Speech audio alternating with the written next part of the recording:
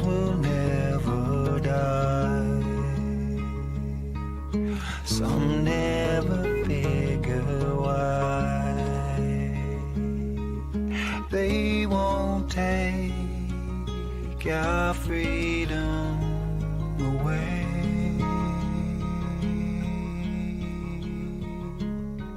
They won't take our freedom. They won't take our freedom away.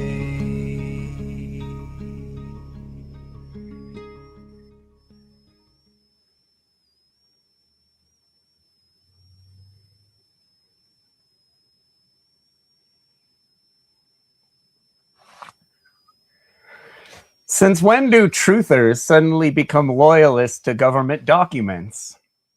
Are you all out of your minds? What happened to don't fall for psyops, don't trust official narratives, question the institutions, read between the lines? And then the government drops a batch of documents, stamped, formatted, sanitized, and suddenly people treat it like it's concrete truth. And you all fell for it. Hook, line, and sinker. If you believe institutions lie, why would you assume the documents they choose to release are the truth? And if you believe intelligence agencies manipulate perception, why would you assume the story being shoved in our face is authentic? You can't hold the system deceives us in one hand and this release is definitely transparent and authentic in the other. That's selective skepticism. Real discernment asks, why is this coming out now? Who benefits from the timing? What else is happening in the background? And what emotional reaction is being engineered?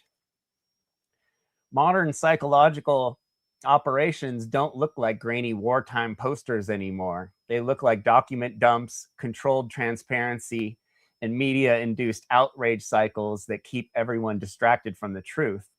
The public feels empowered. We're finally figuring out the truth. But are you really? Or are you just being given just enough information to keep you hooked?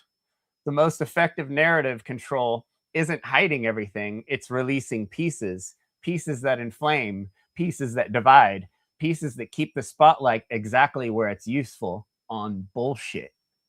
If you really care about truth, you don't just ask whether something is real, you ask whether it's strategically real. Because even authentic information can be deployed manipulatively.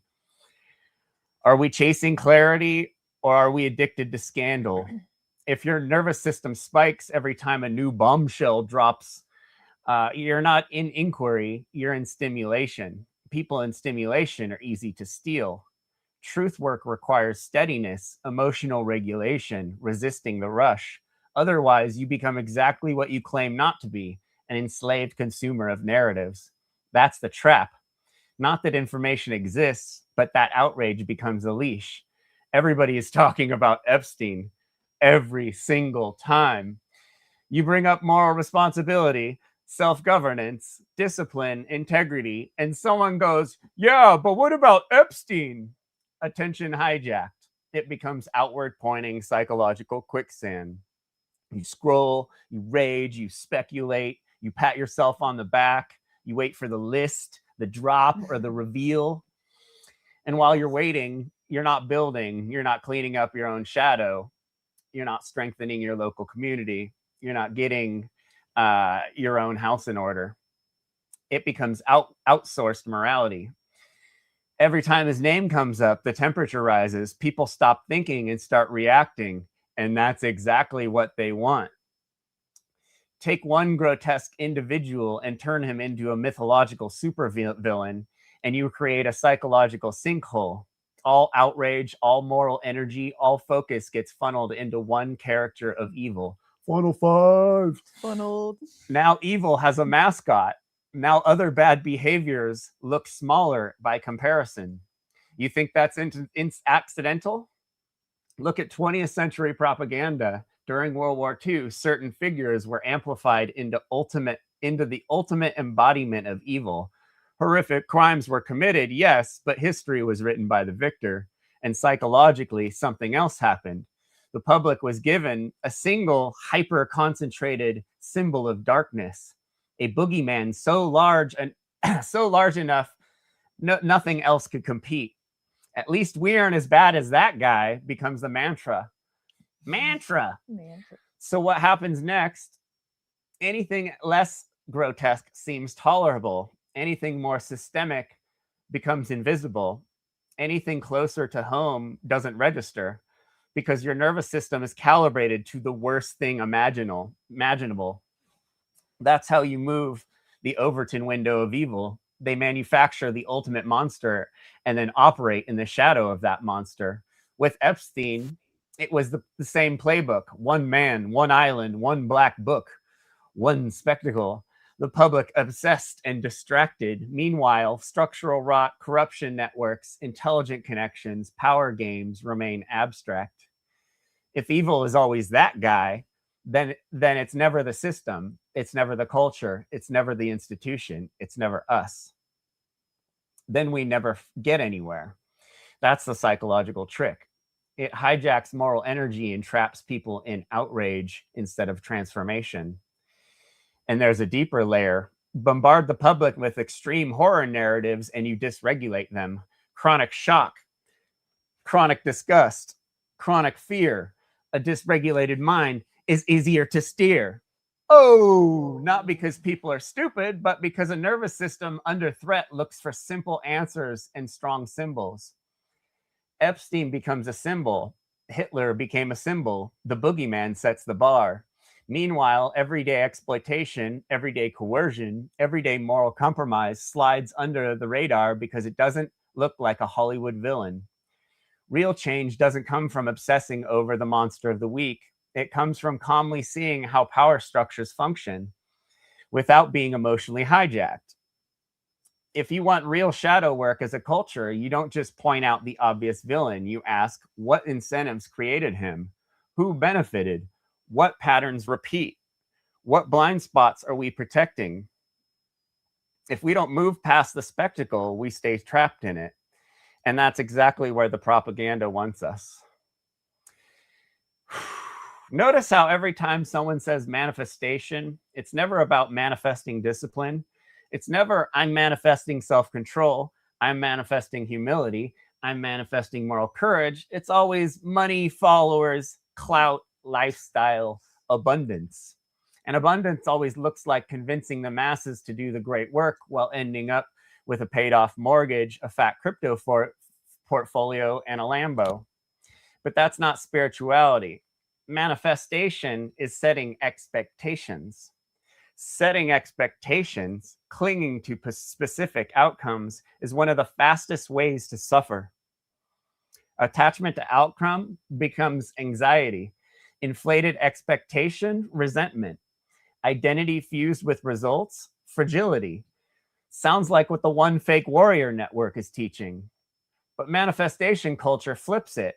Double down on expectation. Visualize harder. Feel it more. That's obsession. When it's pushed by people talking about the great work or higher consciousness, that's spiritual materialism. We don't transcend ego by demanding the universe deliver you more stuff. You transcend ego by dissolving your attachment to needing that stuff. There's a difference between setting goals and worshiping outcomes. Visualization for skill development, fine. Mental rehearsal, fine. But the universe owes me because I vibrate in the mirror correctly? That's metaphysical entitlement. They all read Oprah's mirror workbook. I am worthy. I deserve prosperity. I attract success. Okay, but whereas I confront my shadow, I accept consequences. I stop blaming others. I take responsibility for my harmful actions. I stop blocking people. Affirmation without confrontation is sedation. It feels empowering, but it never challenges the ego underneath. If your spirituality consistently revolves around attracting wealth, comfort, influence, and validation, it's not enlightenment. It's greed wearing yoga pants. Manifestation culture says desire correctly. Actual growth says detach correctly. Manifestation says visualize the life you want. Maturity says become the person who doesn't need to clutch it. if your philosophy boils down to the rich thoughts and the universe, or think rich thoughts and the universe rewards you, that's not natural law. That's cosmic customer service. And the universe is not Amazon Prime. Here's what I'll manifest: discipline, integrity, courage, service. If money comes as a byproduct of value created ethically, fine. But if spirituality becomes a shortcut to acquiring that money, you've turned awakening into a sales funnel. Funnel 5. Funnel. And I ain't buying it.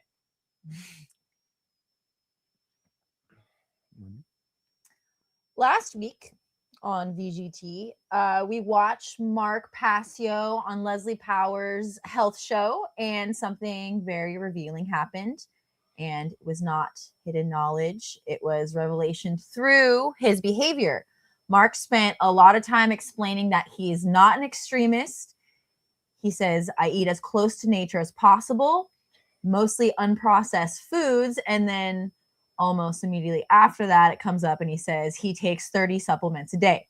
30, and not joking. He literally takes 30 supplements. He juices. He eats fiber protein bars. He stacks different compounds and uses lab isolated chemicals. So it's like, hold on now. Juicing's processing, supplements are certainly processed. Fiber bar, protein bars are processed. Capsules don't grow on trees. Juicing machines don't sprout from the forest floor. And methylene blue is not growing next to the carrots. You can't preach close to nature when you're doing all this and like running a small chemistry lab in your kitchen. In the same way you can't preach about animism and then tell people they need to plug into a Chinese hydrogen machine to be healthy. And the issue, though, it isn't the supplements. It's not the processed foods. It's this fragmentation, because these guys put out this image. I am natural. I am balanced. I am not extreme. But their behavior contradicts it. And these words ultimately mean nothing. When there's this split between self-image and reality, the ego rushes in to defend. You could hear it. You could hear this through the repetition, through the insistence, and through ultimately the cope. It's the same pattern. Distrust the body, distrust the food, distrust the water, distrust everything, but trust a Chinese gadget, trust a supplement company, trust the proprietary solutions because we're friends with them. That's not animism, bro. That's an engineered paranoia wrapped up in a spiritual branding and spiritual marketing. And they poison the food is a lot easier than admitting you eat like trash and you make poor decisions. Mark gets red in the face when people call him a conspiracy theorist. We've all seen it. But if you believe the food is poison and that the water is compromised and the air is toxic and the system is deliberately trying to kill you, then you are living inside a conspiracy framework. And that framework and the stress that comes with it has consequences. It's a fear-based optimization. There's this endless stacking, and it's a life of constant correction and fear and separation. And it's more dualistic new age bullshit ultimately. Instead, we get this as close to nature as possible while promoting lab isolated compounds like methylene blue. And yes, it does have medical uses, and it also has serious risk, and it's certainly not a blueberry. And this is the deeper pattern. Western new age esoteric materialism. Mark promotes it as much as the powers that be do ultimately. And we've said it before and we'll say it again. You cannot beat the system using the same tactics that the system uses against us. It's still me versus corruption, me versus poison, me versus the hidden enemy. And this mindset and this identity keeps the ego alive, because the ego survives on threat.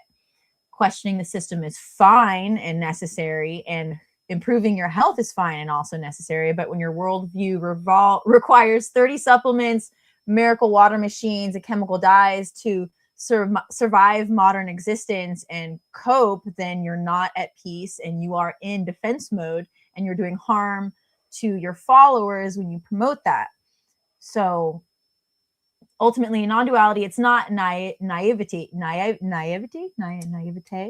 It's not being psychologically captured by your own. It's not being captured by your own bullshit narratives. Your physiology is built around the world is poisoning me. Then you're going to be in conflict consciousness, and conflict consciousness always means a villain. Government, corporations, food, water, cosmic forces, whatever. And the irony is the more you try and engineer purity, the further you drift from simplicity. And the more you try and control every molecule, the more fragmented you ultimately become. And that fragmentation is what we're watching. There's nothing wrong with admitting you're experimental and being experimental. And there's nothing wrong with saying I'm trying things and I don't know everything. That's really powerful. What weakens the presentation is the constant reassurance. I'm not extreme. I'm not extreme. I'm not extreme. When you have to say it that many times, you probably are, and it's cope. It's not about diet. This isn't about diet. This isn't about hydrogen water, and it's not ultimately about methylene blue. It's about consistency, whether your teaching reflects coherence or anxiety. Are you adding to the trauma and brainwashing of your students? Want to carry on? Sure. When someone truly is enlightened, they don't need to convince you they're balanced. They don't need to stack salvation. They don't need to cope in real time. They just are, and that's the difference. The sad part is not one person on that panel with Mark said, Mark, that might actually be harmful. Why? Because when someone builds their identity around being the authority, people get nervous about challenging that authority. It's far easier just to nod, smile, and stay invited. Nobody wants to be the villain in the group chat. Well, most people don't. Nobody wants to lose access to Mark and his community. Nobody wants to lose proximity to the teacher, just like everyone wants to stay friends with Joe Rogan. So science becomes strategic, and strategy becomes complicity. Then truth takes a back seat to loyalty. You created a false community. You have a hierarchy based on fake and gay bullshit. When disagreement feels dangerous, that's ego management, not enlightenment. And if your circle can't handle correction, it's not strength, it's fragility. Real friends say, hey, you might be causing harm. Yes men stay quiet or say, bro, that's revolutionary. If nobody around you is willing to risk tension for clarity, that's you're not surrounded by comfort. You're surrounded by comfort, not courage. And comfort protects the image, while the image protects the ego. That's not shadow work. That's shadow avoidance. As always, this show is live and open, letting anyone come up and talk. Smash the like and subscribe button. Join if you want to help pay for StreamYard. Holy cow, do we have a night ahead of us? Yeah, let's go. Let me get the stream. Let me get the link out. What's up, Tim? Hey, Al. Hey, Jeffrey. StreamYard link is up. Happy to chill. What's up? Yeah. Fred is in the I house. have to put on my broken glasses. I can't see anything. Good Son is in the house. What the hell is your problem is in the house. What the hell is your problem is in the house. Good name. Sovereign Cyborg's in the house. Yeah, so we got a lot of watching to do. We have we gotta catch up. Catching up this last month. A lot has happened. We got Funnel 5 happening as we speak. Let's actually check in on them and see what's going on. Funnel 5. Day 1 was yesterday. The one. This understanding. We got Nate Cap in the house, with some green not only language. The, celestial and terrestrial bases. Okay, these very elementary archetypal shapes. We have to understand why these shapes go together. Symbols. Why they complement each other. So and so because we are earthlings, We are terrestrial. Oddly enough, All right. Allie and I were looking at the One Great Work Network, Oh, and we were shocked and blown away. there's just so much to talk I about. can't even. I don't even know where to Let me take a start. sip of water here. So There's been some hopefully, changes. there's been some changes to the creator list of the One Great Work Network, and it's kind of a curious choice of people that have been removed from the list.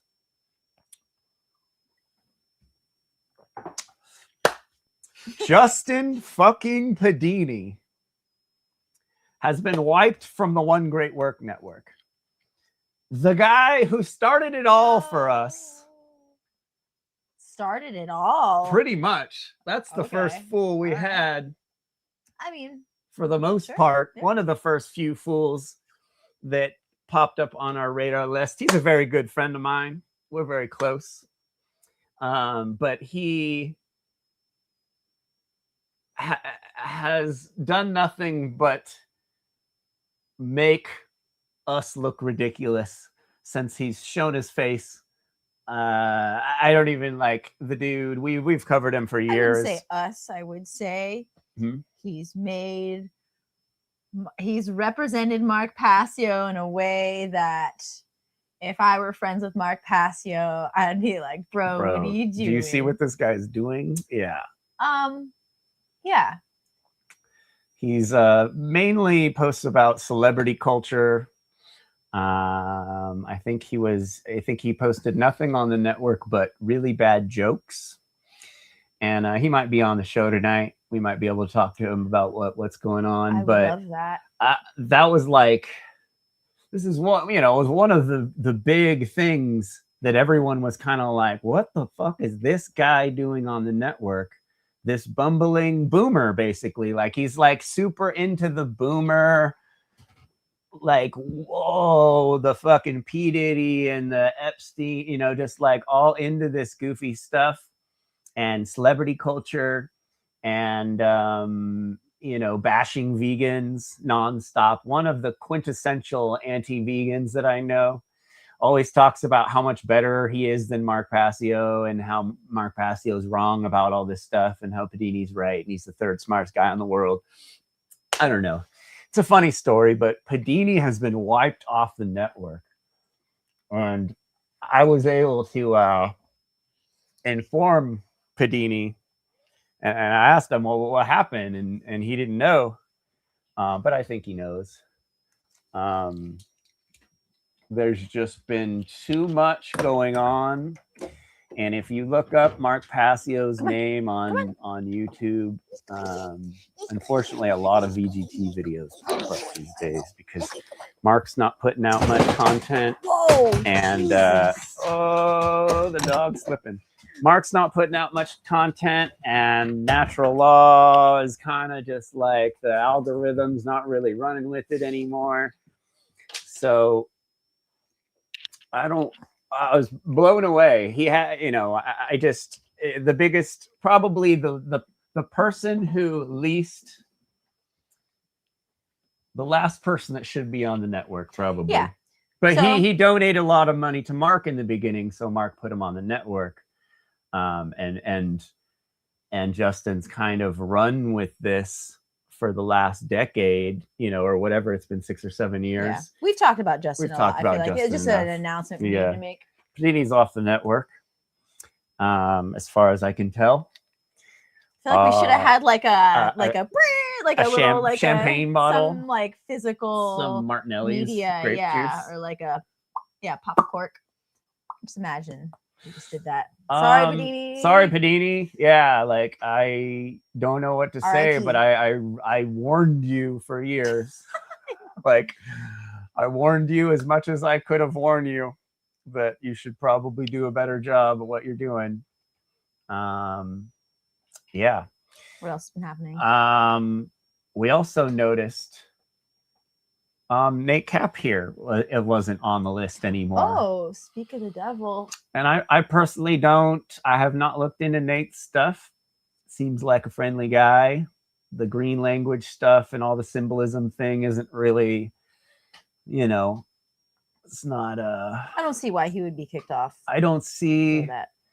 But I don't see unless there's some weird drama. I sent Nate a message the other day asking him what happened. we're just and, noticing the patterns here, people. yeah, We're just noticing noticing out patterns. Here. That's all. And we're trying to see if we can They're help. not on the list anymore. We're just it's odd, but also It was pointed out that, excuse me. No, go ahead. right ahead. It was pointed out that Jerry, with her website is not on One Great Work either. It No, was pointed we out in the also chat. noted. Yeah, we also noted that Jerry wasn't up there anymore, and Jerry most definitely was up there a month ago. Yeah. So We had like a we spent a couple days thinking what about is that this. called again? The effect or the Mandela, like a Mandela Mandela effect. effect. We're like, wait. We're like, okay, think of the picture you remember being up there. And of we're like her. red lipstick. And then I was like, yeah. And then we were like, we remember the same picture of her 'Cause circle on there. We both saw her on there, and we're like, We well, both there's did. Jerry's And finally up on the network. I checked on the way back machine, and the only snapshots were from Too long ago. December of 2025, and then the beginning, and then like a year before that. And so I'm like, and she wasn't on those ones. I'm like, no, it was in between the now and the last snapshot. So we're pretty confident, but I don't know. Good. We're just noticing. Maybe it was just an accident, but it's a very Could be. strange group of people. Not that Nate is on our radar or anything, but Well, I mean, Jerry who and knows? Padini. yeah, it's just knowing if y'all know the history Yeah. of the Not- characters we've discussed. It's just kind of funny. Could be a coincidence. Could be a Could be. coincidence. Not coincidence. Yeah.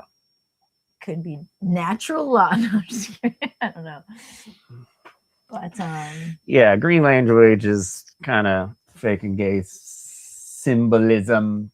These guys really like the symbolism. yes, the power is in the symbol. It's not just it's like the map is not the location, the symbol is not the thing, but they're like, we can cosplay and generate power by wearing cool symbols on And our do neck. magic. Oh, talking about cool symbols on the neck. Mixing stuff. The hammer.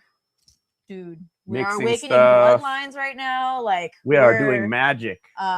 we need some hydrogen water. We're lacking on that front, but at least we got some Yeah. magic with the K going. But Funnel's Feels getting some good views. They're getting 50 views. Dude, So round of applause for Funnel, honestly, for the viewership. There's been some good musical performances. We've been like, Very I've been like good. in and We'll out get these into past those couple later, days. Yeah, but I won't go too deep there into was it a yet, but I really good musical performance I've been having earlier it too. today. yeah, By presidents. residents. Presence? Presents. Presidents. Presence.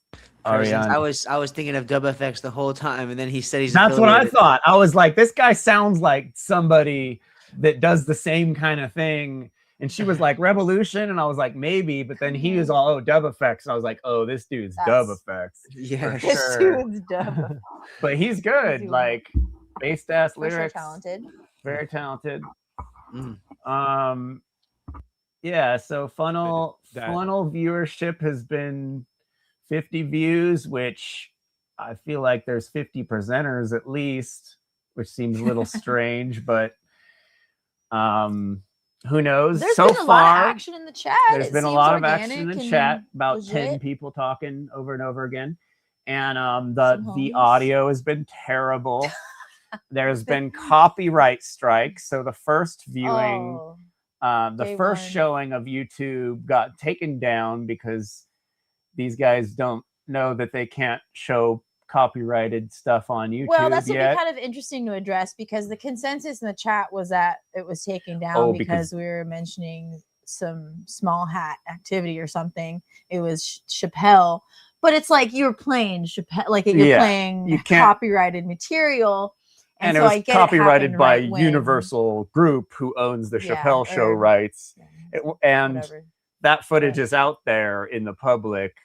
So why would you get it? Just doesn't the like unbalanced conspiracist is all, oh, it's because we're talking about those guys.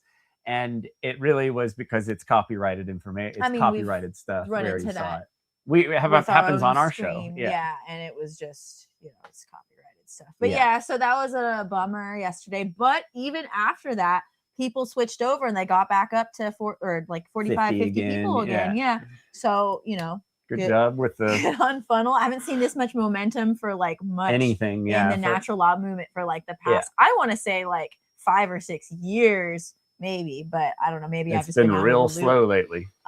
But yeah, at least people are tuning in. I feel like maybe our encouragement helped with that. The I don't circle know. was 360 But- degrees, and therefore Yeah.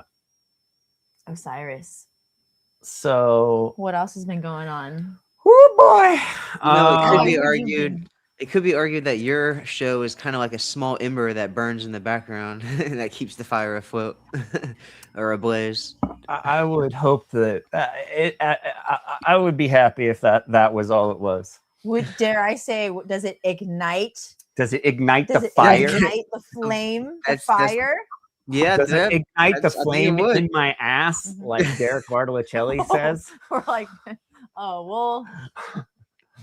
Our There's- guy, yeah, he's been. I he's can't been expose too much. dropping I've been some going crazy. Yeah. bangers and some bars and some funny stuff. Derek really Bartolocelli's enjoying back, our favorite guy on the network.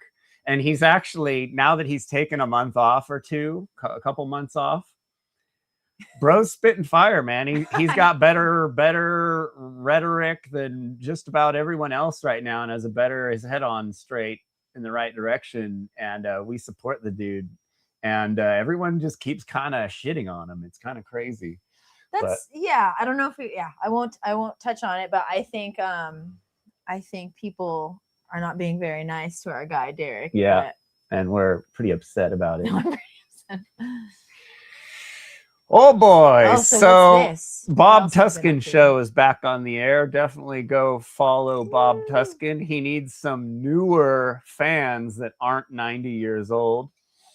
Bob's show is definitely geared toward the boomer radio, AM radio generation. I wouldn't even say like below InfoWars almost. Or like above in age. Yeah, like real boomer stuff. yeah. Just talk about chemtrails still and Epstein file, all this outward pointing stuff still with these old guys. But he needs some fresh new people. So definitely follow Bob Tuscan. Bob Tuscan is an OG Passio supporter.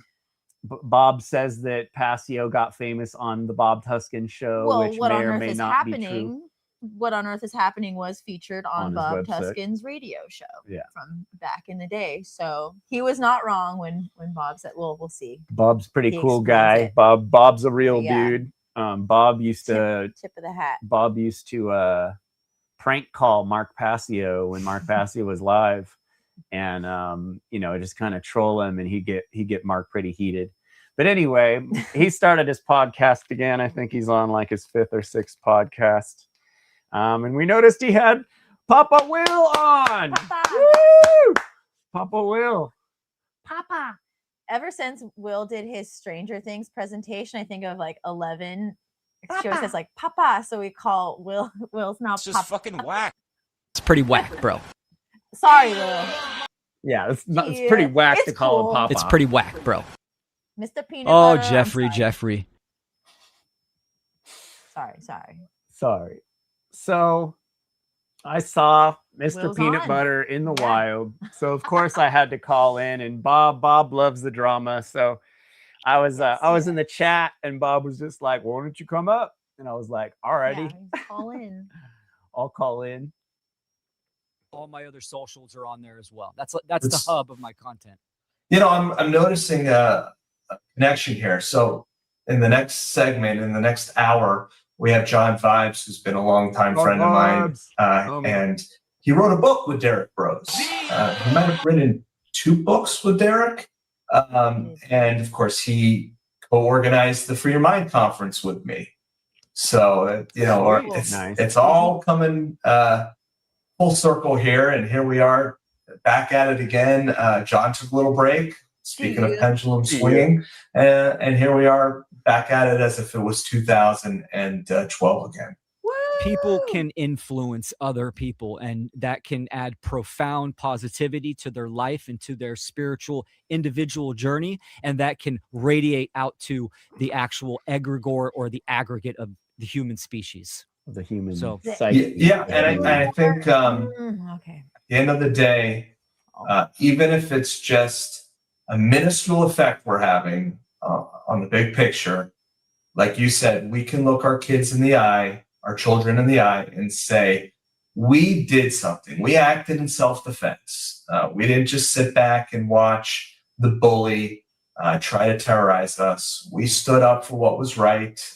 And even if nobody listens, we're still going to speak truth, because the truth remains the truth, regardless of popular opinion. absolutely. Right? And being Yeah. the change would be embodying that truth, which is, that's why I say self-defense and responsibility and accountability to tell others that the building is burning down, using a metaphor. Building in free fall speed, man. It's coming down in 6 seconds That's into its right. own freaking footprint. I mean, it's just, it's free fall speed. What can I say? There may be just a few people, with buckets of pails of water, but still, that definitely adds up and it's important. All right. Well, thanks again for coming on, What brother. did I do? It's always a pleasure to speak with you. I hope to I think they may be continuing success in your work and Nope. the betterment of Wow.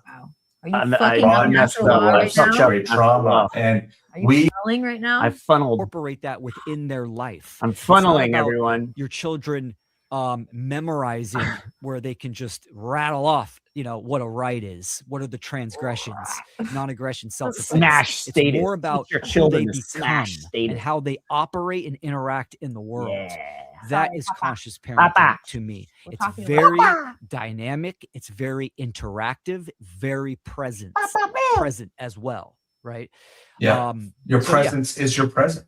That's right. Or wait, your present is your Damn, that presence. rhymed. Hold on. Can't get that Bob one. should be a rapper. on the next And album. beating your children, right? You're a big proponent of beating your children. beating your children as often as possible. You should Yes. plant hickory trees in your yard. Right. Beat No, your yeah, no, child. of course not. No, don't beat your child. Of course, I've talked a lot about in my lecture, the birth of a free mind, Oh my God, these guys. my son's birth, and just how from the very get-go, even with epigenetics, but from the very get-go of the birthing experience, children are brought into a world of such great trauma. And we as parents, conscious, sovereign parents, have the ability to do a ton of things to take them out of harm's way and out of the path of inevitable trauma.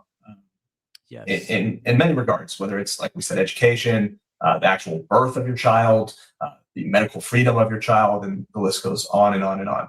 Yeah. All right, we have about 15 minutes left for this hour with All right, Will let's Keller, go. our special guest tonight. Next hour, we're going to be talking with John Fives. John is going to be breaking down some of the Epstein nonsense. So we're going to be talking about some unfathomable aspects of it, including cannibalism.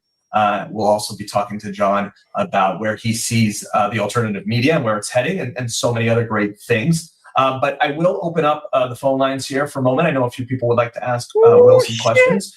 So we will go to the phone lines, and we'll start with Jeffrey in California. Jeffrey, are you there? Hey, Bob, how's it going, man? Good. How are you? My number one fan.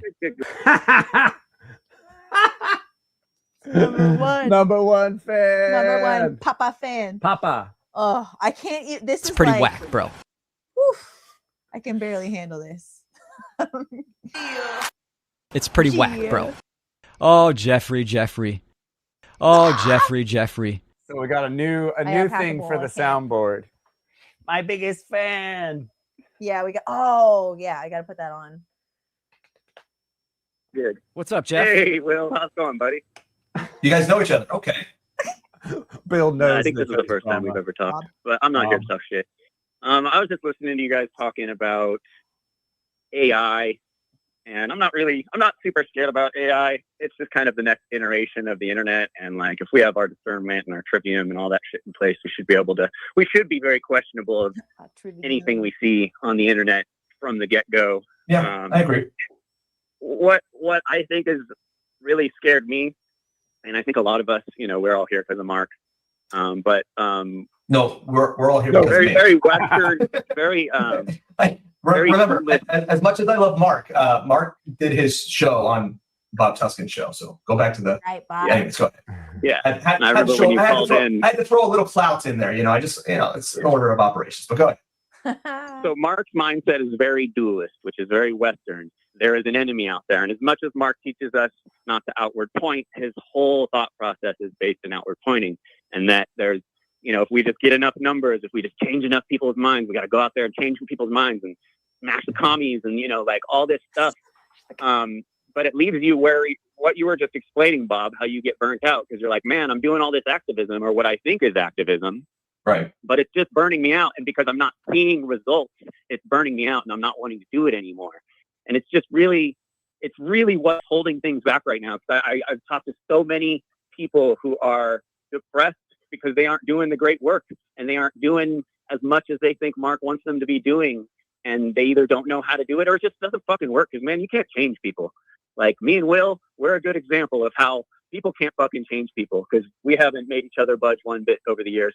And, the dualist thing, like we're all here doing the same thing, man. We're all living the same experience.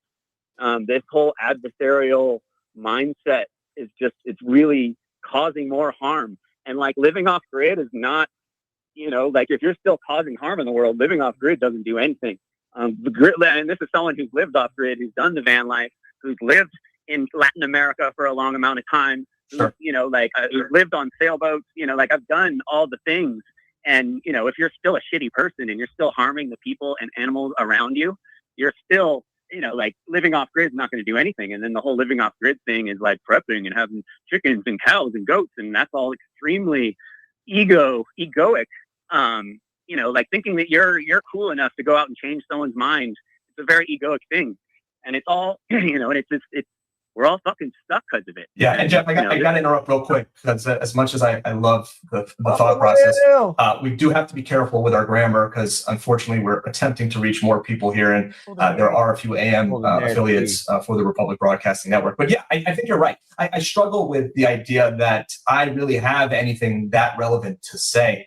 And I know, Will, I'm sure you've felt that way in the past. How would you speak to what Jeff was just mentioning? Will's always got something to say. It's definitely qualitative and quantitative. And of course, yes, we need to become what we are saying, right?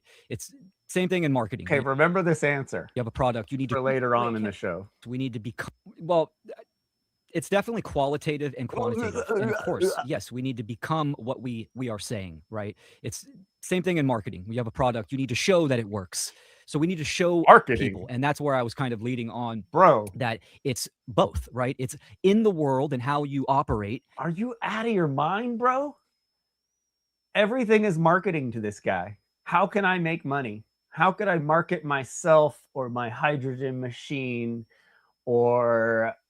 At least he's being honest now. That was like, it's just like Mark. I mean, that's life is. I don't know if he's being honest. That's just all he thinks about. Because these marketing guys, they just get into marketing. Like they're like, it's all I think is about the money that's on the table, getting that money. And like, they think everyone thinks that way after a while. That's what I'm saying. Like, it's what he thinks that that marketing's based off of natural law principles and not brainwashing people to buy your product and grifting. Like, it's just it was an interesting correlation he just and to be the first thing that he says, the first answer he gives, yikes, bro.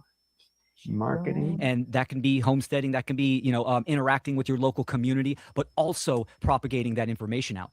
And in this modern digital age, it's very easy to showcase one's own lifestyle. and also teach at the same time. I think the younger generations, obviously, they were raised within this dynamic, and they do it very well.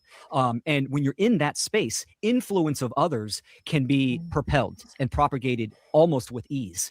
But to sit back and do nothing, I think would be completely cowardice. I think any type of action towards the correct solution is do nothing. Paramount. Must be done. Fair enough. Jeff, any final thoughts? Yeah, I would obviously balance, you know, is the most important thing.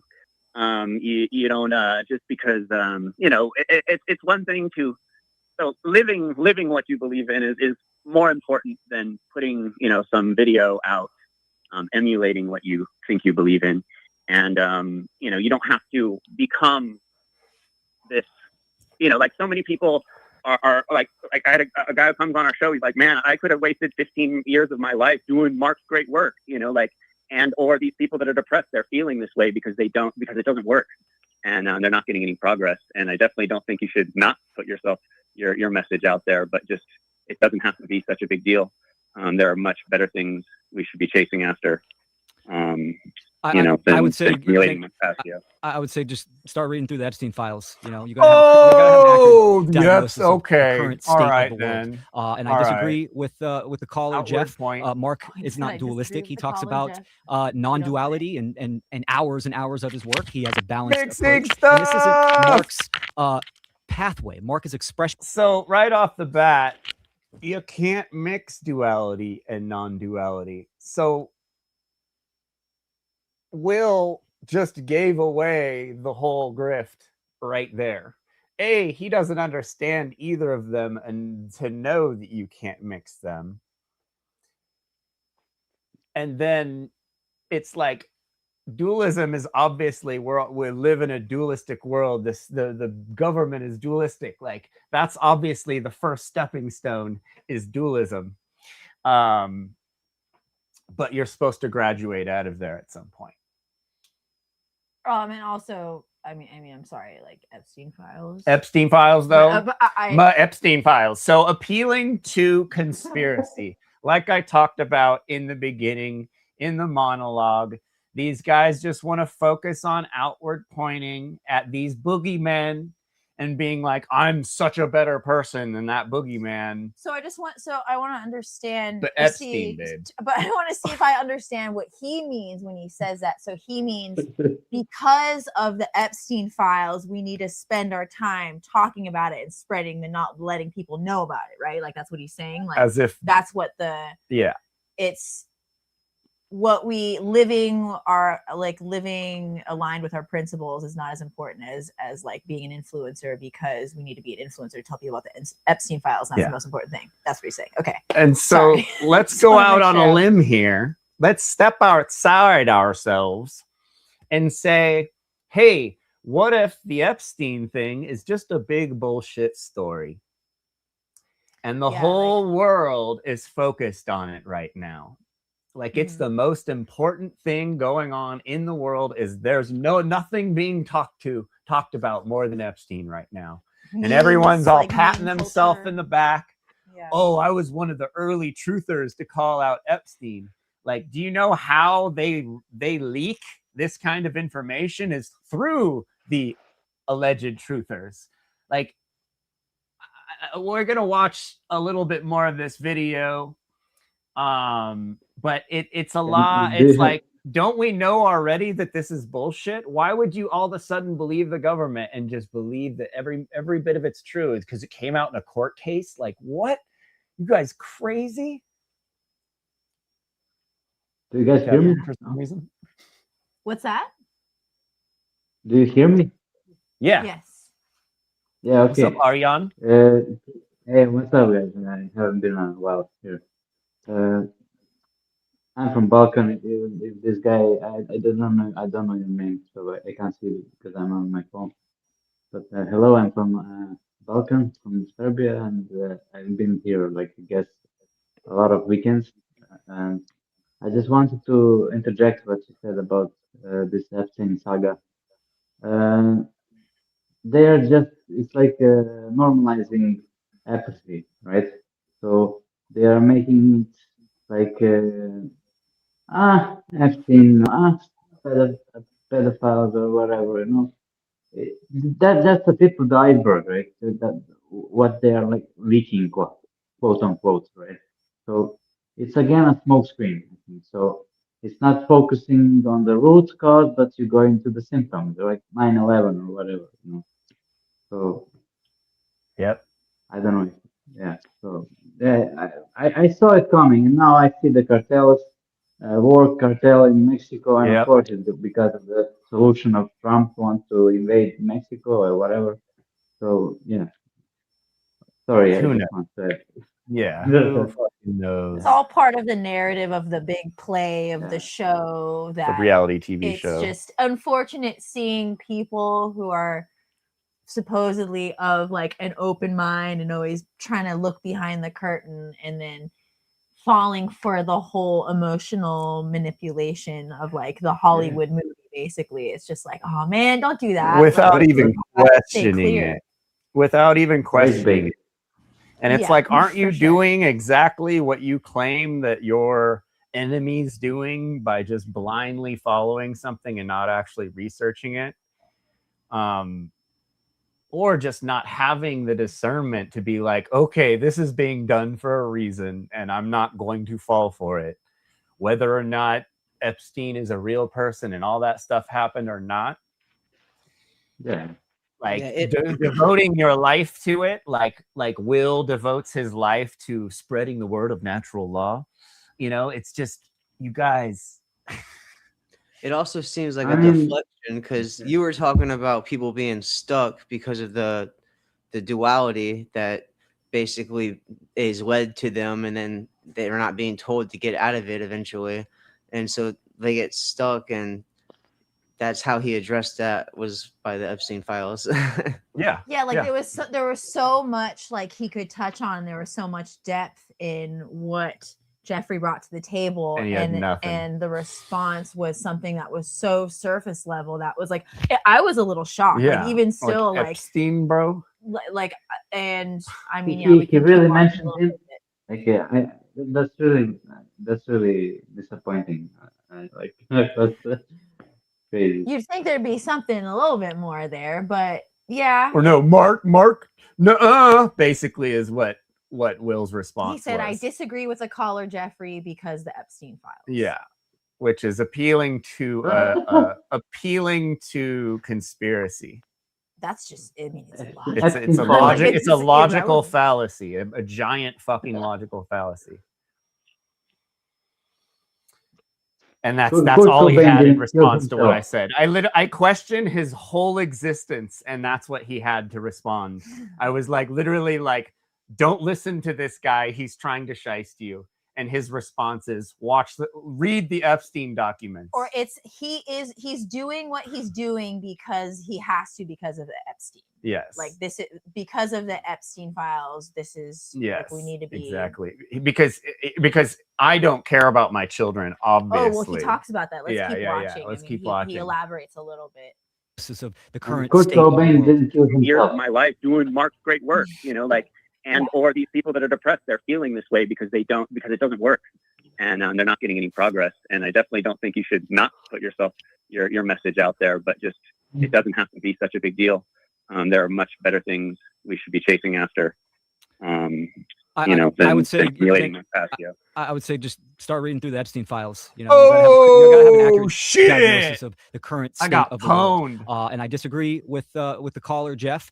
Mark is not dualistic. He talks about non-duality and hours and hours of his work. He has a balanced approach, and this isn't Mark's pathway. Mark is expressing in his own words truth, natural law, morality, the law of freedom. These are things that can be expressed in many different ways, but are actual causal factors of the solution and of the condition of the condition of human. When you have an accurate diagnosis of what we are leaving our children, maybe I'm a little more passionate just because I am a father, but I don't want my daughter to grow up in a world where she looks at me and asks me, how come I didn't do anything? Right. At this point, and reading not only is fake it teaching documents and educating to protect your daughter. Got it. You're not a good father if you're not reading if you're the not Epstein spreading files. exposure, you're not spreading the list. You're not, with everyone else in every other conspiratard in the world. You're not piling in with them and spreading misinformation around because you don't care about your kids. Got it, Will. Mm-hmm.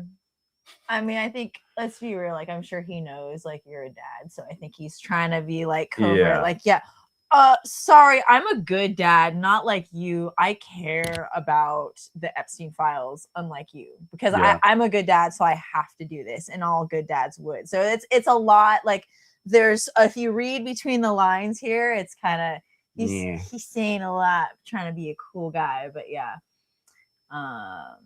that's funny.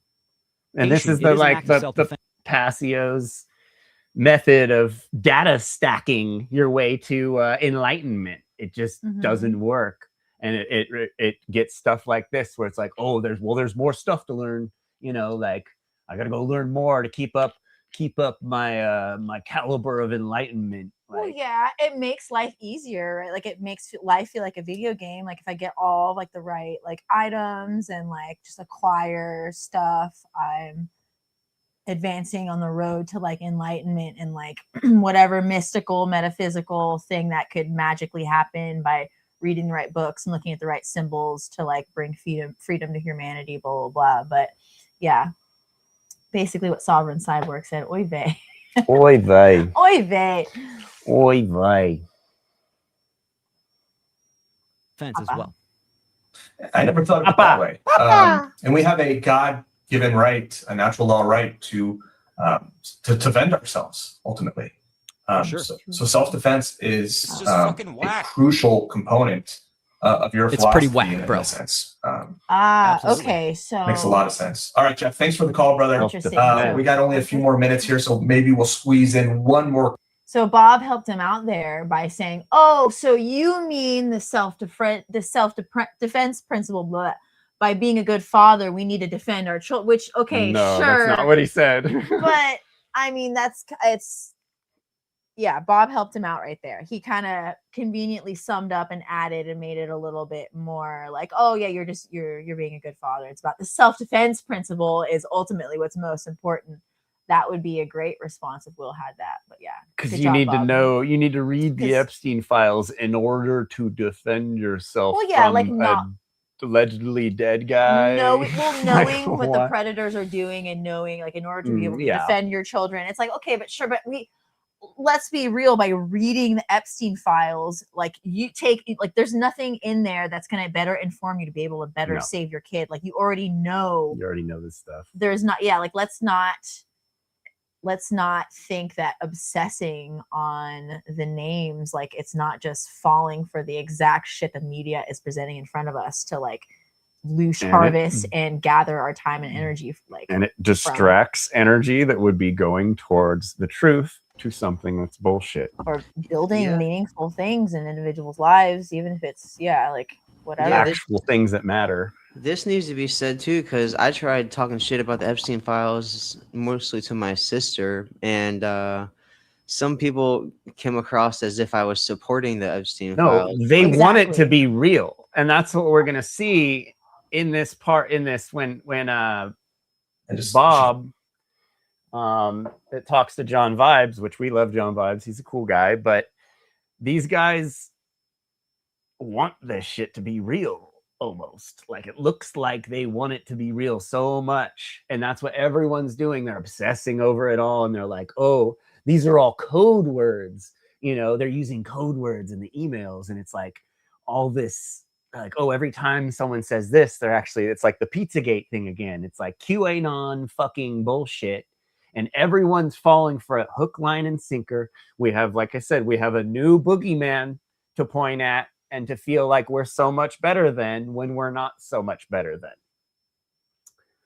So, I mean, I think it's also like Timothy was saying, like, it's that same paradigm. Oh, if you're against the right, you must be on the left. If you're against the left, you must be on the right. Oh, if you criticize the validity or realness of the Epstein files, and oh, you think he's a good guy, you don't think this doesn't happen. It's like, well, that does not mean that. There's not only two options there. You could accept, yeah, Epstein, if he was even a real freaking guy, was probably a piece of shit. And absolutely, people are, there's predators in Hollywood, like, no shit, like, but you can absolutely not fall for the psy-op and acknowledge those things at the same time.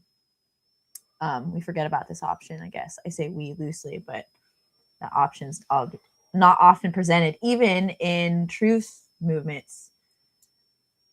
Like, this is what the conspiracy people have been like, we've all been trying to tell people. So it almost gives an outlet for the conspiracy, the truthers, to be like, aha, finally vindicated by the mainstream. And it's like, you need to stop searching for vindication by the mainstream. You gotta let that shit go, because then it's like, then you're going to be provided with this solution and you're going to buy it because you want it so much. And it's like, you're just falling for bullshit. Yeah. Brandon Martin said Thelema is what now? Oh, geez. Oh, we have, we've got a lot to funnel into our minds. Hopefully, about funnel 5. Hopefully, Darren will be here in a couple hours and we'll be able to watch that one. But there's so much shit. So let's just for a little bit hold it up. Show people that I own it. Do these guys seem like none other than John Vibes to talk with us about one of the more disturbing revelations, if you will. Recently, if you look up the word jerky in the Epstein files, you go to justice.gov/Epstein. So notice, not an inkling of questioning this data so far. Like, oh, this is for sure real. Let's go dive in. You'll see a number of different articles, and I'm going to bring John on now. What's up, John? What's up, Bob? How's it going? House. Same stuff, different day, brother. John's growing up. You see what I have up on the screen? I do. You have the DOJ files What's up on up, the hard screen. hat? I do, and I did a keyword search for jerky. Now, John, you're not a chef. I know you and your relationship with food. We personally love. So let's be honest. It would take a very small amount of our tax dollars to hire a couple people to put together the Epstein files. Would not be very hard to make it look very real. So just based on that, like, we're dealing with people who fully believe that the media is authority still, like, oh, well, the authorities put this out. It must be real. And it's just like, where have you guys been? Like, I thought, what is the truth movement? Like, not even a question whether this stuff is right, because it fits our agenda of exposing the elites. Because it fits our agenda, we look past it being true or not. Yeah. We don't even question whether or not it's true. You don't question as like severely as everything else, especially stuff that's from the media and from the government. Yeah. Right. Yeah. So, oh crap! I never put this thing up. Whoops. So that right off the bat, like, where are all the false flag people? What happened to all the, the people that don't believe government documents and that know that government lies? Why are they all completely believing this hook, line, and sinker? And they're like, Epstein was Satoshi Nakamoto. They're just pulling in all these other psy-op-y type things to try and, like, let's since they're scared of Bitcoin, let's shit on Bitcoin any way we can. So let's include them in the Epstein files. Let's include Bitcoin in the Epstein files to get rid of Bitcoin. Like, I don't even want to get into all the shit I've seen and just everyone buys it hook, line, and sinker like these guys do. Like, you got to use Occam's razor with this stuff. You can't get too batshit conspiratard. Like you have to still be like, okay, what is most likely going on here versus I'm going to search every word of the Epstein documents and try and find a code that says that he eats babies every day. But that's what these guys are doing. And allegedly jerky means to give each other a hard time when it comes to food. But you're not a chef. But what do you think of jerky? What do you think of, John? Well, there's a lot of weird things going on with the jerky in Jeff's emails. Jeff's don't forget the Jerky Boys, by the way. Great prank call series from the late 1990s. Love the Jerky Boys. Just saying. Yeah, I think you've drawn quite a bit of inspiration from them in your own personal life. I have. And in fact, I can play some of my own Jerky Boy / truth, inspired conversations and phone calls to a series of radio shows. But John, let's break this down. So the Epstein files, by now everyone's sick of hearing about it. We know that these scumbags are probably just the tip of the iceberg. We know that the powers that shouldn't be far surpass what we're hearing about now with Epstein. I'm sure there's bloodlines that are far more in control. I'm sure there's extraterrestrials or extra testicles or whatever that are far more empowered than what Epstein and Ghislaine Maxwell was. See the slippery slope happen right in front of your eyes. This is what happens. You lie to someone about one thing, and they're just all bam, bam, bam, bam. I was right about all these other things that also aren't fucking real. Like, holy crap, dudes. You're way too excited about this. Like, shouldn't you be repulsed? If you truly believe this, wouldn't you be absolutely repulsed by this? You wouldn't be like giddily getting together with your buddies to look through the stuff and hope that jerky means baby jerky and not just normal venison jerky or something that some rich guy would eat.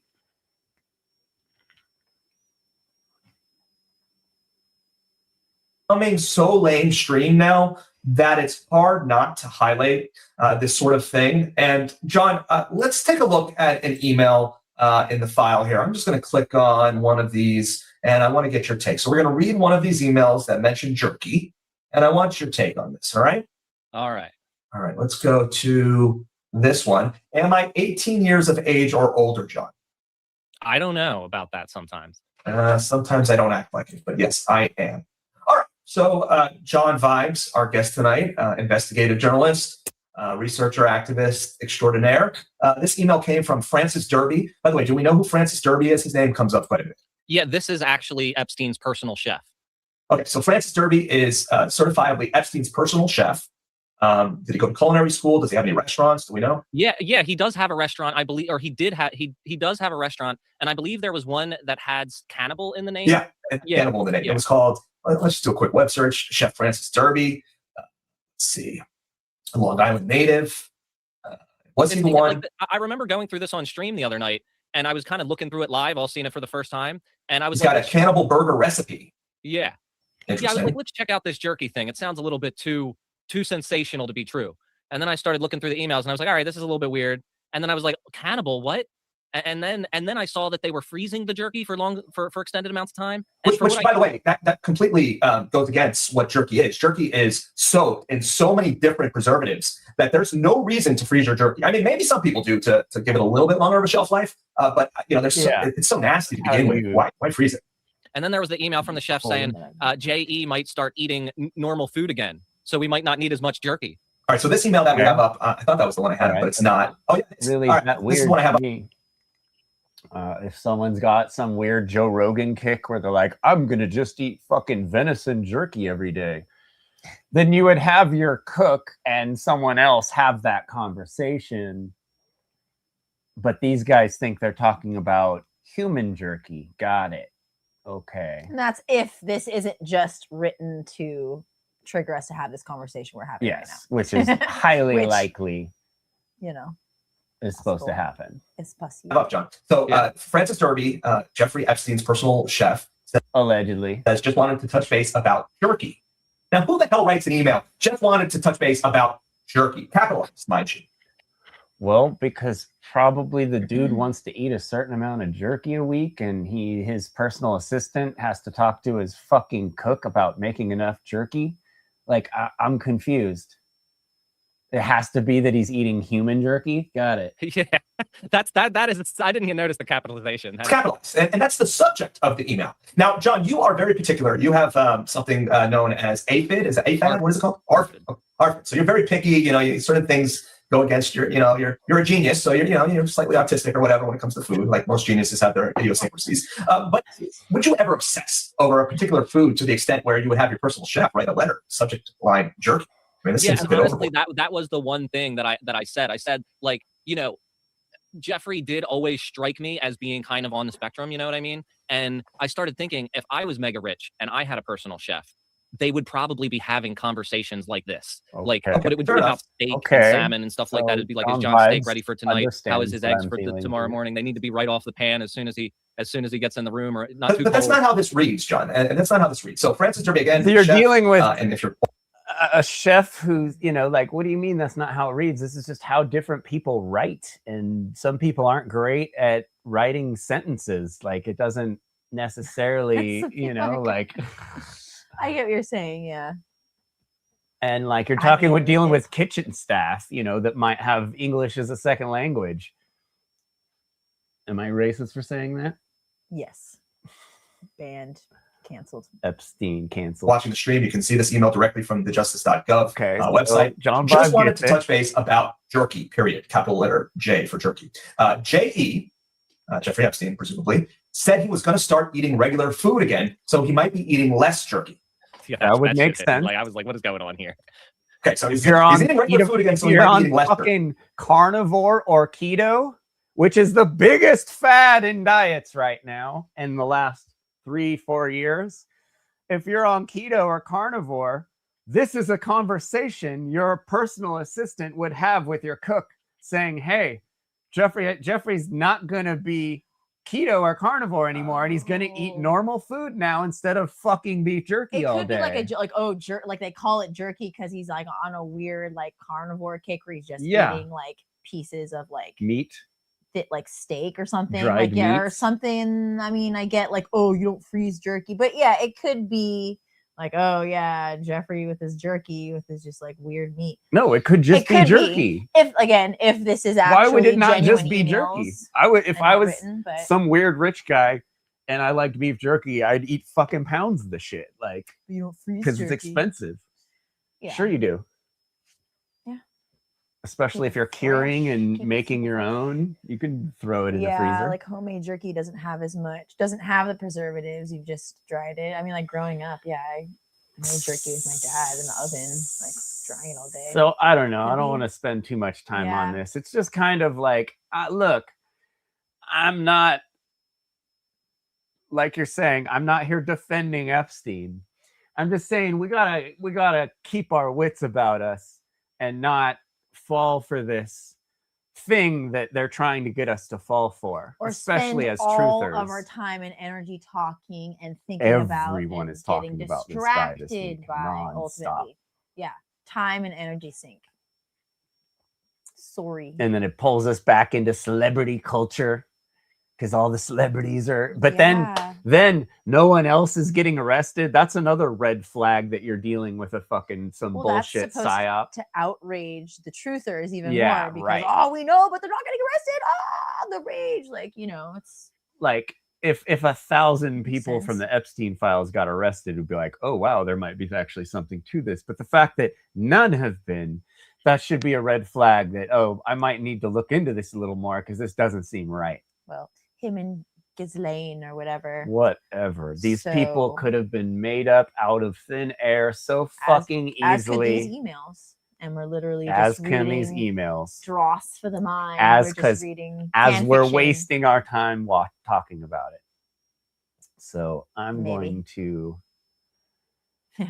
I'm gonna move on because it's ridiculous. What and else like has we're been all happening? supposed to be like on the same level on this stuff, but yet people seem that it becomes so much a part of their identity that they just want the horrible stories to be true. They want all the conspiracies to be true when they should be wanting none of them to be true.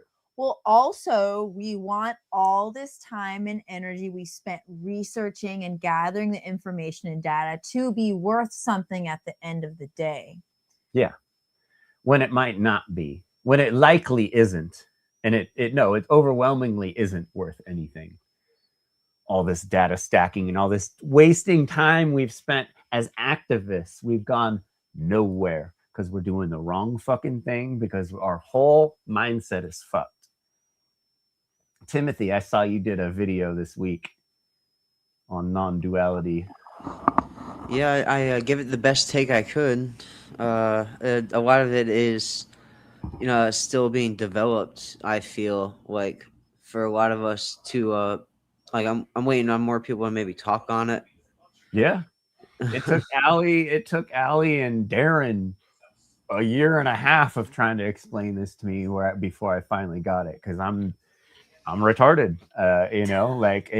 I don't grasp things for a while sometimes, and I think everyone's like that, and it's a practice. There's no we get it, we've healed. Yeah, there's no fully healed. Yeah, that's my thing. I feel like maybe I've gotten it to an extent to where I can write the things that I've written. I think there's a lot more to it, so that's the part I'm trying to get to. Yeah. But I appreciate you saying that it was at least comprehensible. Appreciate that part. Yeah, and and just answering the question of, so just don't do anything, that's where the fun work is, because it's not just not doing anything. It's just doing something very different than what you've been brainwashed with for the last X amount of years, thinking that there's something you're going to do from your Facebook page that's going to change the world in some way because you fucking post something a bunch of times, or, whatever it is people think they're actually doing in the world by doing activism or doing fucking funnel conferences, Yeah. Obviously it's not working because it's not working because it's not working because it doesn't work. This adversarial way of looking at everything just simply doesn't work. I've heard Mark say the best war when he goes, you're not doing the great work. You may think you're doing the great work, but you're not doing the great work. Yeah. It's pretty whack, bro. Yeah. So yeah, I wonder what's going on at Funnel. Let's see what's going on here. Let's see if make up for the 5. Yeah, so Nate Cap, if you're out there, hit us up. Whoa, our boy. Astara. Astara Hydrogen, absolutely. Astara Hydrogen. Something I've been doing the last, I think, 3 funnels is I would do them live, but I would edit my presentation during the conference to kind of incorporate things that I've learned from the other presenters. Right. So this one is interesting. I'm talking about the spirit of fire, which it's kind of been covered in great detail throughout the conference. But, like I've said a million times, clarity is key. Comprehension is kind of where the heart of the matter is. And I think it's going to be a good presentation to kind of end the conference on. Awesome. Well, let me give you a more official intro. Will Keller is a devoted father, public speaker, and educator committed to advancing true freedom through natural law and objective morality. He's known for his ability to simplify deep philosophical concepts into clear, actionable wisdom. It's pretty whack, bro. Right now.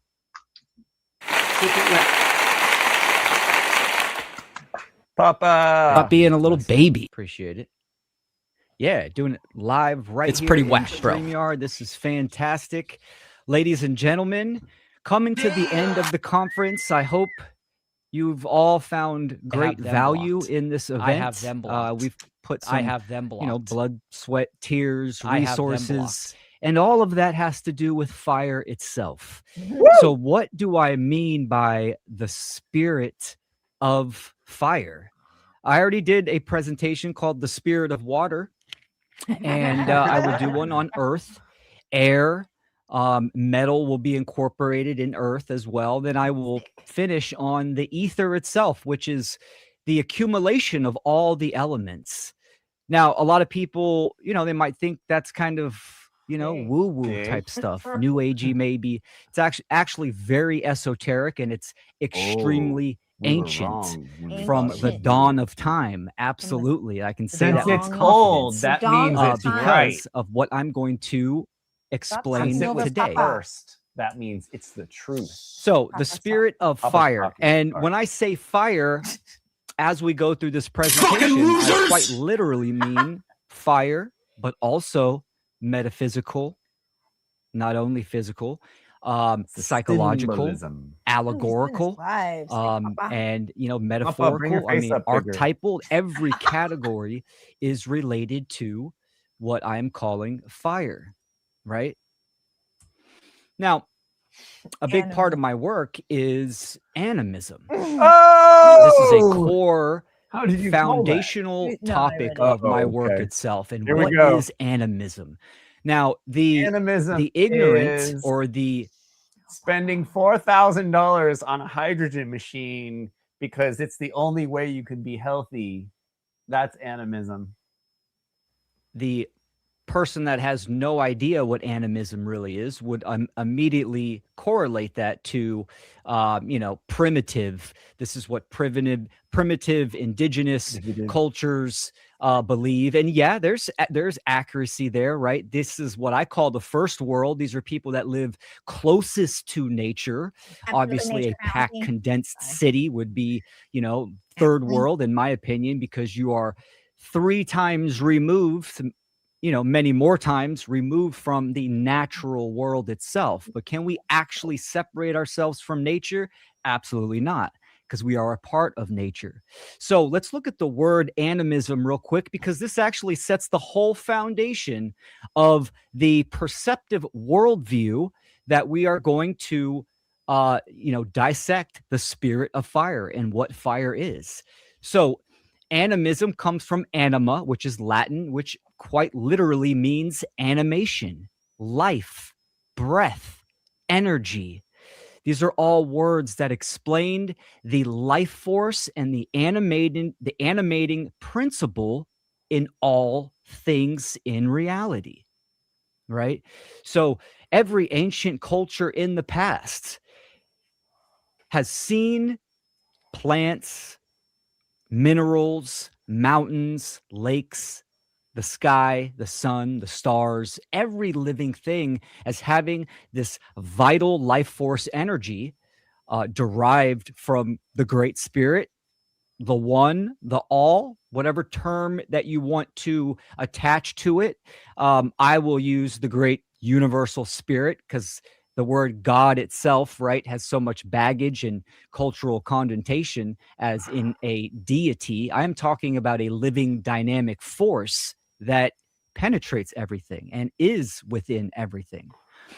So animism simply is the worldview that everything is consciousness, everything is energy, and everything is alive to certain degrees and levels. And that would include the elements, right? So the worldview of living reality, this is animism, recognizes nature as alive, intelligent, and lawful, as in natural law or the laws of nature. It sees the forces of the world not as dead matter, but as dynamic processes that teach through observation and consequence. Nature becomes the ultimate mentor, revealing truth through interaction rather than belief. To study the elements is not to study symbols. That's part of it, right? Very minor part. But it's to study how reality actually operates. Okay? So we are not, or I am not inventing meaning. We are talking about observable characteristics that anyone can see, recognize, and come to understand at various levels, right? So why the elements matter. This is the architecture of change, of reality itself. The elements are the base level of what we would call, or I would call, the great universal spirit, right? It is pure expression, pure form, metaphysically and physically, right? So A double dog dare you to drink from it. Very important. I'm scared. Elemental forces as laws of reality. The elements are not metaphors or belief systems. They describe how objective reality operates across nature, consciousness, and human behavior. Every condition, physical, psychological, or social, arises from the metaphysical elemental dynamics interacting lawfully. To understand the elements is to understand how reality moves, changes, and responds from the foundational forces, the base levels. All right, well, we got a lot of other stuff we need to be watching. Papa. That just sounds like typical Papa stuff. Well, we got more to get into from him, but I don't know where you want to go next. Let's see. What do we got? Funnel, yeah, this guy here, right? We got Ignite. Chris. Okay, yeah, let's go We here. have some more Copy. funnel stuff, some fun with funnel. Fun with funnel. It's one of the pre-episodes leading up to funnel. Yes. One of their creator organizers. roundtables. Organizers. Ignite. Ignite in the house. Let's shut this down. Let's bring this up. We're getting busy tonight. Get down and jiggle. That's our boy. That's our boy right there. That's my boy. So first of all, right, bro. First of all, pause it. Oh man. So as you see here, you see Derek being a cute guy. Exactly. Funnel poop into my mouth. Yeah. So we got Derek. We got Derek right here above us. You like Don't that bring one? these Balkans in American natural law. American natural law. Hot dog. So we have the intro of the stream. We got here. the This intro is of the stream. Ignite. Organizers pre-funnel. Fucking meeting ignite of the masterminds. So look at how excited Derek is to be on a podcast finally with Will Keller. Bless his heart, man. It's been so long. He's pumped. He's hyped. You see Derek get so excited, and Will just kind of mean mugs the camera. just and watch just Will. like, I mean, let's I watch don't know. it. It's Let's kind see. of funny.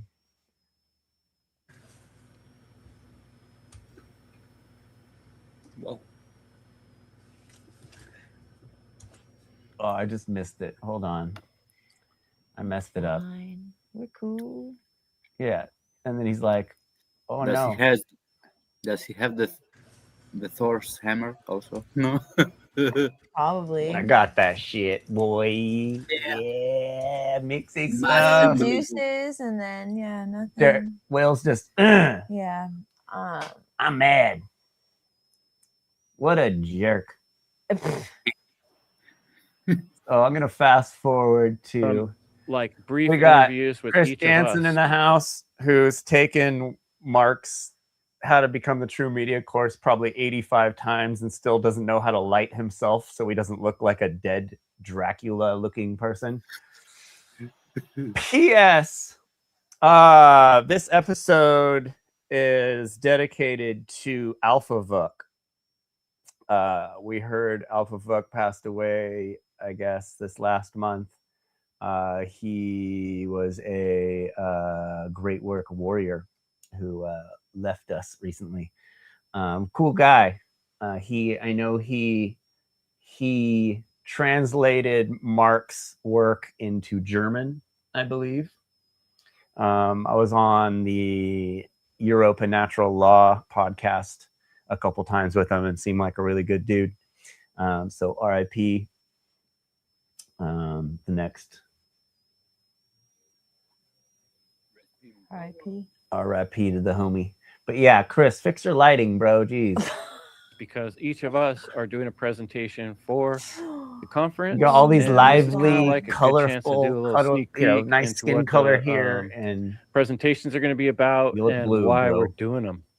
And so I think we just do about 10 minutes each, and we'll just kind of like do this more instead of a round table. I think we'll do it more like a hot seat style. So who wants to be the brave hot potato to go first? Maybe Derek. Do it. Do All right, it. Derek. I'm going to put you main screen, and we're going to shoot a couple questions at you about Ignite that seat. Ignite. Right. Whoa. About your what Ignite. you got coming up. Maybe you could start by telling us the title. You got a title worked out? You got a title? Yes, I do. And yeah, I should have shared my title card. Look a little blurry. Sorry about that. Don't worry about it, bro. You're Ignite the beacons, or light the beacons of the flame imperishable. Does that ring a bell? Of sounds poetic. Or series of books, something like The Lord of the Rings, and much motivation and inspiration that it might bring towards those that are trying to sing proper positive manifestation into this reality, and avoiding bullshit fatalities that are just brought upon the Matrix and all that bullshit. So hard to listen to questions, like, take them seriously. What inspired you in this presentation? Ever since we had the last funnel conference, I kind of already had this Funnel 4, shout out to that I wanted Funnel 4. to do. I was hesitant on doing this type of a presentation last year, but kind of knowing what we were talking about behind the scenes and gearing up for the next conference, Funnel 5, and igniting that spark and flame, like it already made sense for me to bring about some hardcore Tolkien lore. Representing natural law, of course. My man. How do you hope your message will inspire or ignite hearts and minds? What do you want to awaken in others?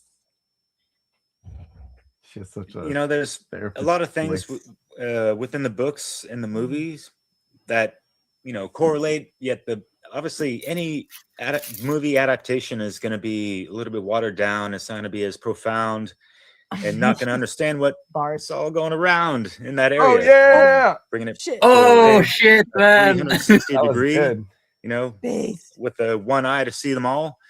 And yeah, what the hell with the there's plenty of things we can apply towards the all-seeing eye and one world order in regards to Mordor and all these things. Right. But there's so much in regards to the conscious archetypes of the characters, the protagonists, and the fellowship, and just how they conduct themselves. The warrior and the king archetypes, and the magi, and the mentors, and all these different aspects of kingdom to the Shire, and so many different rhymes and riddles that tell these stories throughout. It inspires the fuck out of me every single time that I listen to it or watch it, even if it's been something that I've listened to or read a couple times over. There's always something fresh, and the more you learn in regards to the occult and esoteric stuff, and the mythos, animism, paganism, Celtic, Druidic, all that stuff, it just it ties in so much more. And I want people to consider creating a new type of mythos or a grand story of our times. This book was made, we're coming up on, soon to be like 100 years, 20 years from now or something like that. So, Tolkien is only one man. Who are you? Who are you? What are you doing? What is your legacy going to be? What is going to be left standing for others to be gleaning upon and learning and being, really reverent upon one's magus opus? You know, I want everyone to leave something of grandeur in a positive sense by the time they, you know, get too old or crusty to do these things, or you know what I mean, or die, you know, or die, because too many of us die too soon sometimes, unfortunately. And rest in peace to Alpha Vuk, Kampfer, and other folks, you know, within and outside the One Great Work Network, and other musicians and authors and other folks that came before us and inspired generations before us. You know, these giants that were standing upon the shoulders of how can we warriors, you know, pay homage and, you know, contribute our parts, you know, for their part from what we've, you know, been motivated and inspired from and learned from, right? So yeah, that was a long answer to a short question, but It's a good answer. Great whack, bro. Does someone else want to ask the next question, feel, or Derek? shall I continue? It's just fucking whack. You can continue, Leslie. Okay. So, and what action would you like people to take? You may have partly answered this, but what do you want people to do in response? You know, what do you want them to be inspired to actually do in terms of action? Quit making fun of Derek. I'm sorry. Right, and that's like this, you know, the theme that's been intertwined throughout my mind all the live long time over the past 365 days, pretty much, since we kind of figured out the title of this conference. Because yeah, the taking it to the wands of the tarot, or you know, the fire element, the passion. Why isn't Will Keller always making rhymes when he talks? Seriously, because he doesn't have the balls that Derek does. Derek, he can't control himself. No, he's not as autistic as Derek. And Derek, he's just, you know, himself. He can't help it. Will's putting on a mask all the time, and he's putting so much time and energy into, you know, it's all marketing, bro. It's that mask. Derek, I believe this is genuinely Derek, if that makes sense. Like, oh shit, Seth Boza's in the chat. Seth's in the chat. Oh, that was you should get in there, babe. Ignite. This is the playback. Oh, this is the playback. I didn't even realize that Seth was there. But yeah, it's so weird. Like, being the rapper out of the group, why wouldn't he ever flow any of anything he says? What are people passionate about, and how are people trying to, you know, make that their art of the craft? And it's pretty you know, whack, keep bro. that refined and keep going and going. That is your story ever unfolding. You know, your you know, kingdom within. How are you being the master builder of yourself first and foremost, and your titties? You know, being the gold miner for that alchemical gold. Get the fucking lead out and all that shit. You know, and you have to understand when you think about the books and all that stuff, you take it back to medieval times. They didn't have all this, you know, luxurious stuff. You couldn't, you know, turn a switch and you have lights and electricity and all that stuff. Yeah. They told the time by recognizing the placement of the sun in the sky. You didn't even read about sundials and that kind of shit. How many people can actually do that in real life right now? I actually can, to a good degree, because I've just been in such solitude for a good portion of my life, the past like 15 years. And it, you know, it is part of that, you know, solitude journey of the hermits. But we can't be stuck up in there for too long, because there is that hermetic you know, hermit. Understand the tarot, there's the reverse side of every single card, whether the major or minor arcana. So be it as you wanna, we all need to take some kind of action. You know, everyone in Middle Earth needed to take action to whatever degree. Otherwise, you know, he'd demise in a sense. You know, even the elves that were kind of trying to go to, you know, the Grey Havens and just kind of skip off like some New Agers in the 5D or whatever the fuck. You know, like a lot of them still stayed to, you know, fight off their own and, you know, defend this land, because there is a lot of good to fucking fight for still. And we don't want to give up this realm ever. Whether Middle Earth or Midgard or, you know, Gaia, whatever you want to call it, right? Think about it. Gia. But I might have went over my time, but who knows? And where can people find your work, and where should they begin? Ooh, my name, Derek Barlucelli, at TapLink or the One Grippers Network. Leslie, you and I have almost got 100 episodes. We'll get there sometime after some hiatus. But damn, they got Solving more than the us. Divide. I have my channel that I've had from the get-go. Awaken Your Mind. Awaken Awaken your mind. One word. Awaken that like mic. that. And I got a lot of stuff going on, and I hope a lot of people that motivates them and inspires them, and you're actually motivating yourself, and you're drawing from thousands of different beautiful people, not just aspects of inspiration, but because there's billions of people on this earth. Who are you inspired by? How are you able to apply that towards what your craft or your thought process or the way you go about interacting with people in the environment and everything? What is your relationship with nature, yourself, your family, your lineage right now? Yeah. And so on and therefore and such and such.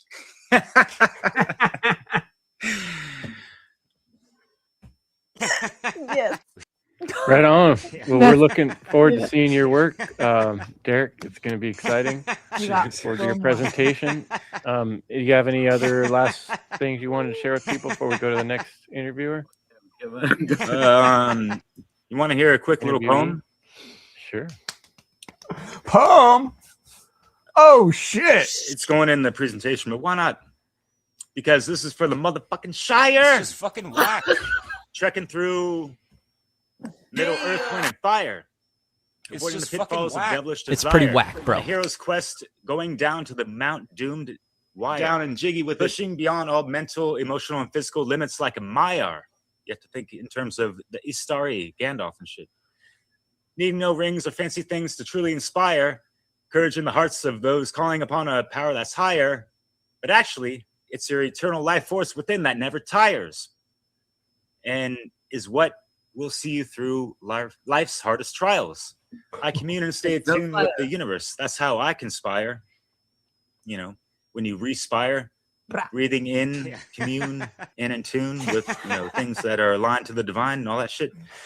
And because I won't retire, because my soul's on a roll with the flame imperishable. Yeah. So I won't grow tired from all the darkness that I transpire. Why isn't Will and voila doing a lot, jumping in with him right here?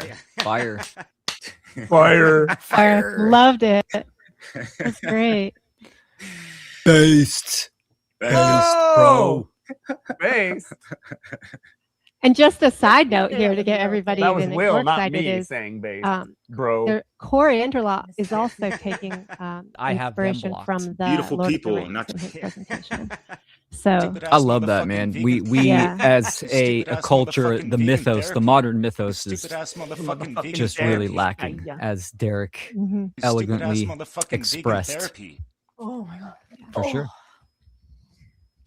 All right. That was Well, I amazing. think next up, Gandalf and shit.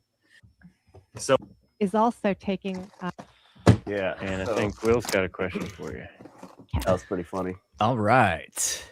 We So love what are you, B-Rock. Leslie, planning to share at Funnel 5 Ignite?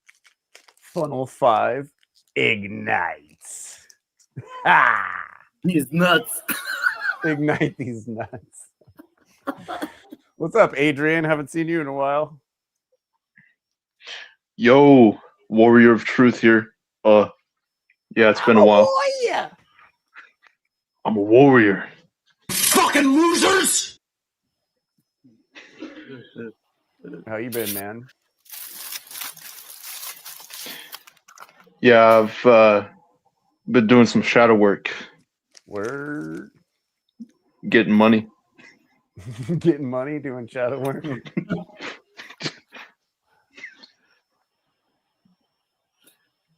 That's cool. So Yeah. so we gotta, let's see what else we gotta watch. So this was something we never watched on the show. We watched earlier how we got on the Bob Tuskin show when Will Keller was up there. but we never talked about or showed when we went on Chris Nelson's show. I don't think we did. Pretty sure we didn't. This last one? Huh? Chris is OG. He's legit, right? Chris is legit. Yeah. Chris is legit. Chris is OG. Chris is legit. He's got the he's definitely in the like, I gotta do the great work and I gotta fucking sacrifice a shitload of time to it and just keep going and keep going and keep going, which, you know, that's cool, but he's doing a little too much in my opinion. But yeah, I'd go out on a limb and say he low-key supports VGT quietly. I would go out on a limb to say that, especially by how his reaction to us when we came on the show and what he said exactly was pretty funny. But we got two presenters from Funnel 5. Actually, was Chris even in this one? No. Wow, Chris Nelson wasn't in this one. Chris has Chris presents a certain distance away from, I would say, the other happenings of the network and the community. Probably. And the way he's spoken about things, I would say, like you said, he's aware, I think, of our criticisms, but he's sort of acknowledged that he's just doing his own thing. Doing his own thing and not talking about things to not cause drama. And you have to meet people where they are. Yes. But yeah, I forgot we never watched this. And then we have what's his name? Brandon in the house too, but not for very long. We only he leaves the Didn't house. get a chance to talk to him. Technological part, you know, because a lot of people feel as though, you know, you have to have these big, fancy, powerful machines in order to do this kind of work, you know, that may or may not necessarily be true. And then too, you know, I can also relate to as far as the monetary, you know, aspect, you know, because you still have to maintain a life, still have to pay bills, and still have to, you know, incorporate this kind of work, you know, like in your daily routine. So, you know, definitely can feel, you know, what people who are coming from, because that's something that I had to struggle with. But hell, again, you know, when it comes to diagnosing, you know, the problem, let's say like technology, okay, you may not have, you know, a fast, you know, laptop or desktop, maybe you just have your phone. Okay, well then what's preventing you from, you know, getting, you know, better equipment, you know, a better microphone, you know, some headphones. You don't really have to spend that much. You can buy a little $30. You already have the knowledge. You can take your time to write things and develop your message that way. So it's very very good to start Chris off. and Brandon have the lowest voices in the very well for me. in the natural And law I moved sphere. on from there. So yeah, these things that aren't necessities. They have just very spend nice with your mics, but they TVs, speak movies. solo and Maybe they you don't go out every mess week, stuff up. and that takes up your money Chris and your sounds time. great. You want to go to a The restaurant. truth Who are those speaks in guys doing up whispers. there? Your money at a restaurant. What the and you're hell? going to spend your time at a restaurant. So those are things that's affecting too. These things that you're claiming that you don't have enough of, that you might be using as an excuse to not get started in some way. Someone's getting a little. So you can make budget cuts. You can Someone's getting sweaty. plan how you're going to spend your time and spend your money. And from there, you can Not sacrifice your time, which we'll get into eventually. Sacrificing your time, sacrificing putting your money into one place, putting it into another, upgrade your computer if you need to, upgrade your microphone if you think that you need a better microphone, Upgrade to do your audio, mic. better camera. I need a better mic. I let go of these frivolous pursuits, these things that more drain your Doing the time. great work, Ariane. Because, you know, if you look back at your life, imagine you're 70 or 80 and you look back at your life and you're like, well, do you think that you will have valued the time you spent, all that time on, say, Facebook, doing I don't know what, looking at scrolls or arguing with people, or all that time you spent maybe working the rat race, grinding at the rat race, as we call it, for a Grinding job. the rats. That's not You vegan. know, you're more devoted at your job, or you spend all this time on movies or going to concerts or having a good life and enjoying yourself and pleasures. And not that there's anything wrong with partaking in that in life, but that's not, you know, when we're enslaved, that shouldn't be the thing that you're going to focus on the most. And arguably, even if we weren't enslaved, that's probably something that you maybe shouldn't focus on the most. Maybe there's more worthwhile avenues to put your time and attention in the work that you, and the limited time you have in life to do things. You know, we could do like a Star Trek-y, improving our collective condition, working for our betterment, making things better type of thing. Or you're thinking of beyond just your own gratification and how you can benefit Forgot how yourself long he and talked. others What's and we got propel there? humanity towards greater heights. Or Brandon. And yeah, a lot of people put their time in escaping their enslavements. That's what the movies, the shows, everything they do is just, the grind is a bitch. And then when you're not grinding at your job, well, then you just want to let go and you want to have fun and enjoy yourself. So And I see a lot of these things are escapes from this grind of this way of life that we have that could be a different way. And yeah, so the way to escape our enslavement, the best way, is not all these aspects of trying to run away with it into something we'd prefer to do, but to actually end our enslavement. All right, you're back. Hey. Yeah, how's it going, brother? I think so. You guys hear me? Yeah. Okay, cool. It's quiet. I broke my mics. Chris, I hate to interrupt real quick. Yeah. But hell, I'm gonna drop. Chris, I got nothing but mad hell respect for you. But it would seem inauthentic if I continue to be on this show with these two. So I could go. Just a straight must, you know, hell, you know, respect. But I'm just gonna drop. Whoa, wait.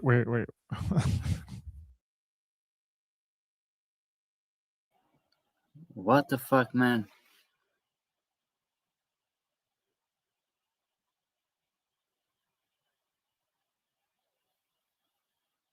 I can't believe this happened.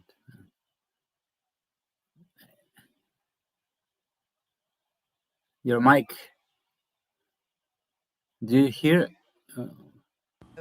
So inauthentic would be if he stayed on and was like nice to us. He didn't have to leave. He doesn't. It's not inauthentic to be on a podcast with someone you don't believe, you know, you disagree with. Like, that was ridiculous. But look at the look on Chris's face right now, and the look on our face as he disappears from the room. Well, I feel bad because Chris is all wait. And I was like, we could go. Like, I just wanted to say, you know, whatever and leave. We're trying to kick anyone off. This is the shadow work warriors. This is how they deal with things. Full use of the trivium. Those two.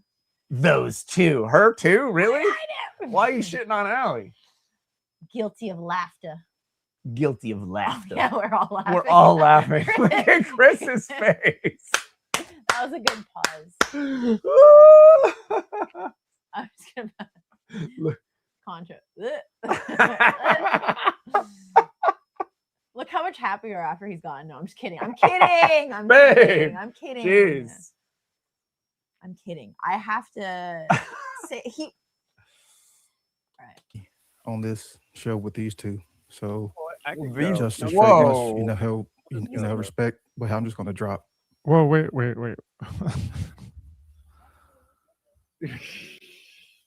Oh, that sucks. Can't leave Chris all alone. Yeah. You would have gladly left. Go ahead. It sucks. So like as he was talking, you were like, "Wait, we could go. Yeah, you don't have to. Like, I don't want to no. ruin. I've ruined enough podcasts. That was a bummer. And I've ruined enough podcasts. I don't need to break up the one work launch pad or the great work launch pad. Dude, what the hell are you doing, man? Holy crap, Infiltrating. man. Like, how are we going to work things out if this is how people deal with conflict or simple disagreements? Like, wow. Holy crap. It's quite a and we don't even know who this guy is, honestly. Like, we don't know him personally. We don't know him personally. Never talked to him. Never went to, like. We know him from watching Chris's show. Yeah, that's the only reason we know. And not to be like, oh, who even are you? But just It's just, yeah.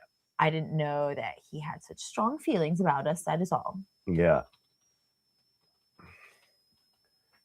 Oh. We're gonna watch it again. Yeah, how's it going, brother? I think so. You guys hear me? Yeah. Okay, cool. It's really quiet. I broke my mics. Chris, I hate to interrupt real quick. Yeah. But hell, I'm gonna drop. Chris, I got nothing but mad hell respect for you. But it would seem inauthentic if I continue to be on this show with these two. So I could go. Just a straight must, hell, respect. But I'm just gonna drop. Whoa, wait.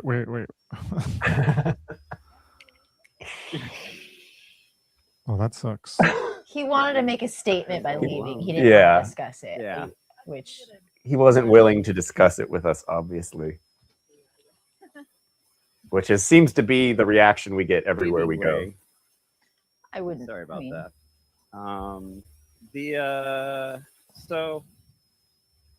What you're talking about life being short. The co-host on my show, Darren, has this hilarious ritual that he's been talking about that really reminds you that life is short. And Darren, over the last couple of months, has Shout out to been Dead able Crumbs. Shout out to Dead Crumbs. Dead Crumbs. That Say it again. One of the biggest things, or one of the things that Mark Passio is super wrong about, is the whole foreshadow work thing. And when I learned about foreshadow work, my inner mommy issues took over and was like, oh, this is gonna be my thing. And I went completely overboard with it, and I turned it into something that wasn't. Foreshadow work, there is a place for it, but there still has to be compassion behind it. It still has to be balanced, and what I was doing was not balanced. I don't know, me and Jerry buried the hatchet. Jerry Cabazzuto, and the group that organically popped up around Mark's last shadow work seminar is awesome. There are people there that are very serious about learning about shadow work, and I left the link for your show down there in that group, and I want to get you in on over there somehow, or anyone else who's super interested in doing shadow work. I also released tonight a 12-step, very easy, practical guide that really complements your whole series here, Chris. If anyone wants to check out, it's on my YouTube at Jeffrey Phillips.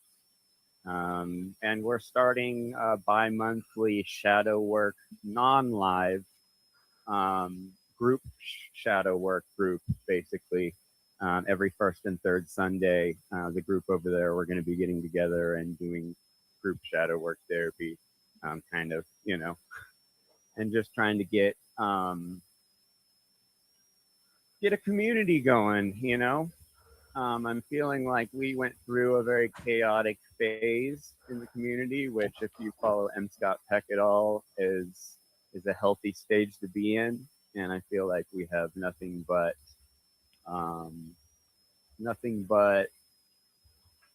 good things to look forward to in the future.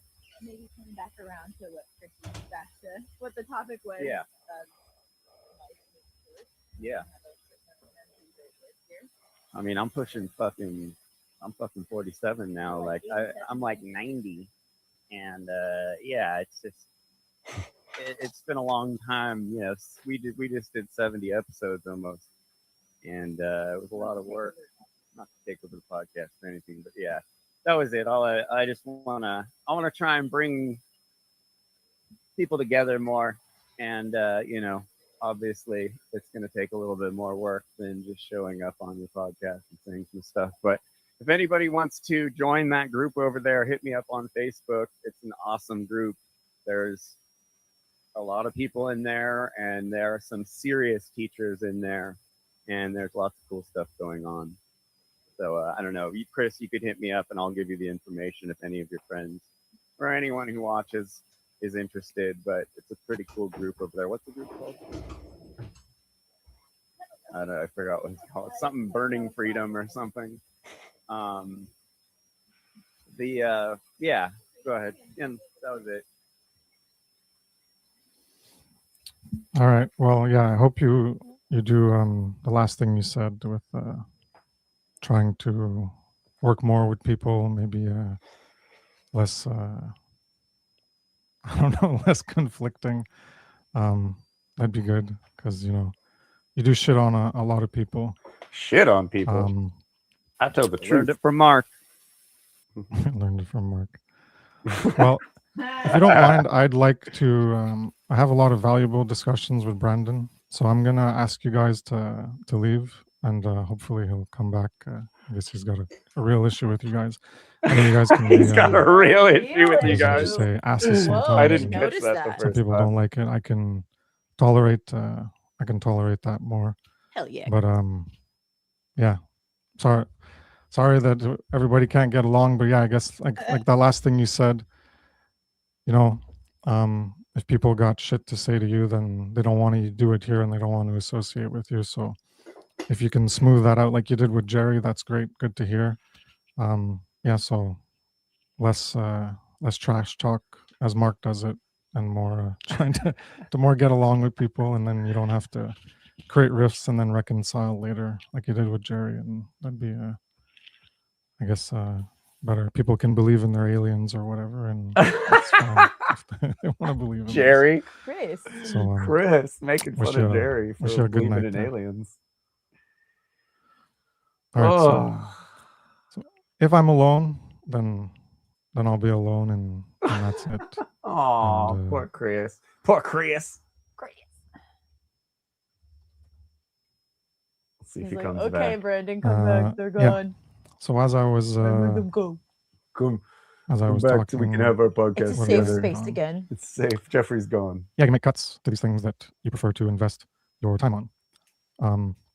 Make Did cuts he to say your, anything where when you're he putting your came money, where back? you're putting your time. I don't remember. I No, didn't. I he only didn't. No, you can make cuts to people. watched We're talking about after the fear of skill sets, alright. fear of losing worldly attachment and relationships. Talking about making cuts. Well, you can make cuts to people in your life. You can make cuts to associating with people. That might be one Yep. part of where your time is being spent is be coupled in some ways. Where if I don't spend enough time with my friends, if I don't do this thing be we do every back. week or something or whatever it is, then they might not want to be friends with me. Then you got to think, well, is it really worth being friends with those people who would be like, oh, well, they're snubbing me and they don't want to hang out with me, so Chris. I don't want to be friends with them anymore. You know, you have to think, is it really worth it to be friends with them in the first place?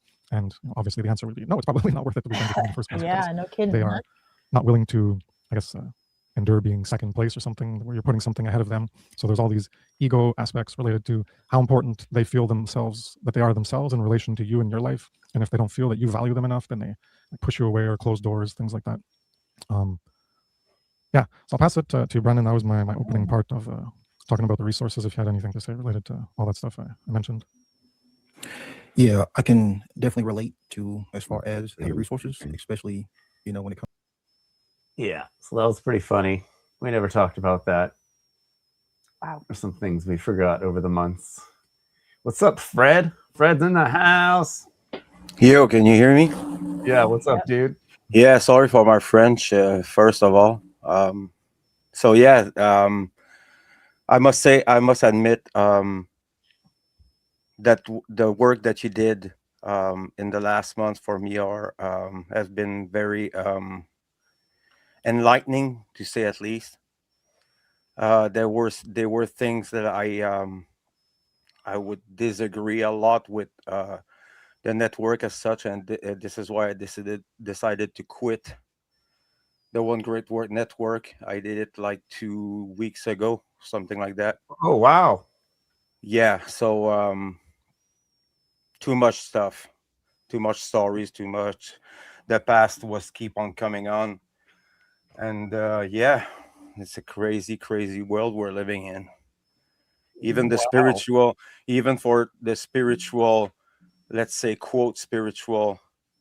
I mean, it's all it's only an illusion. It's deceptions, and yeah.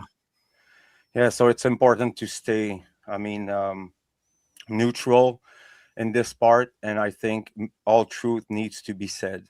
And whatever it's hurting, or you losing friends, or you losing association, doesn't matter. Truth is still truth.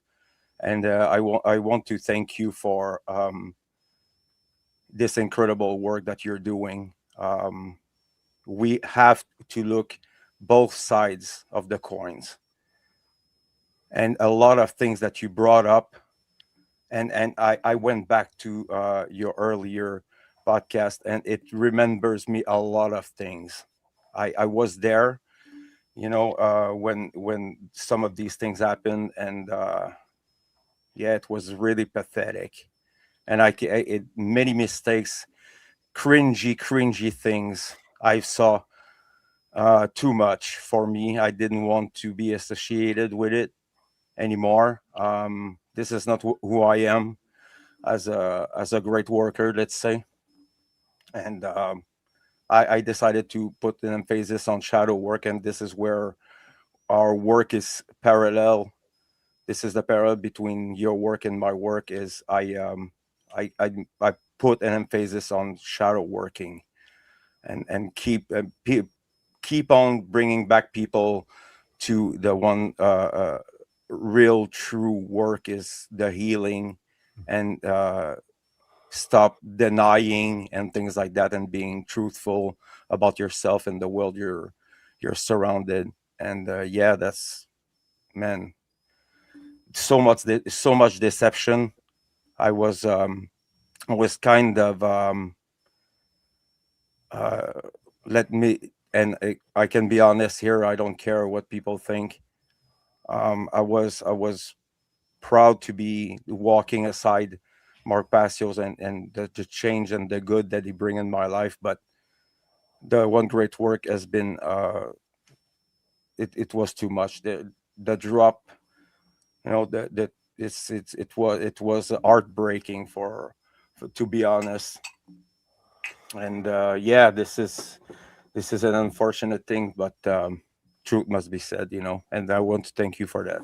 Oh, good for you, dude. And like, you know, I don't think Mark understands how much people put into this, you know, like people are devoting their entire lives to it. And it's just, it's not, you know, it's I mean, I'm in shock kind of, but yeah, that's pretty good for you, man. Because that's what we've come to the conclusion of. Like, if you watch all the VGTs, you can watch us come to this conclusion over time. But the whole, you know, like, what's his name, Krishnamurti, like, you know, this dude was set up to be like the guru's guru of the new age, freaking world new age. And the dude was just like, dude, don't listen to any of these groups. Like, stay out of these groups. Don't join the group. You know, the one thing that I want to bring up is echo chambers. This is one of the key words there. It's bad, brother. It's pretty bad. For a while, that was one of the main things. And like with FUNL, like, it's like, I remember last year talking to Leslie Powers in the chat, like, just being like, what's FUNL doing for outreach, you know? And they're just like, duh. You know, it's like, so you guys are simply making self-serving videos where you guys all pat each other on the back. And that comes to like the whole like everyone putting their face up like they're famous or something, or like people are going to be super interested by their face being up on the thing. And this talking head thing, it's just like, it's so self-serving, and it's so everyone just kisses each other's ass the whole time. and everyone's like, you're so great, everyone's so great for doing this work, and it's like, for copying Mark, like, holy crap, you know, like, it's a severe echo chamber. And if you spend all this time putting all this effort into the echo chamber, like, that's what the controllers want us to be doing, wasting our time on bullshit. That was like what I mentioned earlier in the monologue, like wasting your labor, your life, the short life you have here. Like, what if you knew you were only going to live another year? Like, would you waste 6 months of that year doing great work, you know, doing this great work? Like, how would you change your life if you knew you only had another year to live? Like, I wouldn't devote it to you know, Mark Passio's website, you know, like, I just, but you know, I mean, what Mark's brought up is to not look at the messenger and look at what he's saying, the understanding and the knowledge about natural law and morality and things like that. Yeah. And the message is, it's pretty basic, and that's one of the thing there. You know, there's cognitive dissonance, you know, at a level or another. And even for me, even for you, I mean, we're still, you know, struggling with this old mindset. And this is not an easy thing. I have kids, you know, I have family. I don't have the luxury of giving up for them. This is not for me, I'm doing it. This is for my children. You know, I want people to understand these principles. They have the freedom of understanding it or not. And this is, you know, I'm doing it because I think it's the right thing to do. It's my thing there.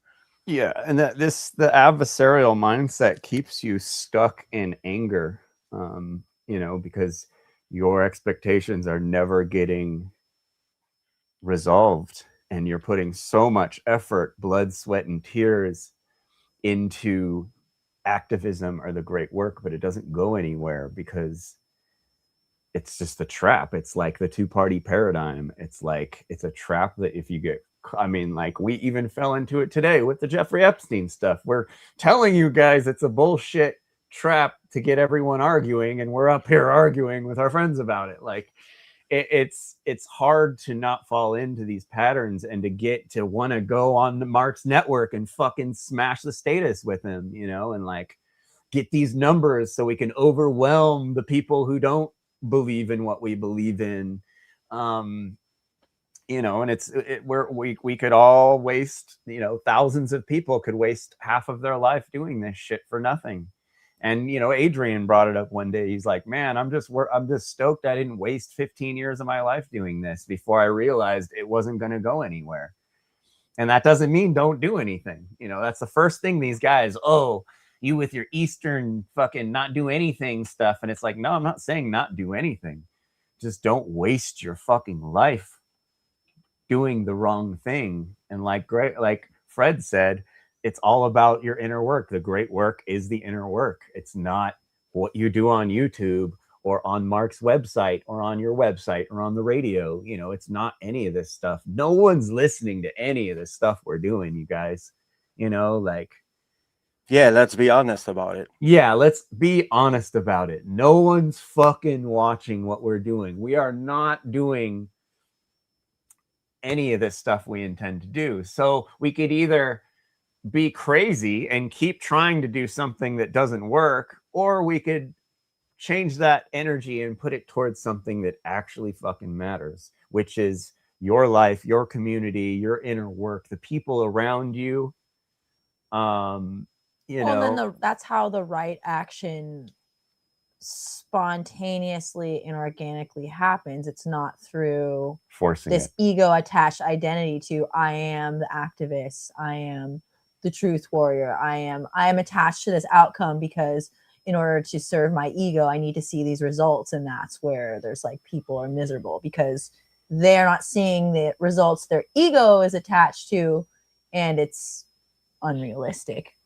And we're missing the point of, again, the self-work and the actual real shit that happens when we're doing that real work, however that looks. Maybe for some people it's making videos, but not for everyone. Everyone maybe shouldn't be putting their face up and just, you know, trying to be an influencer. That's not to say that's all wrong to do, but again, it's like, where are we coming from when we're trying to do it? Are we trying to be at the top of this social hierarchy because we like it? You know, like it's just because it's cool. And it's a practice too. It's not one and done. Like it's like a constant every day. We got to be contemplating the whys of what we're doing, like every freaking day. Every day. Because we're not here for very long. And we could be gone tomorrow. So, yeah. Yeah, but I mean, it's not a reason to do not do it. Actually, you know, it's a better reason. No. You know, we're not everybody needs to be a fucking doing a podcast. You can do something else. You know, some are doing music, some are doing art. I'm building a presentation. It's gonna be bilingual. I'm gonna do it in English and in French. So about shadow work, it's coming.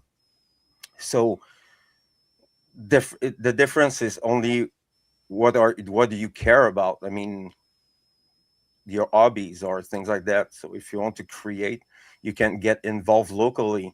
You know, volunteering and taking care of the elderly people. You know, you can do absolutely in your local area.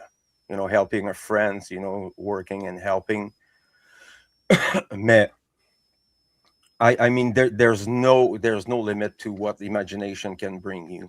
So this is not this is not like we have the luxury of not doing it. You know, it's still bad and it's getting worse, and we must fight harder. And for that, we're gonna have to fucking get involved in real life. Activism is not about always talking and try to inform people. It's getting involved into what we need as humans, you know, for ourselves. And when we're talking, I'm talking about helping people, but help yourself first. This is the first fucking thing we should do. Yep. You know, it's getting better as humans, you know, not being neurotic, or at least way less neurotic, and having control of our emotions and knowing the rhetorics, you know, and things like that. So life is life. There's no secret. You experience it. But natural law, it's like you add understanding to cause and effect. This is how I see it. Cause and effect is everything. So we have the freedom of choice of doing it or not doing it, and we have to respect that. But doesn't mean that we cannot call people when they're doing bullshit. I'm not perfect. Nobody's perfect. We're making mistakes. Everybody's doing it. But it's not a reason to not work on the same page together. For one thing, we cannot even in the network, the spiritual community and the freedom community, they cannot get together on one idea. On freedom. Yep. It's crazy. This is where we have to, you know, we're at the basic there. You know, we're low. Most communities can't survive off of something that's not survival, basically. You know, like you'll find in survival situations, real tight communities coming together that work really well. But it's when you try and force a community around something that isn't survival, you know, it just kind of, there's no real foundation for it. And freedom, yeah, it's like, okay, we get together around freedom, but it's not the same as getting together around, you know, sharing food or something like that. If, you know, doomsday happens or whatever, it's very different. So what we've learned from this whole circle is that it's a very inauthentic community of a bunch of people that don't quite agree on everything. And there's a lot of, And a lot of people with different interpretations of natural law and different interpretations of freedom, which is shocking. Yeah, that's what I was gonna say. Where I think it's a community trying to form around freedom, but then it's like it's a murky definition, and it's like there's an impression of us. I say us loosely, but the natural law community having these airtight definitions of principles, but even that, it's still just language we're using. The actual real like understanding and integration of that, it's spotty, right? Because it's like, yeah, it's hard to just, like Jeffrey was saying, it's a forced community around on a shaky foundation, but we think it's really strong and it has the appearance of being strong, but it ain't. But when it one gets down asshole to like it, me with a big mouth comes around and exposes people trying to take advantage of the community too, who are sort of like snakes in the grass in there. And that's when it's like, if people, and that's what it goes back to, we have to be able to call that out. And once that's not able to be done, that's when it all breaks down, and it's a sham. It's bullshit. If we can't call out the snakes in the grass in the community, that's the survival aspect of it. Yeah. Hey, Kurt, you want to come up? Mana Boy, is that race lever? I thought that was Bracky, but I think that's race lever. That sounds way more like race lever. If that's race lever, holy crap, missed you, dude. Where you been? Sorry, Fred. Yeah, man. Allie, Jeff, I'm out of here, y'all.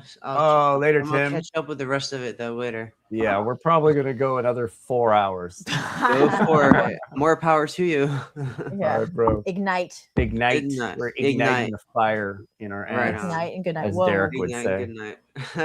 All right, peace.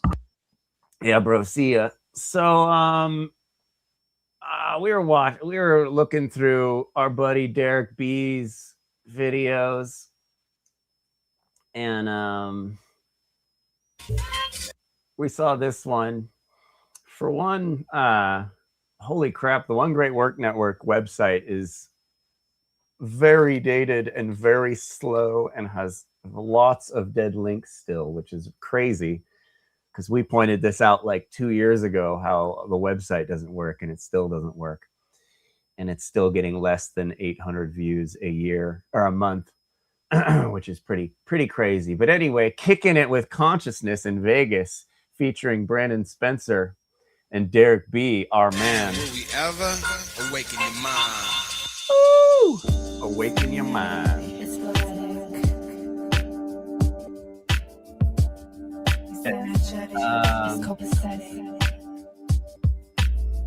Sorry, Fred, I didn't mean to railroad you. But yeah, it's good for you, dude. I'm glad, and we're here for you. You know, if you want to, we had a little weekly thing going for a while that we kind of stopped doing, but we're probably going to pick up again, a kind of a group, not live group. If you you know, need some people to talk to, need some support. I'm definitely. Well, I mean, I'm pretty busy, you know, and I barely have the time to do the Libercast and yeah, putting time on my presentation, but I enjoy your episodes. I enjoy it. I'm watching it when there's one. It's good time. I appreciate it, and it's I like all the both sides of things. You know, I like to watch the things, and I can make myself an idea. I can, you know, check the information, and it's better to hear both sides always, you know. Yeah, I was seeing these things before. Actually, I remember the one you did about this guy who was imprisoned. I don't know what's his name. He was in the circles there, and it happened something with his daughter or something like that. It was a fucking horror story. Yeah, I will always remember that. This guy was fucking crazy, by the way. There's a lot of traumatized people.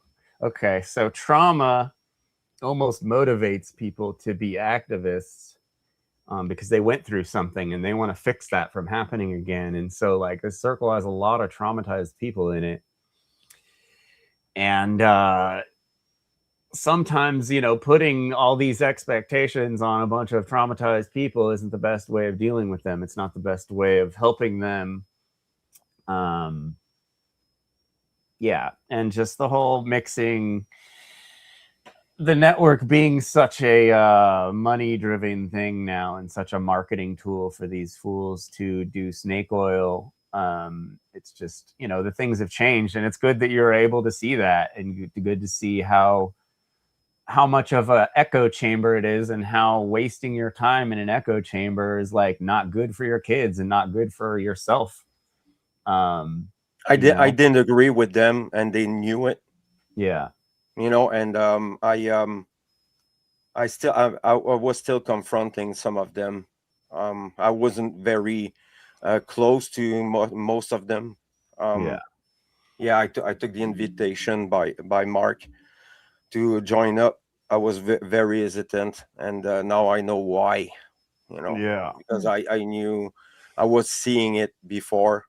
You know, and there's things I couldn't fucking stand, brother. It's sad. It's very sad. What we do, we're not trying to like destroy shit. We just want people to be better. You know, like you're not going to get better with a bunch of people blowing smoke up your ass. A bunch of yes men telling you you're fucking great when you're just mediocre. You're never going to get better. Or if you're just stuck or plateaued or in that cul-de-sac before the gold mine shit, that's like, Mark leaves everyone confused because he mixes stuff. He's mixing things that aren't compatible that leave people confused. We're going to see a lot more of that in the videos we're watching tonight. And just my general observation of like watching people around his circles, people are very confused because it's too much mixing of things and there's no destination. And you know, and again, devoting a bunch of time and life to it. It's just not doing less harm, really. It's just kind of doing something. It's doing something instead of doing less harm, basically. Like, it's crazy, but good for you, dude. You know, and you're not the first person we've heard of leaving the network, you know. Like, I mean, I knew people that wanted to join, but because they checked some of these content creators, they straight up came to me and they said, I cannot do it, you know, because of this person and what he said and blah blah blah. I don't want to name names, but a lot of people. There's a lot of strange opinions of people up on that network, and so it's kind of easy to go in there and be like, who the fuck is going on here? And it's not, and everyone's not like, it's not a chorus of natural law, and like it's not a chorus of it's just, I don't know. It's just, I don't think it was meant to be taken. I don't think Mark meant to take it too serious. And us that are very serious about this stuff took it way more serious than he was expecting. He just thought it was just going to be a group for some friends, and no one was going to care that it was a bunch of, you know, mid people. I think he meant it serious, but he just kind of lost control. Meant to make money off of it. Yeah. There's, you know, we all have our personal lives get in the way of doing what we need to do, but the more sort of like the less you can handle it, the more traumatized you are, and the less you deal with your own shit, the narrower your window of just awareness of everything, whether it's like deeper concepts or just literally the window of awareness of the people that are around you and what they're saying. So I think it's just kind of, it's probably overwhelming for Mark. I could put myself in his shoes, and, you know, it's like, it's a lot to just deal with a bunch of people, and you can't control what everyone's saying, but it's just, I think it's, things can get out of hand, especially if you have your own stuff going on in your personal life. You know, we all know that. We've all experienced it to varying degrees. Yeah. And that's how he's acting. He's acting like someone who's dealing with a lot. Yeah, he's been overwhelmed. He's been talking about being overwhelmed for years. Yeah. Yeah. But anyway,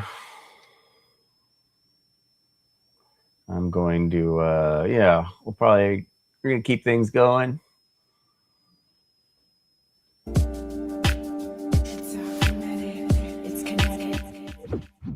It's pretty whack, bro.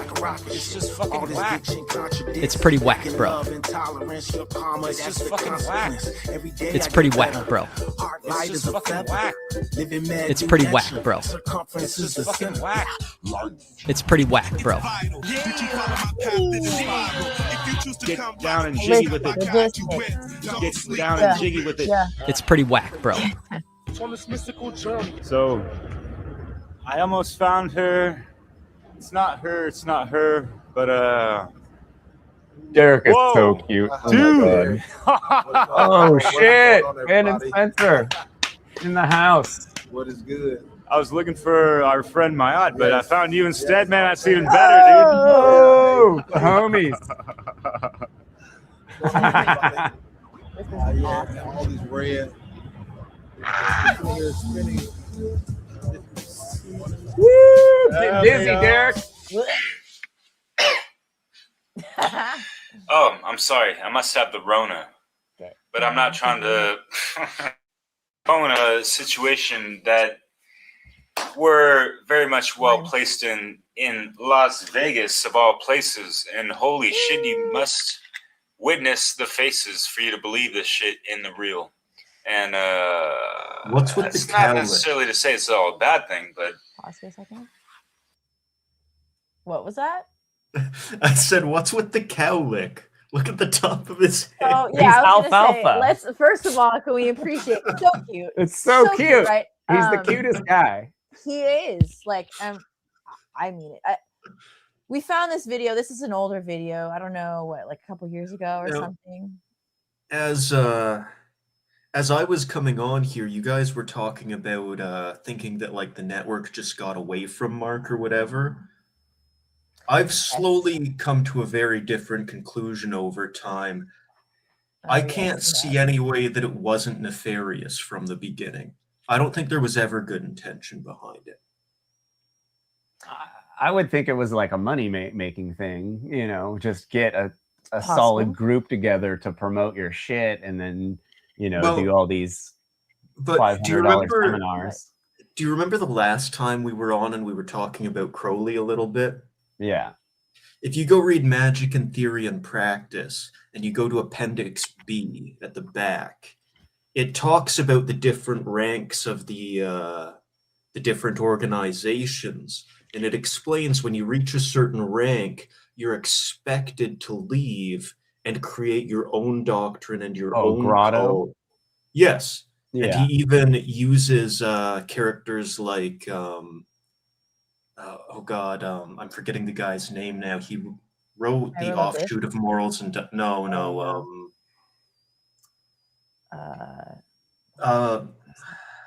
never mind, it'll come to me later. But he used the example of early 19th century occultists as examples of these people who had gone on to do this. That's the point, is you reach a certain spot and then you go on and you start your own cult. And functionally, and it's why we've called it that before, we've referred to the One Great Work Network as the One Great Grift Grotto. Yeah. Because we have a lot of names for it. Right, but even if people don't realize that's what they're participating in, they're spreading a message that isn't actually helping anyone. And something we just covered in an episode we did a week or two ago was the concept of tikkun, the Kabbalistic idea that you need to fix the world. And you can see that when you're going through Mark's work. I remember coming to an episode in his show and being taken back when he had started off with a rant about people talking about how animals aren't moral. And on that part, I was with him, like, yeah, expecting morality from a wolf or a lion is out of line. But then as part of his rant, he goes on to, but maybe if we fixed the way we think they would stop that behavior. Whoa. That's right. And even at the time, I had to pause and like think, like, how could you actually say that? Like, you're not God and you never will be. You didn't make the wolves or the lions. It's not your place to say what's right for them, right? Stop trying to elevate yourself to a spot you're not supposed to be. And that's that Crowleyan Thalamite. But he's a creator. He's a little C creator. Yeah. And a warrior. And a warrior, wounded warrior. Yeah, I'm a warrior. I'm a warrior. But it's that thalamic idea of becoming God. Yeah. Like, no, it's not your place to say, and have the humility to just accept that. But that idea, that call to action that we need to fix the world is prevalent in all of these different New Age grifts. And Mark's work is no exception to it, in spite of him calling out other New Age bullshit. Yeah, I agree. Definitely. I must say something, man. I agree on certain things and I disagree on certain things. Okay. On my side, I was a ideological Satanist before. I was misanthrope, in nature nihilistic. You know what I mean by that? Well, I'm very fond of Nietzsche, but I don't know what you mean when you say nihilism is, and misanthropism is hate of human. Yes. Well, nihilism isn't necessarily the hate of humanity. Nihilism no, I'm not. It's not that. Nihilism is it's for the destruction. Well, and when I stumble upon Mark's work, everything changed. This is what the part there that I disagree. I became a better human. I'm telling you with all honesty. I became a better human. And because of this knowledge. I believe you. And I want to be clear that not everything Mark says is wrong. It's just that there are parts in it that if you cling to and accept as absolute truth because of the parts that are true, you can really mess yourself up. Sure. The part I was going to say about nihilism is just that nihilism is it's an eradication of the concept of meaning. Yeah. But that's actually important. Darren and I were actually just watching the FUNL conference last night, and we were laughing about it because a guy was giving a presentation about thalama. And he was saying, and it's important for people to know this because without that, nothing has any meaning.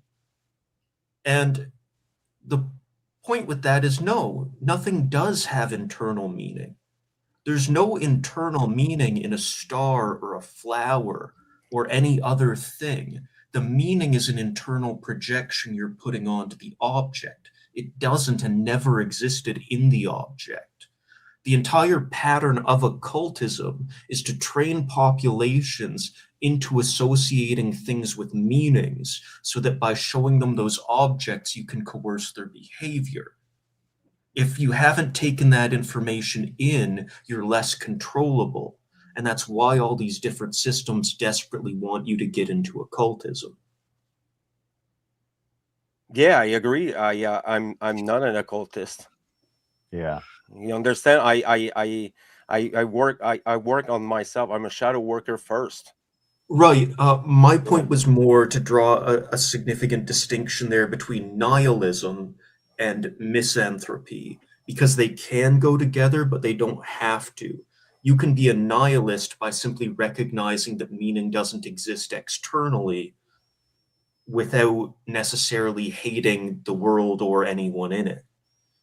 They're not really the same concept. Yeah. Social Darwinism and moral relativism, things like that, you know. And I understood things about life because of his work, you know, and I'm living proof of what it can do for better. You know, I'm not any cult. I'm not fucking identifying myself as that, but those are things that these experience, and my opinions are opinions. People don't have to believe me, you know, but I'm expressing, you know, my understanding and knowledge. This is only what I do. And if I can make it through natural law and shadow working, this is what I'm gonna do. Does it mean is the better things to do? I don't know. I don't know about it. I do my best, and I put myself into action in the real world too. Before you even discern better or worse, you have to try and decide on an objective you're trying to reach, right? So if you and I don't have the same objective, then what's better or worse is completely relative. And to that end, back in 2020, when that psy-op happened, I was a soldier. Like, I was in the military. I was what Mark would have called one of the order followers, right? I didn't find Mark's work until I was with the convoy in Ottawa in 2022. And that's when I first stumbled onto his work. And it lined up very conveniently that's when I ran into him explaining, like, no, the idea of government is the problem. There's no such thing as a good kind of government. There's no kind of reform. You have to get rid of that idea that there is any good form of control from your head. And I'm still actually grateful for him for introducing me to that thought, because I hadn't really put those pieces together before.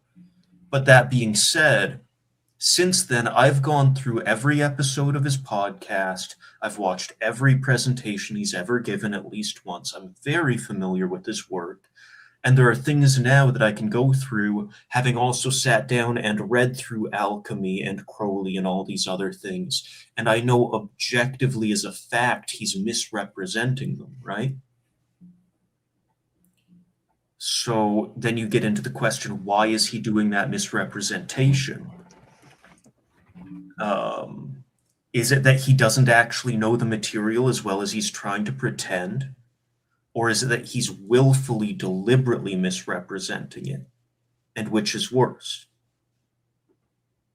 I'm not Mark Passio, so I cannot answer for him. Yeah, I'm not. I was more trying to leave it as a floating thought.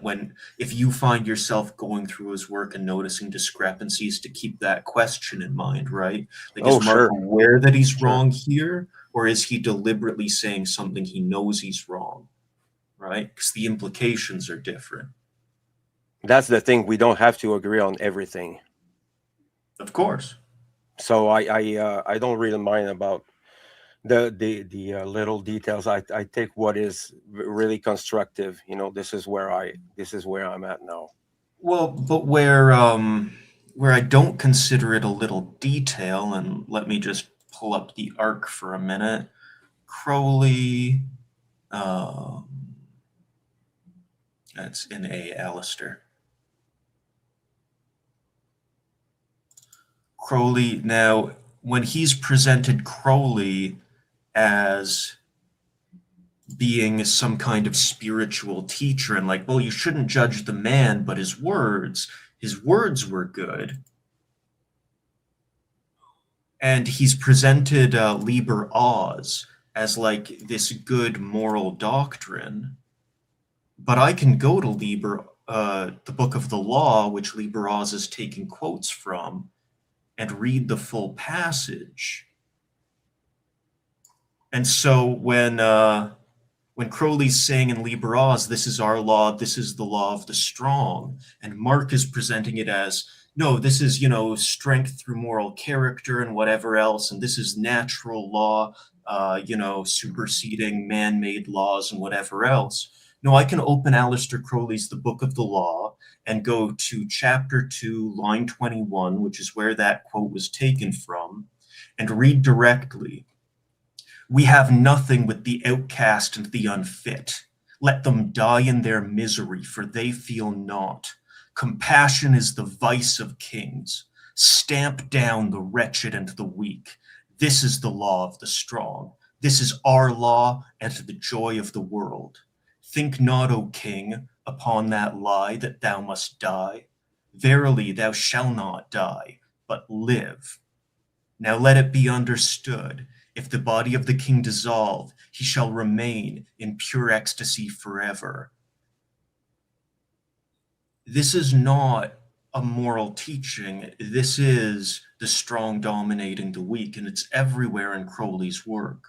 Trying to claim there's any good moral teaching in Thelema isn't just wrong, it's outright harmful. Not agree with. I saw someone during the funnel conference that'll disagree with you on that. With me on this, but at the highest echelons, what they want is to propagate that not PDF. The highest echelons of the dark occult, they are not PDFs. Okay. What they want is to propagate that idea and that methodology down to lower level individuals, usually people response to you. It's not looking for, sorry. It's to first establish a found tool that we but past Brandon. it could become too thumbnails and to help edit maybe a speech or something like that. I don't see any harm in doing that and using it for that. This is presentation. Oh, never mind. Never mind. I'll find it later. I thought I had his presentation up. But I think Darren should be here in like 15 minutes. We'll wait for Darren to get here to watch that one. The Thelemite that presented during Funnel. I know you guys will probably go over it during the New Age dumpster dive. So actually, yeah, we're scheduled to do 2 episodes this week because a lot of stuff going on. My former associate Victor Hugo last week had on this guy called Stephen Kelly, who claims to be an ex-CIA remote viewer, psychic, who's gonna get people to give over their spiritual power to him so he can fix the world. And also, he developed infinite energy, but it totally got stolen from him. And he developed laser technology, and that got stolen too. And like, so we already were slotted to do that one this week. And then we were watching the Thelemite presentation yesterday, and we're like, okay, we got to do 2 this week because this is cool. Like, we can't not. But Fred, did my point about the difference between the material and how it's presented make sense when I read Crowley there? Oh yeah, I do not agree with everything that is said on this network. This is why I quit. Right. And that's my point where I'm saying like it drags people into things that are harmful, because the number of times when I've had arguments with people on that network and I call out Thelema and they start digging in their heels like, no, there's good in Thelema. No, there isn't. Yeah. And like, it's one thing to say, separate the man from the message. And there are times and places for that, like engineering. It doesn't matter whether or not you think someone's a piece of shit. The question is their math correct, right? But in the case of moral teachings, why would you take moral teachings from someone who ran like drug and sex abuse cults? Why would you ever take any spiritual guidance from someone like that, right? If you know those things are wrong, why would you seek out spiritual guidance from someone who's less morally developed than you? No, this is something we're going to get to. Yeah, that's a good point. It kept coming up in Funnel today. The idea of like, okay, we don't want to be more morally, we don't want to get on a moral high horse about things, but where is the disconnect between people who are just not doing things moral and people doing things morally? I don't know what I was trying to say there. So I mean, the important, I think the important stuff there is what you're doing with your actions. Yeah, but everybody's all, oh, don't get on your moral high horse. And it's like, but if you're actually moral, like if you're actually doing less harm than that person who is continuing to do harm. But we're getting into that later on one of these different videos. there's levels to it as well. Like, you can talk about the harm caused by paying taxes to an evil organization like a government, but the guy who's working a day job to just not die, if he doesn't have other options in the meantime, what should he do? Starve on the street? But at the same time, there's a world of difference between that guy and the guy who's like going over to his neighbor's lawn with a tape measure so that once it's past 6 inches, he can call the city to get him fined, right? There's a different level of active use of a system and inflicting harm on others with it there. Yeah, well, it's not about grass actually. It's about I do not these are trivial things. You know, my life isn't, you know, it isn't fucking rainbows and unicorns. You know, I have responsibilities far greater than grass. I don't have time for this, you know. So this information needs to be used for good, and I don't agree with everything, you know, Mark says or people from the network says. I don't have to, you know, but I know these informations that I took in, they changed my life for better, and they gave me a better life, a better understanding of myself, and a better understanding of spirituality and society and all these things. It's an open door, you know. You don't have to understand and study everything, you know. If my actions are doing good and I'm creating instead of destroying, then it's a good thing, you know. It's basic things, you know. Raising children right, this is a responsibility, you know, morally.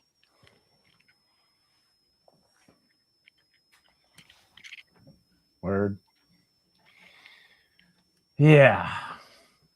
So we're gonna, before Darren gets here and we watch that he'll other be one on soon. Yeah. So I just wanted you guys to notice anything strange about this video. You got Derek, super excited.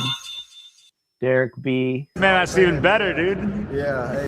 You to believe this shit in the real. And tell tell me if you guys it's not necessarily to say it's all a bad thing, video. but we have come across issues that were a sad thing, but that's whatever. I could be blathering on and on and on and on, but I'm so pleased and honored, like, just like hang out with a fellow brother and truth speaker, seeker, and all that stuff. And after spending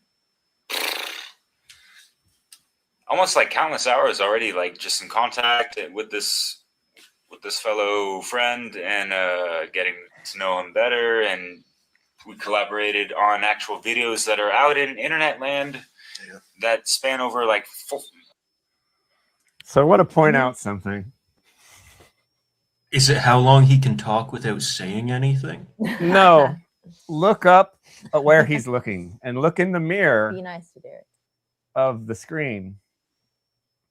So there's a screen in the mirror and there's a football game on.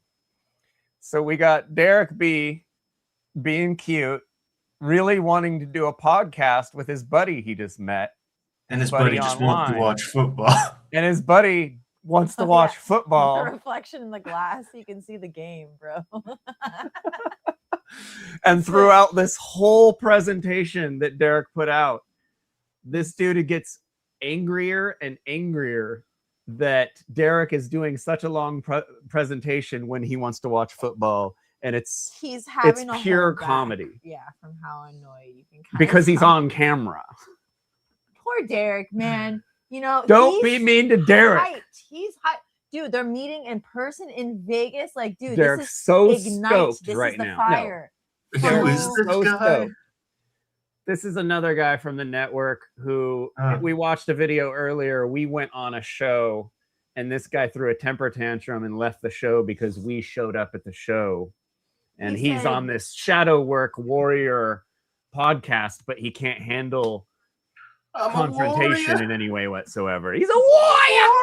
We weren't even confronting him. We He weren't even just confronting couldn't- him. He said it would be disingenuous to be seen on camera with those two, quote unquote. Yeah. It's like, oh, And like me rushed too? off before Right. any of us could talk to him about it. And I was telling him, I could go, dude. Don't break your shit up for me. But So- he had to. So, anyways, it just sparked, to see what his content, what his work is like on the network. And I searched his name, and this video came up. And I'm like, oh my God, he's with our Derek. boy, It's our Derek. boy. So What's we had his to watch name? the video.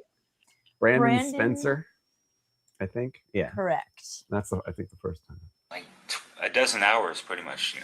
Collaborated quite a bit with a lot of people and just Pay attention, between Brandon. ourselves. Pay attention, and it's Brandon. just been It's a camera in your natural face. journey, man, and it just feels like just the beginning still. But yeah, man.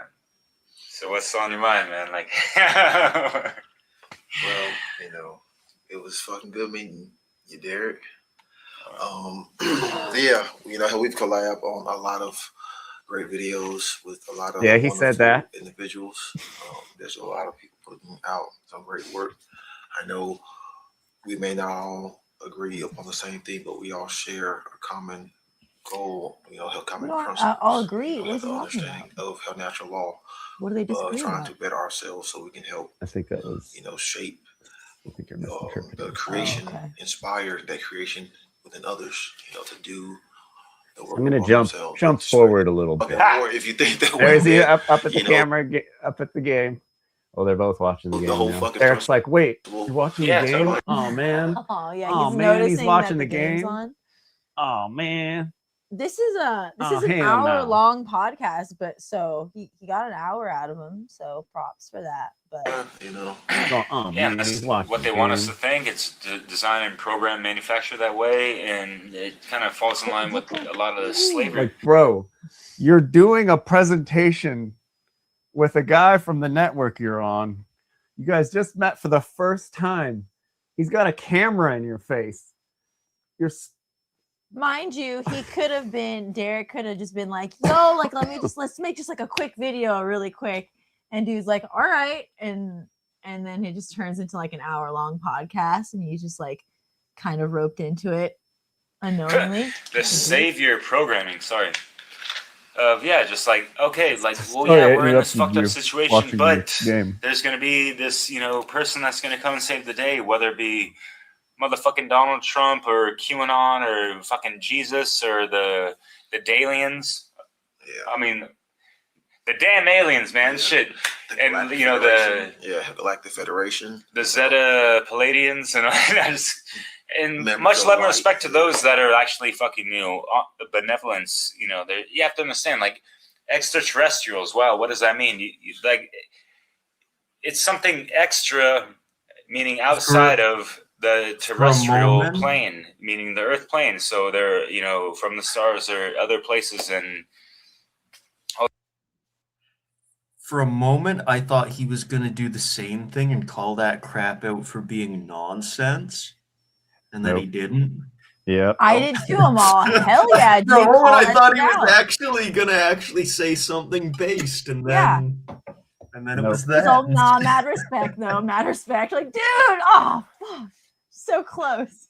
But then so far. He's cool, man. It's all good. It's all good in the hood. But shit. So guess what? How do Derek you think gets hella that they would urban view when he us? hangs out with this guy. Like, just for me, having that thought in my mind for like over a dozen years, just that was one of the catalysts that just made me like all that stuff. And yeah, of course, everything is all about the state of the mind, which is first cosmic law principle. But like you break down the whole mind and the whole two hemispheres, masculine, feminine, and the triune brain and all that stuff, and it's really simple and easy to explain, and we've done it like infinitum at this point. He's gonna cry. Other many great teachers. Yeah. Other many great Yeah, man. Yeah, yeah. Like Manly P in the place to be. Mona. Yeah. Manly P Hall. Knows it all. Who that is? Like, This was the hotel that I was in that inspired my freedom. So what? Go like half an hour. Oh. How cool would it have been to meet someone like Manly P. Make sure I'm Hall? looking at the camera. So, he's falling. The great grandfather. Right? Yeah, dude. You just want to just grab a chair and just Watching sit there. commercials now. The game's not even playing. Oh, really? I don't Look at wanna him. say Look at something. look at Daryl. Yeah. Derek, look at him looking at the game And then he like being got all bummed. disappointed. Yeah. He's like, this bro wants to hang out with me so little that he can't even watch the game lock in. later. Yeah, no, he can't lock into the podcast, the spontaneous hotel No. podcast. And poor little Derek. Well, hell, I don't even think Dave announced. Folks that were, good friends with, like, Replacing your form of creation. All right, so 40 minutes in. Now he's like really getting mad. Like he's really getting mad. Yeah. This whole fucking notion Oh of my god, subjective microaggressions. morality, man. And then fucking solipsism, like fucking that shit is like widespread too. People don't You don't say. really grasp how widespread that is. Because how many people do we hear? Oh, it's just about belief.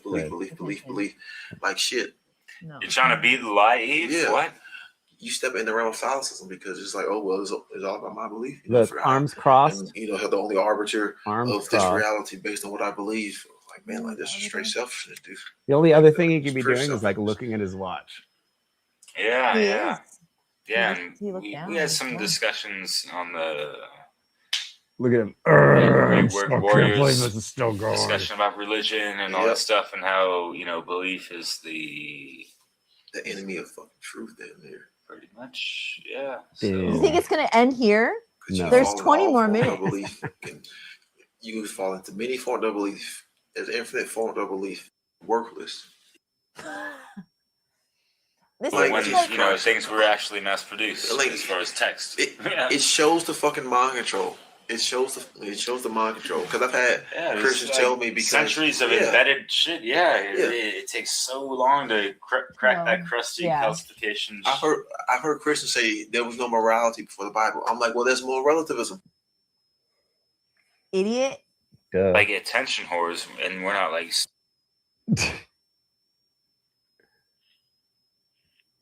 Understand? We're not the folks that are like, oh, hey, like, I don't know. subscribe, whatever the fuck. It's like, for You us, aren't? it's like a redundancy.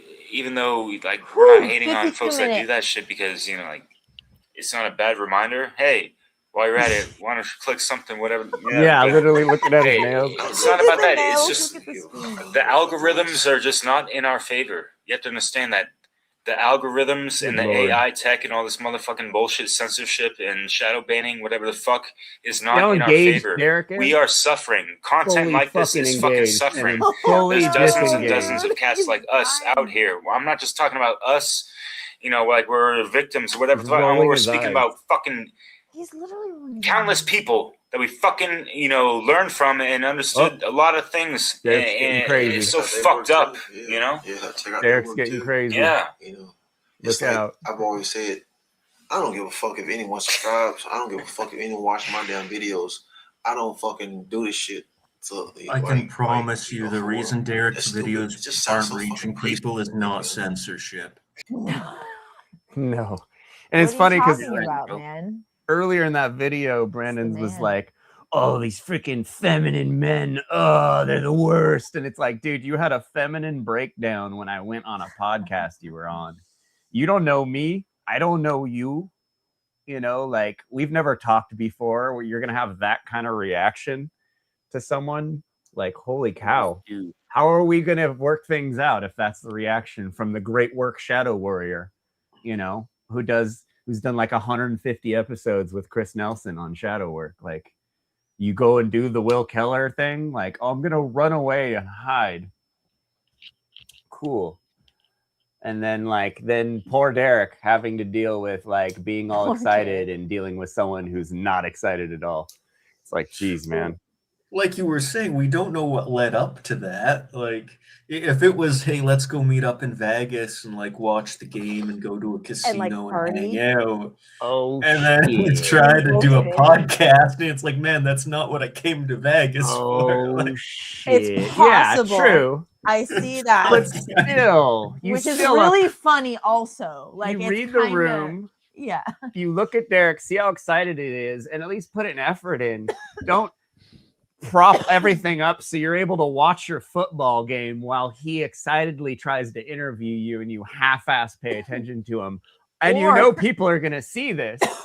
Or how about this? You be honest and be like, "Ah, bro, like, man, you said Dude, we're I'm gonna so hang tired, out. you Like, crazy fool." I'd like, I straight up don't want Yeah, to make- podcast right now. Like, I would be like, I'm like really tired. Like, and let's just chill and watch the game. Yeah. But then, yeah, it was just funny. I don't know. It's like watching an episode of like The Office for me. Like the really like cringy scenes. Like I get the same sort of like, man, imagine being a fly on the wall. Yeah. So you ready, Darren? Darren, Are we doing Brandon Martin? Yeah. One second. I just want to bring up, because Darren and I were just talking about him a little earlier today. Derek and Brandon were just jerking off Manly P. Hall a few minutes before you came on. Oh, okay. Yeah. Yeah. He was dropping like Manly P. Hall bars as Derek does. Rhyme and shit. Bars. Yeah. But Esoteric also, bars. Esoteric they were bars. basically sucking him off, talking about how great it would have been to meet him. What Darren and I were talking about earlier today was that there basically have been no real, it was Darren who brought it up, but no real Freemason whistleblowers, period. Yeah, everybody just the only real claim anyone's ever made is, well, when you really get down to it, it's not a Christian organization. But everybody else who claims to be a whistleblower is just making it up, and they go on the lecture circuit and make money. Like Bill Schnoebelen, I see a lot of people in the truther sphere like talk about him and plug his stuff. It's all crap. It's all nonsense. It's kind of like Faking gay. Yeah, 100% fake and gay. Mark Passio, Michael Tessarion, Jordan Maxwell. Nope. Trying to make money. Just speculation. And interestingly enough, Manly P. Hall, who was a Mason, wrote Secret Teachings of All Ages before he was even initiated. That just goes to show you that there's a difference between knowledge, self-realization, and organizations. There's absolutely nothing any organization can do for you to teach you about yourself.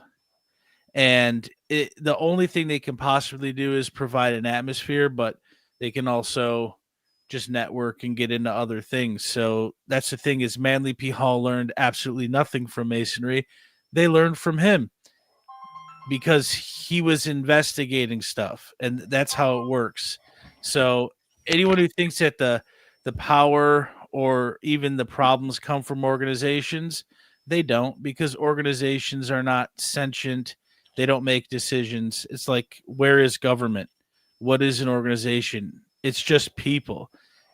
And so that's the problem with collectivism, thinking like we need to get together and do this and manifest this. That's the whole problem. Everyone has their own mind, so they can make their own choices, and they try to aggregate shit.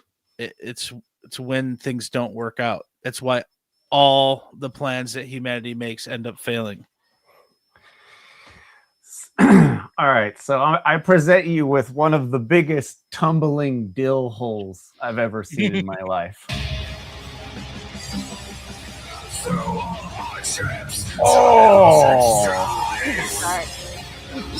This guy must hang out with Seth Boza. Salutations, ladies and gentlemen. It is such a great Why honor is he and dressed like pleasure a to be wizard? speaking at the Freedom Under Natural Law That Conference. dude's got some I monoatomic want to give a piss shout under out his to desk. all the organizers for all of their hard work, their due diligence, and their consistency in presenting I'm putting and him right up keeping above this you, Kurt. conference alive and keeping it going. He's I coming to know get ya. personally how hard that can be and how much work it takes to actually organize these types of events. And I'd also like to thank everybody who is participating and viewing. And I hope that all of you are finding a plethora, a gold mine to say, of great knowledge and insight into these topics. My name is Brandon Martin, and I am the founder of the Seed Truth Academy and the Seed Conference. And today I'm going to be speaking on a controversial topic, specifically in the realms of the occult, which happens to be something very personal to me and one of my, I would say at this point, expertise with all the research and personal experience that I've had. My presentation title is Amor est lex, Amor sub voluntate. Now, for those who do not know this, this means love is the law, love under will. This will be an esoteric initiation of love, will, and law. So without further ado, let's get right into the topics. First, I'm going to be starting out with many caveats. The first caveat is I am not asking anybody to just believe me, and I cannot cover all the information about thelema in one setting. You have to do your own due diligence into these topics. I wish I could. Now we're going blow to get up into his some pompous caveats ass about face. thelema We could see because the this facial topic expressions can become very heated and emotionally triggering for some. Thelema, first of don't get all, triggered. is not a religion of Getting triggered. belief or system of worship. The truth about thelema does not require belief, faith, or devotion to gods, spirits, or especially to Aleister Crowley. Or Okay. Crowley. Some people Can we pronounce already it differently. pause here? This will I not know. be about Already we Crowley need himself. the first line out of his mouth. We have to stop already. Because hold on, it's not about the worship of external things. It's about self-worship. It's about you becoming God. So that was a partially correct statement, but not really in the way he's presenting it, right? Like he's still making what it it's not about, but it's not what it's about. right. Yeah, and guess who did do his due diligence? Curtis. Actually, we had before a show on it. Yeah, before you came on, actually, I was reading straight out of the Book of the Law on this show. So, like, no, I've read Crowley. I'm familiar. You know, I'm sick of their bullshit caveats. If what you say needs to be prefaced by 5 minutes of caveats, maybe what you're saying sucks. Yeah. And like, what a strange mountain for him to pick. Of all the Western schools of thought, and he picks this one. You like his Baphomet in the background there? It's Dude, unfucking. so Just cute. wait till Oh you my see some of the God. shit he pulls up. Sickest cosplay I've But- ever fucking seen, though. Seriously. Where's bro, his like, swords, dude? Fuck. Where's his Like- swords? Hail Like I was sword. saying, because I can already see he's going to try and separate Crowley from thelema. Of You course, can't- like they all do. You can't separate the man from the philosophy he created. That's Thelema what did not exist before Crowley. Right. That's what Did- Jerry was trying to tell us when we fucking met up with her. Because that's what She's Morph like, said. oh. I It's know, like, and I dude, told her she was an idiot. And then she thought I needed to meditate. And then after meditating, I still told her forced she was an meditation idiot. on us. Yeah. Well, and it's not like the teachings of thelema would completely condemn and not allow Crowley's actions. It still supports it. It's still in line with it. So it's not like it does equal thelema. Like the slash should not be there. Funnel poop into my mouth. Correlation. Hello? Literally. The dirt Funnel funnel. poop into my mouth. This is like we can Funnel make like 5. What does a Thelema. waffle? What does a waffle symbolize? oh God. Funnel poop into my mouth. Stomp. Waffle stomp. Stomping. Himself or Crowley himself. Aleister Crowley is not the authority, prophet, or pope of thelema. Excuse He me? even says this himself. He's like the mochi. Yes, Oh, he it's is. it's because he said it himself that he wasn't the prophet. Oh, so Except- that makes it true. He Got literally it. That claimed makes it to, real. to channel an external being while he sat in a room and wrote down its doctrine. That's It's like- he literally claimed to be a prophet. So And then it's like Mark saying he's not a cult leader. Well, he Said every elaborates. cult He says, leader. he says Crowley only did part of it, not all of Yeah. it. That's what I think. That's who it is. Well, that was there were Jerry. some Why you guys are wrong. hermeticists that like were working on, let's say, the Golden Dawn stuff, or Ordo Templi Orientis existed technically before Crowley, but Crowley took over it and then added butt stuff in the 11th degree of the OTO. Tons of butt stuff and demonic behavior and terrorizing of hundreds and hundreds of people.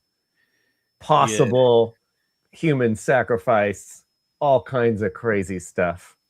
And that's why I don't think like a lot of people that are into Mark even know anything about Crowley. No, about how bad he was. I don't know about him so much. One of my first experiences when I was in the One Great Work Network class, or the How to Be the True Media class in 24, I just went on the Gilded and I asked a very basic question about gematria. Crickets. No one answered. What I've come to realize is that most of the people on the network, there are exceptions, but most of the people don't know a damn thing. They haven't cracked open a single book. They haven't read Crowley. They haven't read Steiner. They haven't read Blavatsky. They sure as hell haven't gone further back and gone through actual medieval alchemy manuscripts. They don't know a damn thing. And that's why when you have done that, you can listen to them talk and be like, no, you're wrong. No, you're misrepresenting that. No, that's misquoted, because you actually know it, right? It's the same reason I can go to Sethicus Bozo's website and look through the different like runic writings he has and know he's misspelling things, because I actually know it. Yeah. Most people can't, so it just looks cool. I think Right? that's what it is. I think it's not, it's It a looks so partial cool. study and it's an aesthetic attraction. Like the symbols look cool and they'll like remember some stuff associated with it. And then that's it. It's kind of like, Why do you think surface Mark level. has all That's- his books and all his dark occult books and Well, all the yeah. satanic books? Because The he loves idea looking of at the just aesthetic of all of acquiring- it. And it's so acquiring cool. data is Would I look smarter if I had a bookshelf behind me right Yeah, now? like all these guys. Yeah, it's like it's a prop. That's Well, the because that's move, data stacking. That's what Mark says. You're It's a enlightened if you stack tapestry of data. information. You have to do your own research. Thousands and thousands of terabytes of information. Non-dualism is fake. It's just accepting of everything. Yeah. When Yeah. you consider Yeah. how little space Yeah. a book takes up on your hard drive, you cannot read thousands of terabytes of books in your entire life. You can skim them for buzzwords and then I was use gonna real say, language Yeah. to make a julienne word salad. Nope, you can't. Yeah.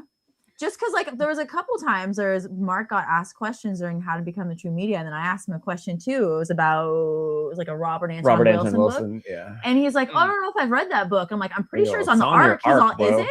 And I'm like, yeah. And he like paused and looks like, oh yeah, you're right, it is. Oh. And I'm like, so like it's and I get it. Like it's a lot of information to remember, but it's just again, it's this surface level. Okay, I'm gonna take in the cool shit that looks He really was- dope, and the stuff I can cherry pick and apply. But then you don't realize the stuff you're cherry picking inherently has the deception and the false shit woven into it. All Mark had Like to say. Thelema, which okay, you don't associate it with Crowley, but it's still you're already accepting of like corrupted thought and All logic. Mark knew about Robert Anton Wilson was that he was weird. He's all, that guy was weird.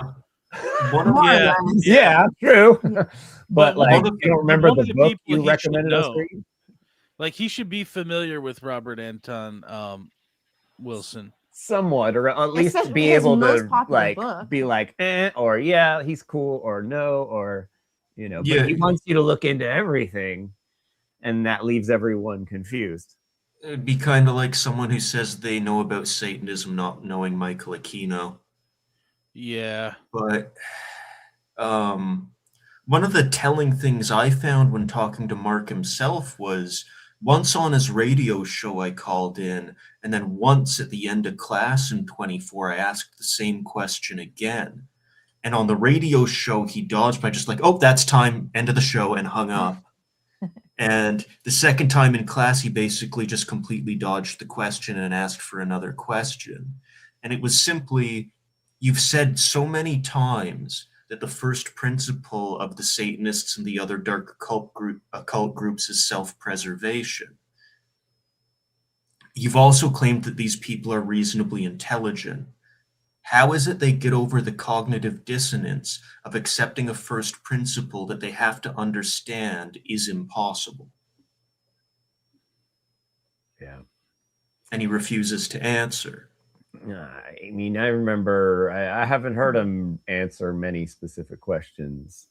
Right, but if you're claiming to have deprogrammed yourself from the code, that should mean you've come to the understanding about the things they're teaching you is wrong. And one of those is that you don't get to live forever.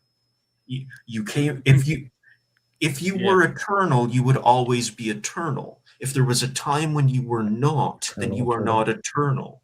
Therefore, there must be a time where you will not be. Right? It's like when Paul says in the Bible, I am not lying. Right. Okay, buddy. Saul. Kind of like Will's will tell truth. Yeah, Neon sign behind him. Tell truth. Or just truth. Truth. How you know he's legit, like, bro. That's like, But, trust me, bro. Trust me. It's like, why would you have to say that in the first place? Yeah. Why are you planting that seed in someone's head? Wouldn't you Just want like- them to figure that out on their own? Just like with the Crowley quote I read earlier, think not upon that lie, O king, that thou must die. And like Mark's Star Trek obsessions, right? Like wanting to, upload your consciousness into a computer or find some way to continue your existence instead of just gracefully accepting that you have to end at some point. Well, that's almost how the great work is for him, right? That's his ego sort of inserted into, I can carry on my work forever with all these people, and his survival is dependent on getting the numbers. That's why he's so upset. It's him on some level, like obviously not directly.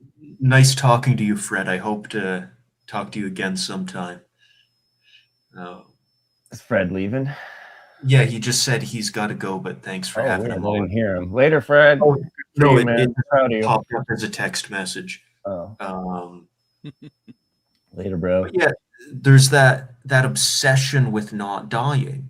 And like we were talking about with Tikkun earlier, this idea that if the world is in a way that you don't like, it's because the world is wrong and you need to fix it. So there's a call to action. We need to come together and fix the world because I don't like how it is. Well, maybe the problem is your expectations, not the world, right? Your worldview. If you think it's so awful here, there's a reason for that. It's not because That's you're cool. super well adjusted. I found it very telling when he dodged the question both times, because if you're claiming to have deprogrammed yourself, you should be able to write me a book on how you overcame that cognitive dissonance, right? What do you mean? He looked in the mirror and fucking did affirmations. He told Dude, us. that's the weakest story ever, too. Like, he never goes into any more detail, so you know that there is no more detail. Oh.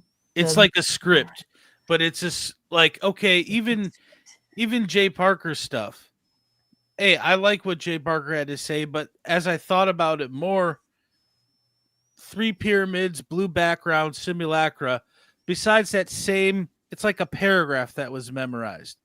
Beyond that, we've never heard anything in detail. Yep. Get granular with it, dude. What do you do? Well, how were they standing? What were the incantations? Yeah, what did they do exactly? Everything, bro. Mark doesn't want to say anything all of about the that. whistleblowers because they're full of shit. They were never there. Tell me And like, details. the story is not even good without the details. The story isn't good. Wait, so you're guilty because you went to some meetings? You're guilty for what you did to the world by being a social engineer because you went to a couple meetings that fucking Anton LaVey. Yeah, like it doesn't make any sense. And he's all, oh, I'm rife with guilt because of what I did. And it's like, why? You didn't do anything. You had though. to have a dark night. You found out that the organization was involved Full in of things shit. that you didn't know about, and then you left. I Or don't know you how stayed bad and you're stayed That's and what you're we doing think. it. Yeah. That's what Curtis and I have been saying is we think like he's probably just a front for like the OTO just to get occultism out there. Something like that. We don't think he ever really left the occult. Very well could be.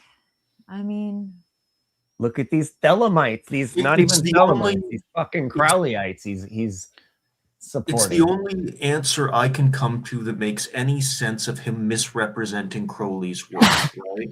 Yeah. Because he either hasn't actually read Crowley and he's parroting a script he was given about Crowley, or he has read Crowley and he's deliberately lying about it. And he knows that Sure. nobody will ever read it except for a few people. Crowley's wrote a lot of books, man. Like, why would you want to read all that shit?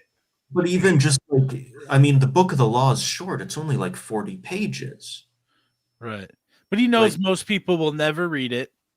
yeah, and if you tried, it's like a crazy, like it's hard to stay engaged with an entire, like it's like a book. crazy guy fucking making up characters in his head, literally. Like Yes, that's what it is. That's what it is, and it's how it reads. Like, Crowley and Blavatsky were agents of the British Crown.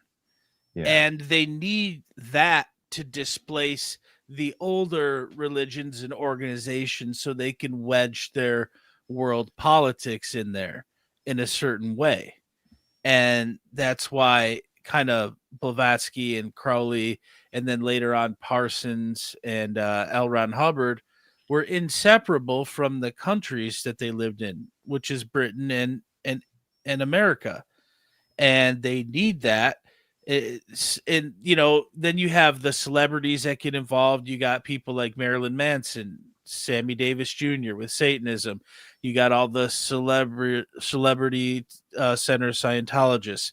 This is just a way to fuck up society and get people into a post-truth hellscape where they'll just accept anything and everything stupid, and just to get people into a pattern recognition mode. And I just read a study from it was actually a written testimony to Congress from a neuroscientist who was saying that all this technology in classrooms is preventing kids from learning because it's quick surface level tasks, and basically they're destroying people's ability to think and also be alone with their own thoughts. It destroys the internal locus of control, and it gets people in an external based reality based on like referential ideation. Unless they have an external reference point, they don't know what the fuck to do. And that's, if you look at text messages, if you go to like Reddit or anything where people go to Reddit, am I wrong or am I overreacting Reddit, and read people's text conversations, they don't know how to talk to each other. So they have to ask other people if they're overreacting. And the text, everyone's basically illiterate. Go in the comments on Instagram. People are illiterate in their mother tongue. They're not fluent in any language, not even their own. So this is exactly what They're not fluent Crowley, socially either. yeah, that's what they've done. They've just made people completely like malleable morons. Well, and that's also what we were talking about earlier with teleology and the symbols not having meaning in themselves, right? Like, look at the background behind Brandon there with the Baphomet and the all-seeing eye and the Scarlet Woman and Anubis. Now, when was the last time you went to the beach and tripped over a Baphomet or an all-seeing eye? Yeah, it's the furthest thing did, from right? natural you'll ever see. Right, Yeah. because they don't exist, they've never existed, and they're fake and gay. They're not real. They're If you completely made up. you can pull up an 8th grade graduation, 8th grade final exam, most college students cannot complete that. It's impossible. What they used to do in a one-room schoolhouse is orders of magnitude better education than universities today. They had you define, orthography, etymology, phonics, diagram all the parts of speech and sentences, explain weather patterns in a written essay.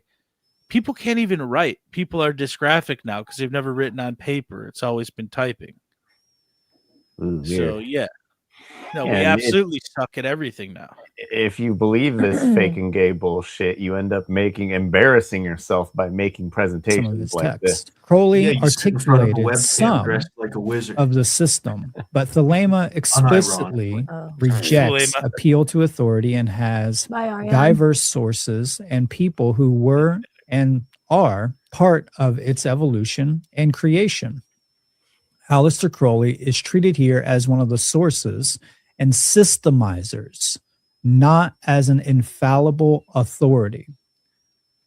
And so when we're talking about this topic, especially in the realms of the occult, people really want to focus on the hamartias, the personal flaws of individuals who happen to either be part of the foundation of that occult system or is just affiliated with that occult practice or teachings. Yeah, And if this, people who made to it up are me, psychopaths, can that's be important. valuable in certain areas. Yeah.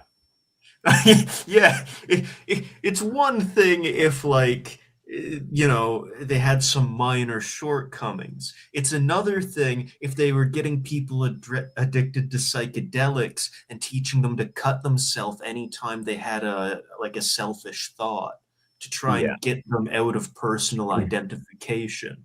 Like the Abbey of Thelema? Yeah, these are not the same thing. Like, if the guy who started the religion was also teaching people to hurt themselves anytime they had a personal identification, that should Right. tell you a lot about what this cult is about. Yeah. It's You a can't red flag, separate as these. they say. Yeah. Thelema. A flaming, Chinese ignited red. red flag. A red horse with a red yeah. flag. An Yeah. ignite a fire flag. Fire. Sick. So Fire flag. Yes, Flamer. depending on the goal that you're actually having. My goal is to study the esoteric mystery traditions and to find truth and things that are models and methods to help align one's spirit and raise one's spirit into a higher plane of existence and expand consciousness and ultimately to bring freedom. That's what we're really trying to do here, to bring liberation for all beings. And so there are Thelemites, and then there are All beings. Is that people what who Crowley worship said in the Crowley. book? So Crowley was a very flawed individual, just like all of us. And just with all my No, he was a information, lot I do not worse. ask people Like to you. live like me.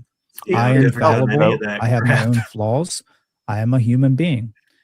The process of awakening, the process of Yeah, but I've never enlightenment run a sex is cult. to These aren't the work out same these thing. Yeah, same. Yeah. Like, yeah, I'm a flawed Like we human all being. have. I ain't that flawed. You know who else was a flawed human being? Epstein. Dude, Crowley was the original Epstein. Yeah. Right? Maybe Totally. he didn't. Maybe he never existed either. Maybe Yeah. that he was all bullshit. Maybe this is all fucking. There's bullshit. only like Hey, what do you 5 know? pictures of him. Yeah. Just like Who Epstein. knows? Yeah. There's like- only a handful of photos. Well, of they the guy. just say nobody read Crowley. He's super evil. And then what do people do? Read They Crowley. fucking go to Hot Topic, get a wizard hood, and read Crowley. the most wickedest man in the world. Hell yeah. Yeah. Marilyn Sick. Manson. I want to do that. Yeah. My I dad. want to be wicked. It's the green one all the way in there. Yeah. Either that or I'll have to get a job. No, let's just be a hooded. Come with No, I can't get a we're job. like, I'm a "Get rid of the state. We have to charge up These there with fools are firearms, still alive. you know, and take them out. And blood is the only What is answer. what? And it's like, Yeah. well, here's us over here. It's like, Wow. Oh, it's shit, important. Jerry looks So hot. what about if that is going to Ooh, cause Jerry, we got many the abolitionists? Leslie A lot of them were sandwich. pacifists, yeah. and they were promoting civil disobedience.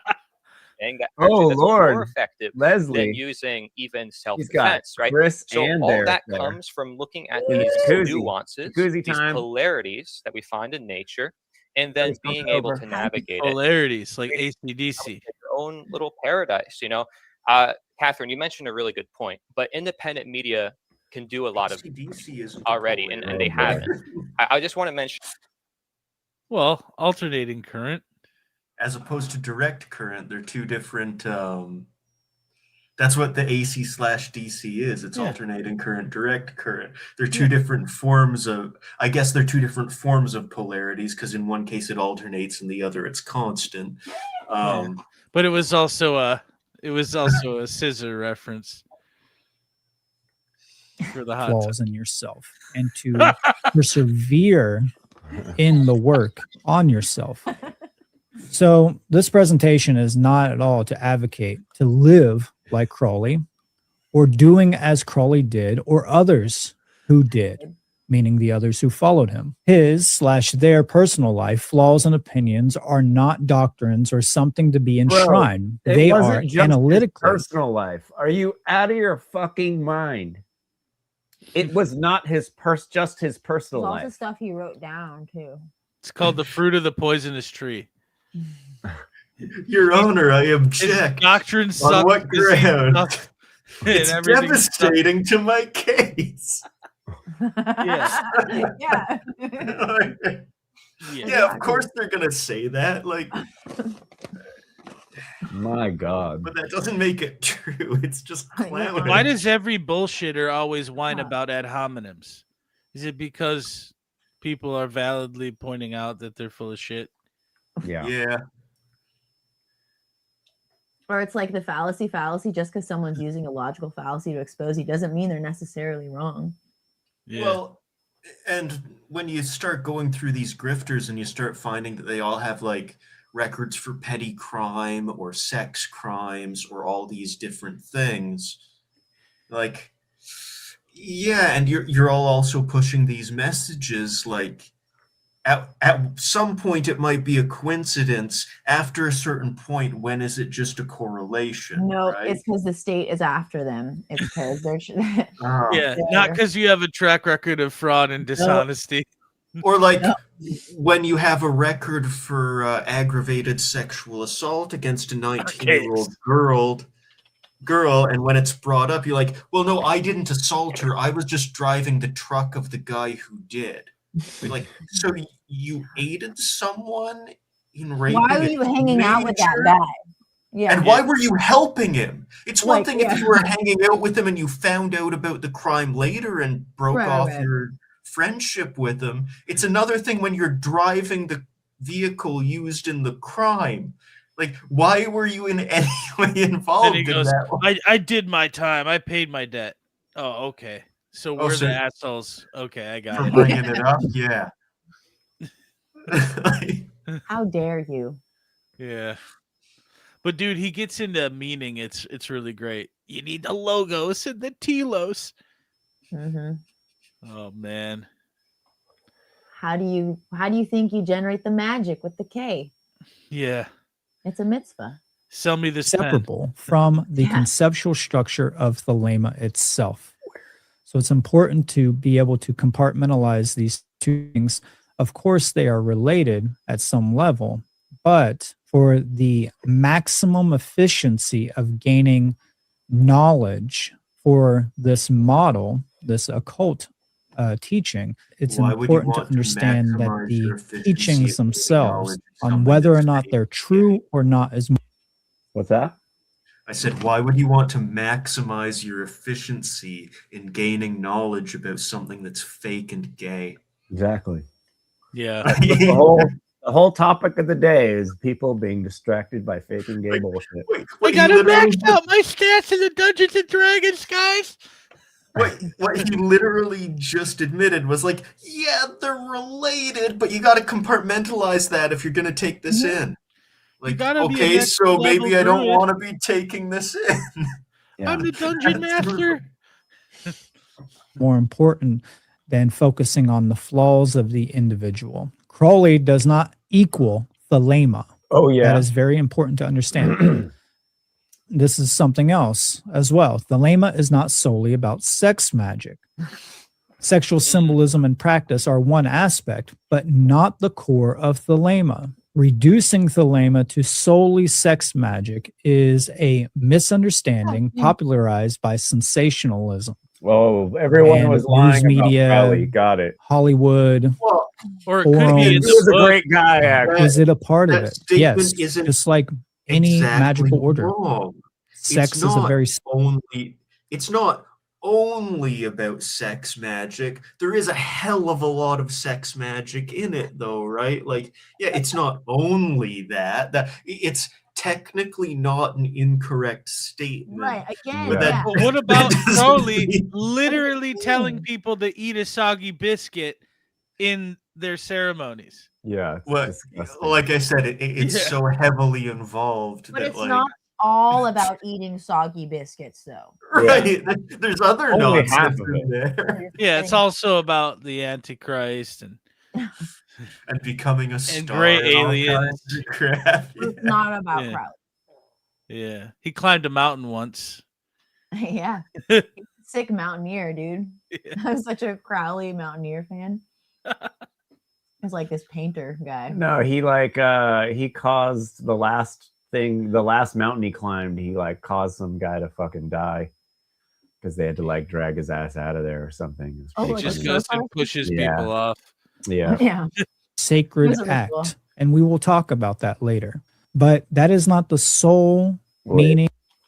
Just like any magical order, sex is a very sacred act, and we will talk about that later. Oh, but yeah? that is not the sole meaning or purpose of thelema. And a lot of people see sexual symbolism and they immediately get turned off, usually because they have some tell an sort adult. of puritanical I get turned mindset, on some by sort of sexual puritanical symbolism. program, and a lack Some of get turned on understanding with about me. what When a it guy in a actually wizard means, hood the context of that sexual wants to symbolism. talk sexual Thelema is symbolism not with you, a go tell an shortcut to adult. enlightenment. This is Yeah. very crucial to understand. There are no shortcuts to enlightenment on this journey, and anyone telling you such is a charlatan. Thelema does not promise instant awakening, knowledge, or I will power. strike him It down with demands my discipline, saber.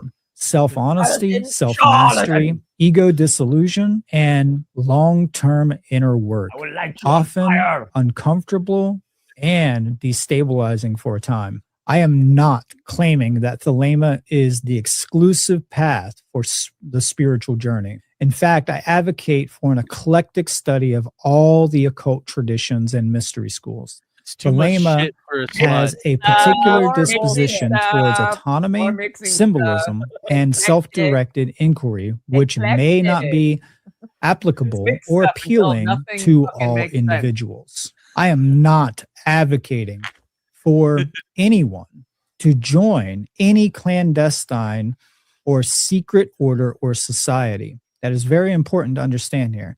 This is I call not it the an network. advocation or a promotion to go out and join a lodge or join an order or get involved in any secret society at all. Another thing here is that I will not be covering the conspiracies or sensational drama circling around thelema. This Oh. is specifically I don't about want. I the am not going root to be answering teachings the of VGT thelema. podcast Now, with in all this that being said, let's presentation. get right into the work That's all because I'm going to be talking about. I have a lot of having stuff do to with cover the here. podcast. To understand Okay, thelema, you're going to stuff. have some prerequisite knowledge. You're gonna Knowledge have to know of some stuff. Kabbalah. You're going to Gonna have get to real understand Jewish. Freemasonry and You need to know specifically Kabbalah. the tarot. These are the three foundations, Oh, my I would Lord. say. Well, And that's all ultimately, guys, these are I don't mainly think Crowley was ever a Mason. He Yeah, he joined was. a clandestine lodge in British Columbia, Okay. or Mexico. Do we know what degree debatable. he made it to? It's debatable whether they had a UGLE charter, and it was a Scottish Rite thing. Basically, probably did butt stuff with people who were kicked out of other groups. Okay. Yeah, Okay. yeah, Didn't Parsons blow himself up? yeah. After L. Ron Hubbard took off with his wife. Yeah. Yeah. And I find it very odd that he Pasadena. chose to use the tarot card from the Rider-Waite deck instead of Crowley's Thoth deck there. Oh, But Which doesn't make An much OG. sense because Jack Parsons was a pretty good-looking dude. He probably could have Yeah, gotten some but he some might shit. have been like an autist or something. Fellas too. Like he Oh. was more like, I don't know. Hubbard was a shyster, so he probably just told his wife like, whatever, we're gonna get rich and stuff, you know. Mhm. No one fucking likes you. All right.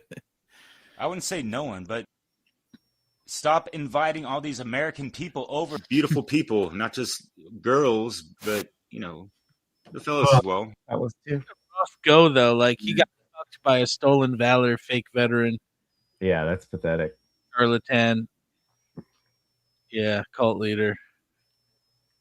The three most important mystery traditions, and I would put Freemasonry at the forefront of all three of these. But that's really important. Quite Coming a from lot of someone who other doesn't things know that you anything need. about it. There's quite a lot of other knowledge that comes with understanding Communism. the Lema, and I would say that this Okay, is a so- short but concise list.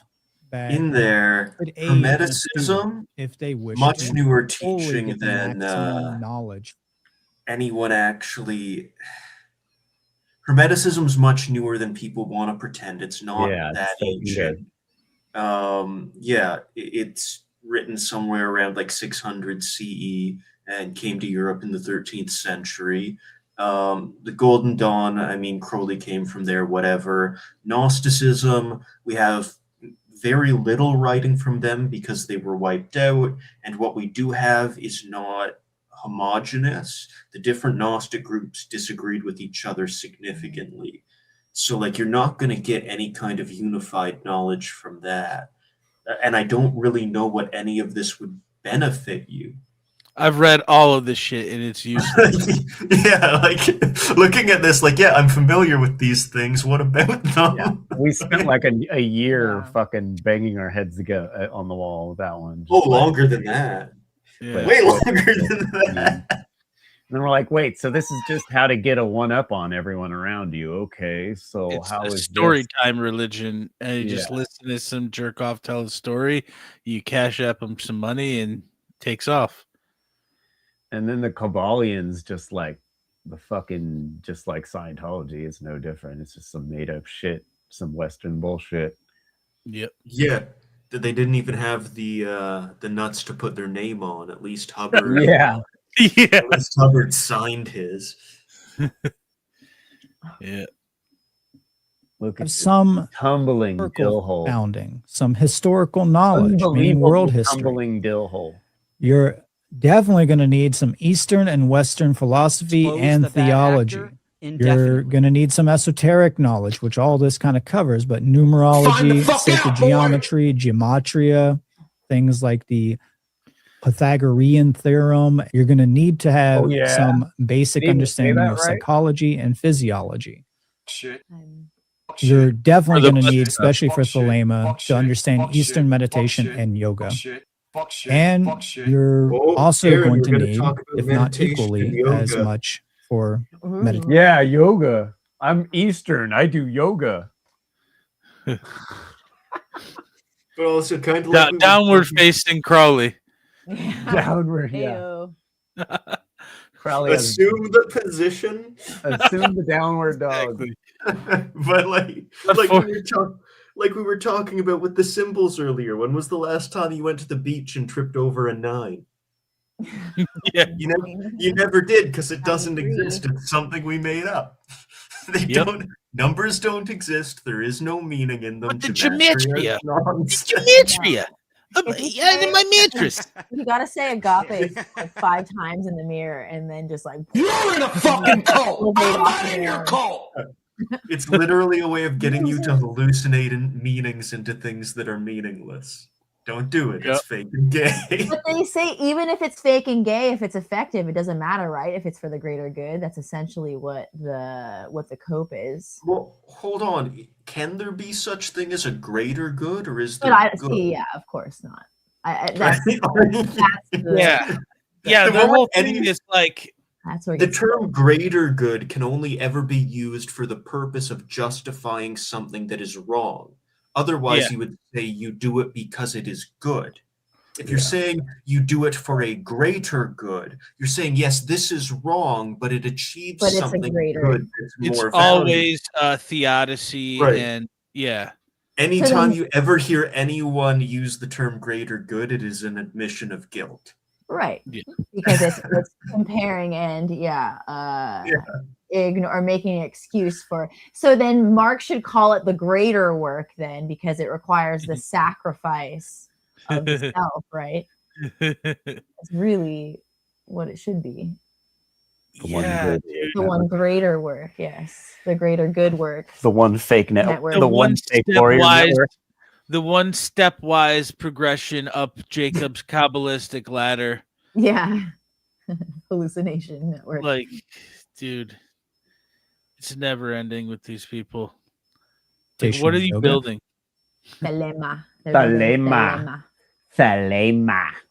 Understanding ritual magic, meaning Solomonic, Enochian, and others. And I would say that understanding shamanism and psychedelics is crucial as well, and both dark and light occultism and esotericism, which kind of is covered in all this. So these are the things that I would say you're going to need to look into to fully extrapolate the most meaning and most value out of the thalamic tradition. Extrapolate. Right. So if you're So extrapolating, I always start out with it, this. you're Most of you already know this, but if imagining a meaning that doesn't exist, you're pulling things out that weren't there. You're extrapolating theories based on a set of symbols. It's a feature schizotypal disorder. Yeah, and kind of like we were talking about with Hermeticism, I don't know if you're familiar with Enochian magic, but it was made up by John Dee and Edward Kelly at the end of the medieval, start of the Renaissance. It's really new and it's fake and gay. They were basically just pretending to channel angels so that they could ask them how to make gold because alchemy, among other things. But yeah, that's where you get like the black mirrors and other stuff too. That's all Enochian magic, and it's a lot of tossing off, a lot of incantations. Yeah, making a solution of alcohol with monoatomic gold and either blood or semen in it, and painting a polished piece of obsidian with it, so that you can stare into that to channel angels. Or was It's it like nonsense. Didn't they like do it to like they scried into like the black glass or the black mirror to see like naked chicks? Supposedly they could see like women changing in the rooms. John Didn't we watch something about that? yeah. Yeah, like they literally it was like. Well, they also went around to royalty claiming they could use it for like clandestine spying purposes and stuff. There was a whole lot of grifting going on back then. Whole lot of grifting going on. You don't And now the CIA does it with remote viewers. And the natural law movement. Hey-o. It's grift to be grifted. Yeah. Hard out here in these streets. Yeah. So if you don't, this will be a good introduction. Nice. So what is the occult? A lot of people have a very negative view of the occult. Well, the word occult is derived from the Latin adjective occultus, meaning hidden from sight, which comes from the Latin verb occultare, to hide, to conceal, to keep secret. Both are in turn derived from the Latin noun oculus, meaning eye. Occult knowledge constitutes both the knowledge of the workings of the human psyche, meaning consciousness, and the knowledge of natural law, both the seen physical laws and unseen spiritual laws or metaphysical laws. Very crucial to understand that. Other theory. Or It's something occult imaginary. because And you can't see it because it's fake. Your imaginary friend. they're still in this dualism of not understanding right from wrong, moral relativism. In fact, a lot of them don't even believe in right and wrong. They're completely, utterly destroyed. And what did Crowley believe in? They don't have any foundational. Right was whatever the strong were willing to do. Yeah. And whatever happened to the weak was what happened to them. Consequentialism. Gay. I just read it earlier in his own words. Gay. Healthy worldview. We're going to talk about worldviews a little bit too. Oh, yeah? Okay, cool. Fuck yeah. One of the main things, and has been one of my main goals, is to remove the stigma around the occult. Though The stigma some around occultists rally. have argued that that stigma is Wow, a yeah, good but- thing. I don't think it is, because the knowledge that is My butt, what? and pertains to what we're going to be talking about and this issue about how people think about occult knowledge, the sin which is unpardonable is knowingly and willfully to reject truth, to fear knowledge, lest that knowledge pander not to thy prejudices. This is ultimately, when it comes down to it, if there is such a thing as this idea of sin, which really is just violations of other people's liberties, but if there is a sin to the self, to you, it is to willfully reject truth. He said it, and it is true. This is true. And yes, people who fall from the path, and yes, people who have done bad things in the world can speak truth. Hitler could speak a truth to you. Whoa. You know, and if I say that is true, it doesn't mean I support Hitler. Very two different things. I support the truth, not Hitler. So we're going to be talking about magic and sorcery. Mainly, we're going to be talking about magic. But what is the definition? What is magic itself? And I like to put these into two categories, just like many other people. I've always thought this way ever since I was a kid. Anymore. Even before I only have like a 10-minute tolerance for that, dude. What was the this go ahead. talking point they always bring up about it's not the lowercase will, it's the higher case will. I don't actually remember Crowley ever making that distinction. I don't recall Crowley saying, like, no, it's the higher will of all creation, not your will. I mean, even when we go through like the stuff about becoming a star and becoming your own god, the whole fixation of Thelema was about the personal will. It is basically a cult of self-worship.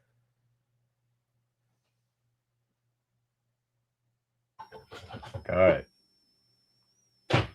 Yeah, no, I mean, it's just a very weird mountain to die on. And this guy just like I've messed with him about it, and instead of like actually listening, he's just doubling down on everything. It's pretty funny.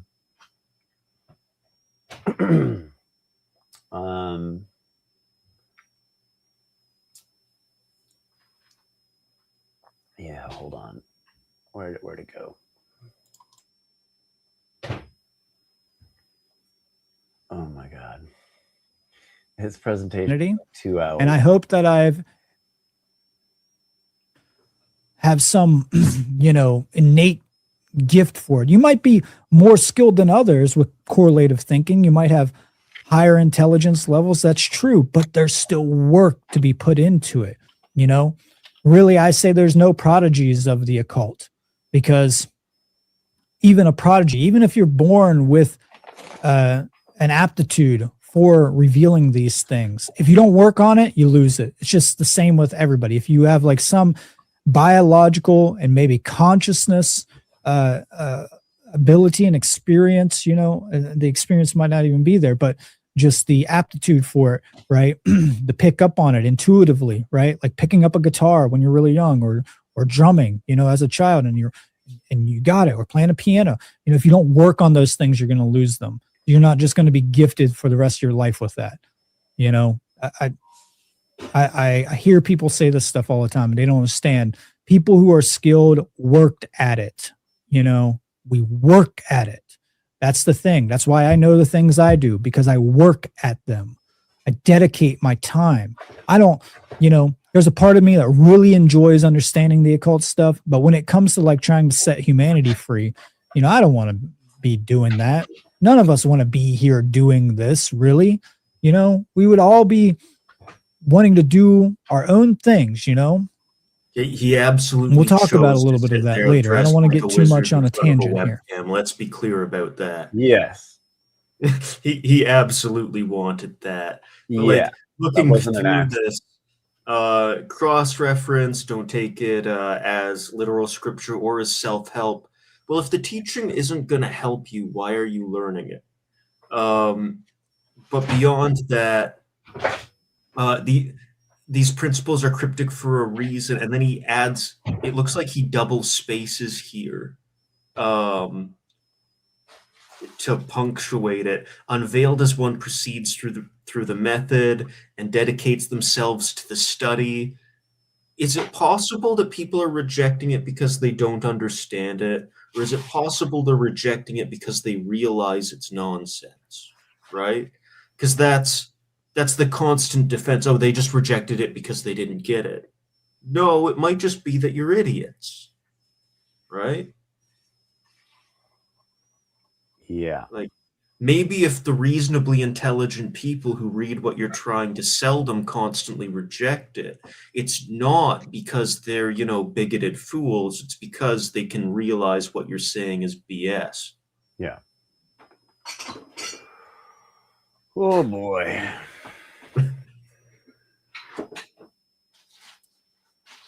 Yeah. Let's see what's going on here. We're going to take a look at the logos and telos. Logos is the Greek term which means word, reason, and or principle. And in philosophical and mystical context, it refers to the rational organizing principle underlying the cosmos from a divine mind. It represents both the structural intelligence of reality and the monad intelligence, meaning your intelligence. A deficiency of logos is a failure of the integration of the nature of mind. The process of true will presupposes the logos. Logos operates as a mediating and orderly principle that renders will epistemically accessible and practical. In the lack of this, we have no means for the process at all. The necessity of logos is a foundation of epistemology, metaphysics, and ethics. You can't reason or rationalize any metaphysical claims. You can't rationalize whether the scopes of knowledge and whether knowledge exists or not. Okay, and you we can't need to back rationalize up right and let from Darren go wrong through this with behavior. me. You can't There's understand a lot. anything. We're gonna spend the next half hour just on this slide. Easy. Holy fucking shit. Darren, you're muted. Yeah, we need to go right back to the start of the logos. Still muted, Darren. Go back to the. Damn it, Darren. No. He gone. Hi, Bubba. Well. Oh, it looks like he's going to turn it off and on again. Unplug it and plug it back in. That's what Crowley did repeatedly.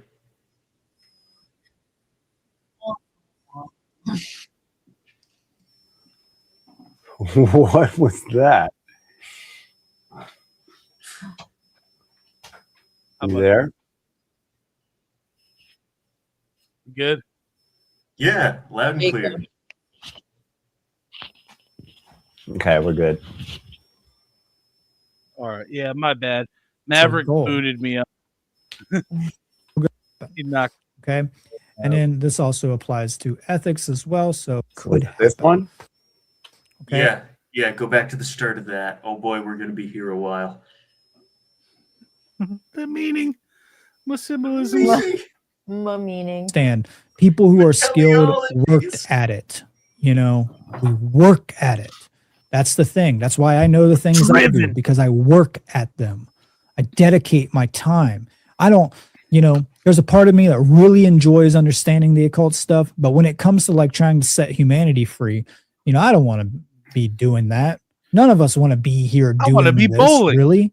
We would all be wanting to do our own things, And we'll talk about a little bit of that later. I don't want to get too much on a tangent here. We're going to take a look at the logos and telos. Logos is the Greek term which means word, reason, and or principle. And in philosophical and mystical context, It refers to the rational organizing principle underlying the cosmos from a divine mind. It represents both the structural intelligence of reality that's not what it and means. the monad intelligence, meaning your Gonad intelligence. A deficiency of logos is a failure of the integration of the nature of mind. The Mind is process gay. of true will presupposes the logos. Logos operates as a mediating and orderly principle that renders will epistemically accessible and practical. In the lack of this, we have no means for the process at all.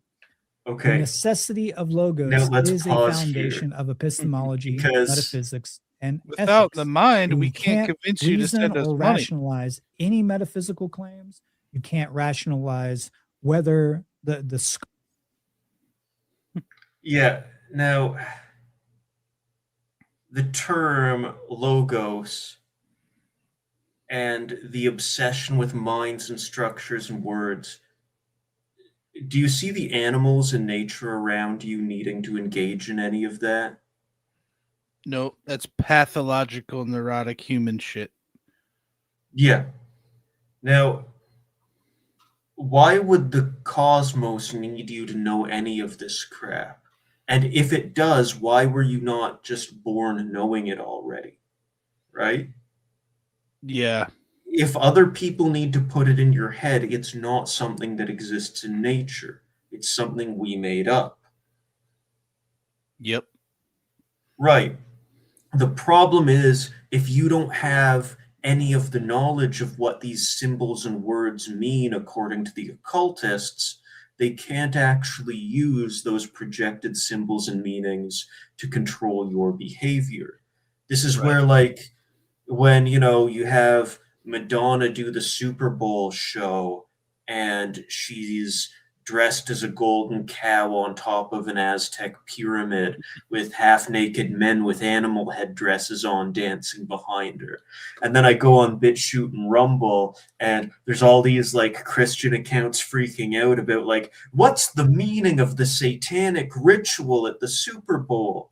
The only reason they're freaking out is because an entire doctrine of symbols has already been ingrained into their mind. So you can then use those symbols to cause the freak out.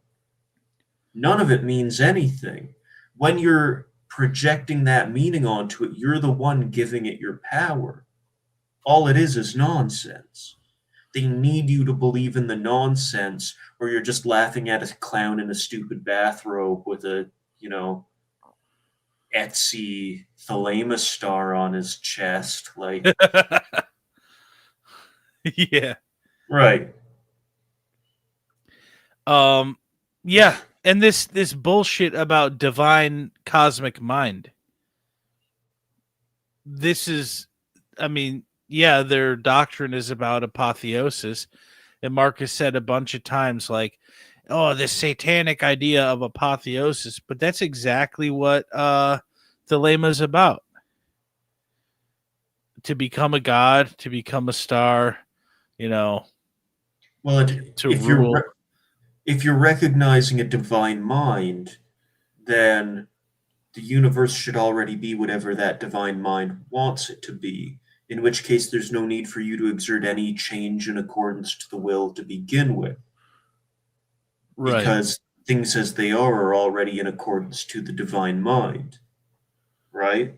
The only reason you could ever be trying to engage in any alleged magical practice would be to try and force your will onto that of the divine mind, making it an intention to usurp that position. Apotheosis, you're trying to become God. Yes, it's It's the only 100% reification of the ego. Yeah, it's the only reason for these losers to ever participate in ritual magic. That's the entire point. Faking gay butt stuff. Exactly. And totally against yoga, totally against the yoga. Eastern traditions. It's actually a complete subversion and perversion of it, which is all these people know how to do.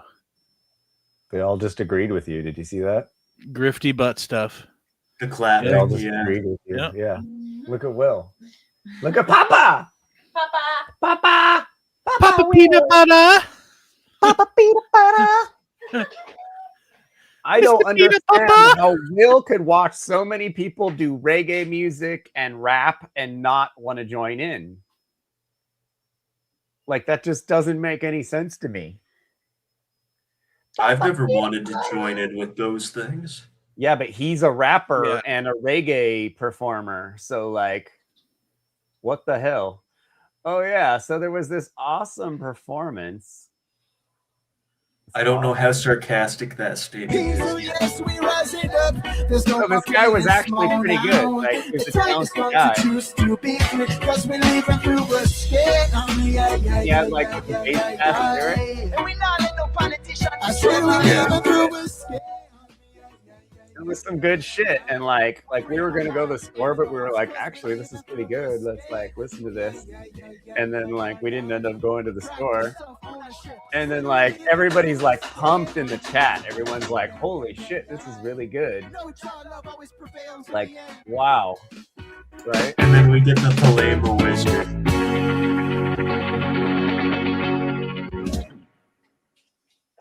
Yeah.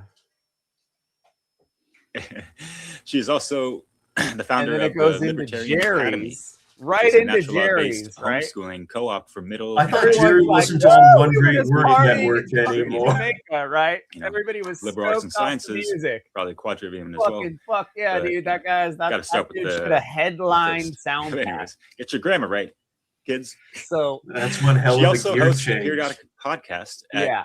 Goddess And then Love hold on. Truth Freedom.com.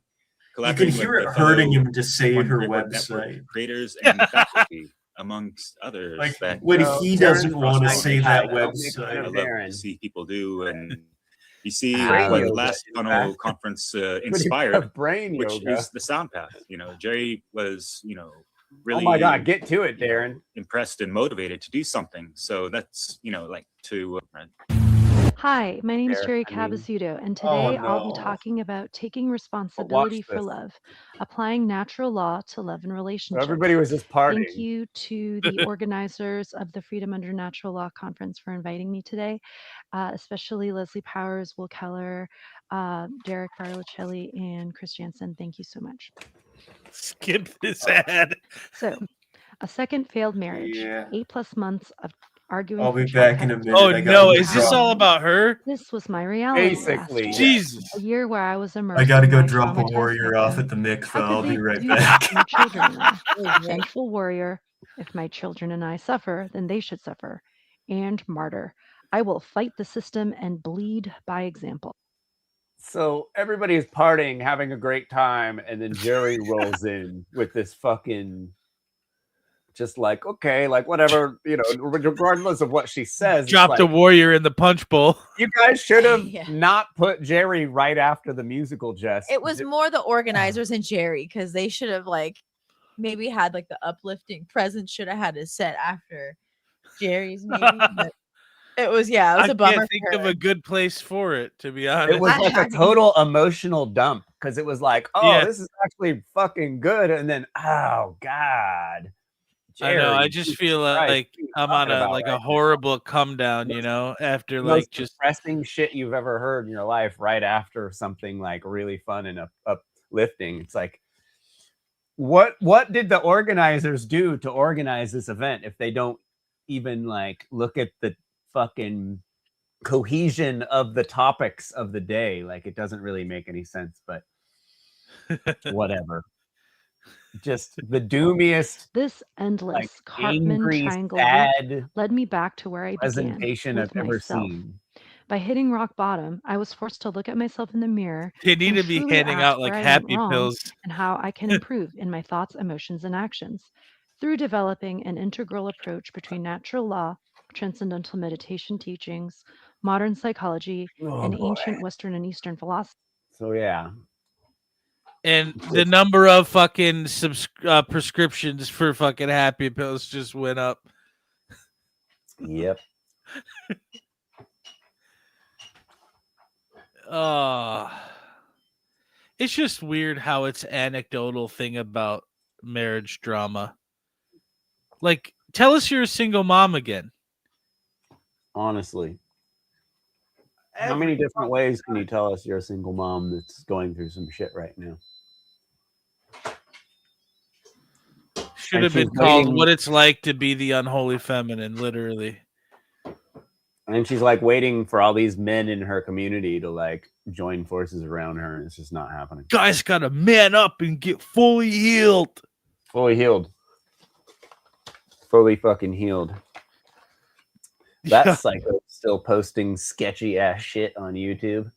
Yeah. He was posting some lyrics to some song, and it's all blah blah blah blah blah blah blah St. John. Blah blah blah blah blah blah blah St. John. Like it's like yikes. He had like some AI rap song about himself that he posted. I was like, what did you do? Why do you and Jerry break up? What is she saying? She's saying you broke natural law. What happened? What happened, Papa? Big Papa John.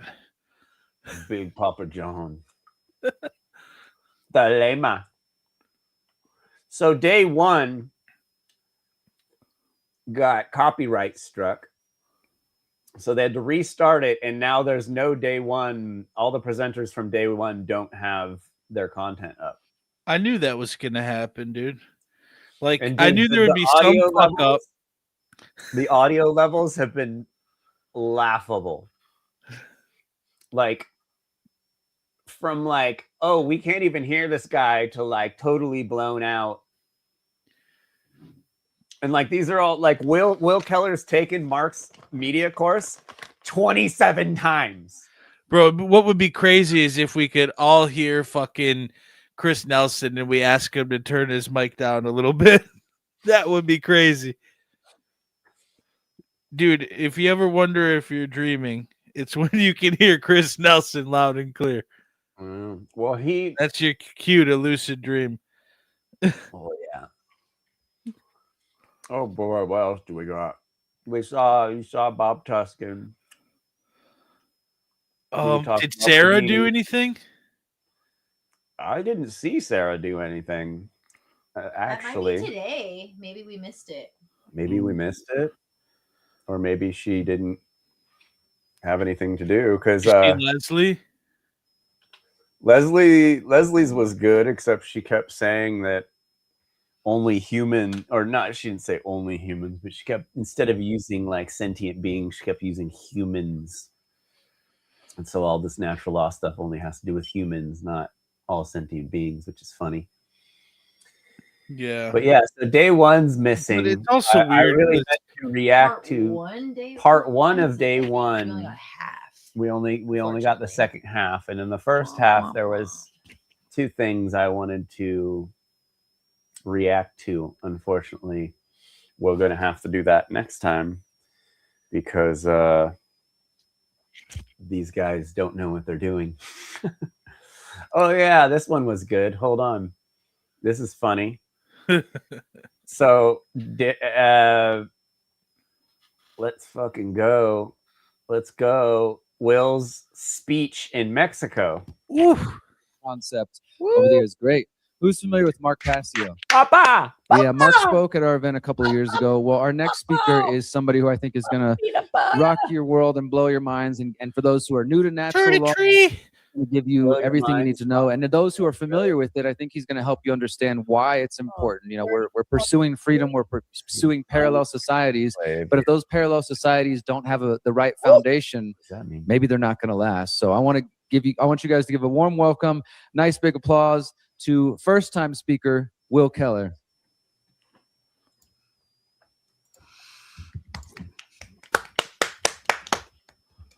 Pretty quiet in there. They have Mark blocked. Not a lot of people. A lot of missing All right, chairs. let's give it up for Will one more time. Will's going to blow your minds, guys. Gia, Will. Awesome. Gia. All right, greetings. Yes, first time at the TPR event, and I'm thrilled. Oh, Baba. A lot of great conversations, and I'm excited to deliver this talk because what I can offer you I saw a lot of hands went up that have heard of natural law.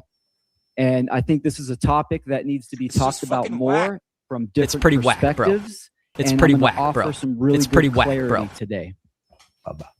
So we'll go to. So the title of my presentation is Natural Law. Ready for the blueprint for a free society. Why freedom must be designed on moral ground. And this whole event is about solutions and building and constructing. And the process of building something is objective, right? It starts in the mind. You have an idea.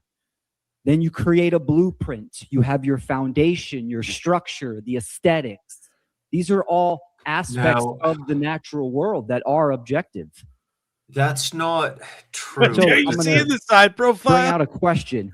How can we build a free society if we do not understand what freedom is? This think I might just sound noticed.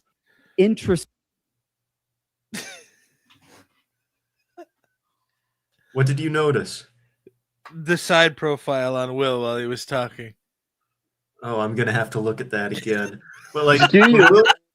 even Will's statement about that actions start in the mind.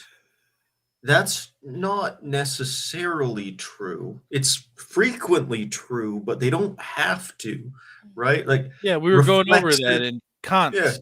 Yeah. Reflexive actions exist as well, right? You can have an action stimulated by a sensory input that bypasses thought. Yeah. Absolutely. It's so weird So- seeing his profile and seeing him stand up and not in front of a camera. And like, he's weird. He's different looking than I see in my head. And he's kind of a little filter. guy. He's got a. I think that's he a uses a medium filter shirt, to bro. soften it a little bit. That's a medium shirt he's wearing. It's not a large. Yeah. Yeah, whatever. But you know, I just noticed something. What's wrong with that? Natural law, the blueprint for a free society. Why freedom must be designed on moral ground. And this whole event is about solutions and building and constructing. And the process of building something is objective, right? It starts in the mind. You have an idea. Then you create a blueprint. You have your foundation, your structure, the aesthetics. These are all aspects of the Getting some natural merchant world that are vibes from that objective. schnoz. Look at that big old hooked schnoz. He was promised freedom. Oh, He was that's promised it 6,000 years ago.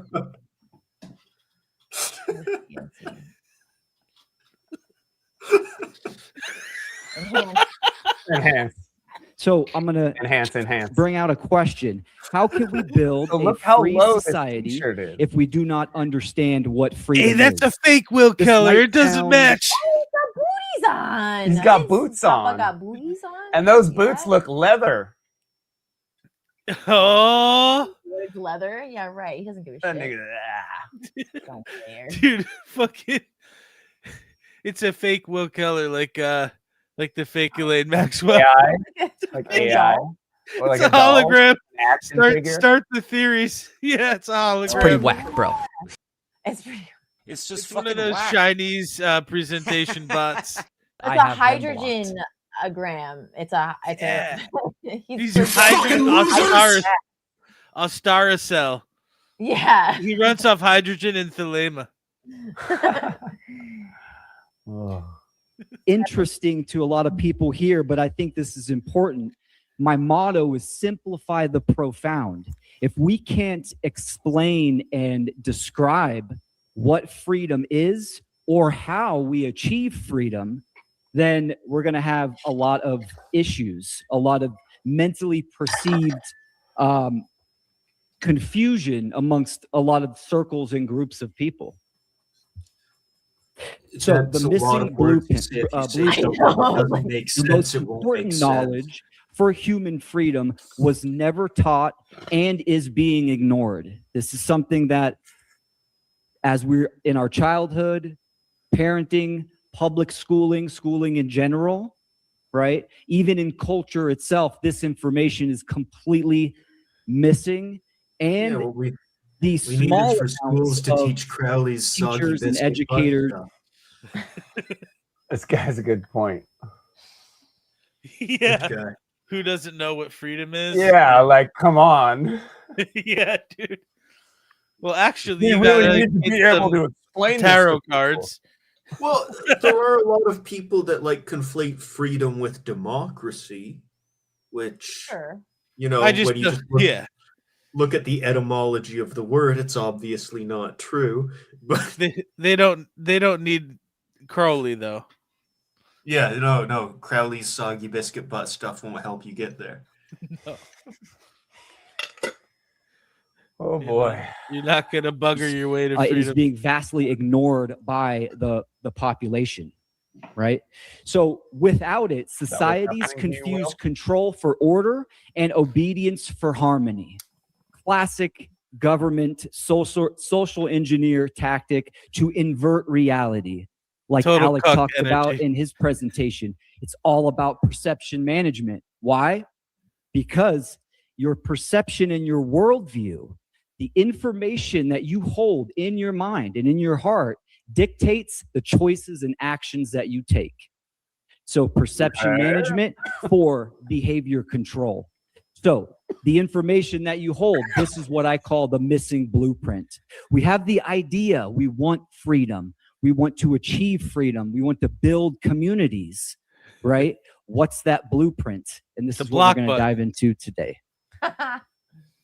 So first I want to lay the foundation, right? Foundation is the relational first That's things. a problem. And of course, this is nature, right? Nature itself is the greatest mentor.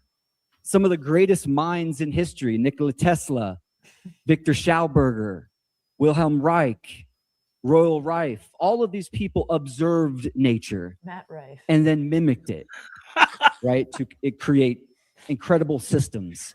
And you could see the image on there. That's Bill Mollison. We had fantastic permaculture topics yesterday, and this is the interaction and the relationship that we have not only with each other but within life. Whoa. Right? So reality is relational. Nothing in nature exists in isolation. Everything All right, operates here's Hiranya through Garba, the cosmic egg. relationship and interaction. Understanding these relationships is the first step towards understanding order, responsibility, and freedom. Miriam started this whole event talking about relationships, right? Everyone and everything is interconnected. So this is the relationship. Relation to what? Well, relation to the people in this room, to my friends, family. It's pretty whack, bro. Excuse me, my daughter. But one thing that's not talked about is your relationships to principles, values. These things in the world are so easily discarded, left and right, for the majority of people. What are those principles and values? This is important because this is what lays the structure and the foundation.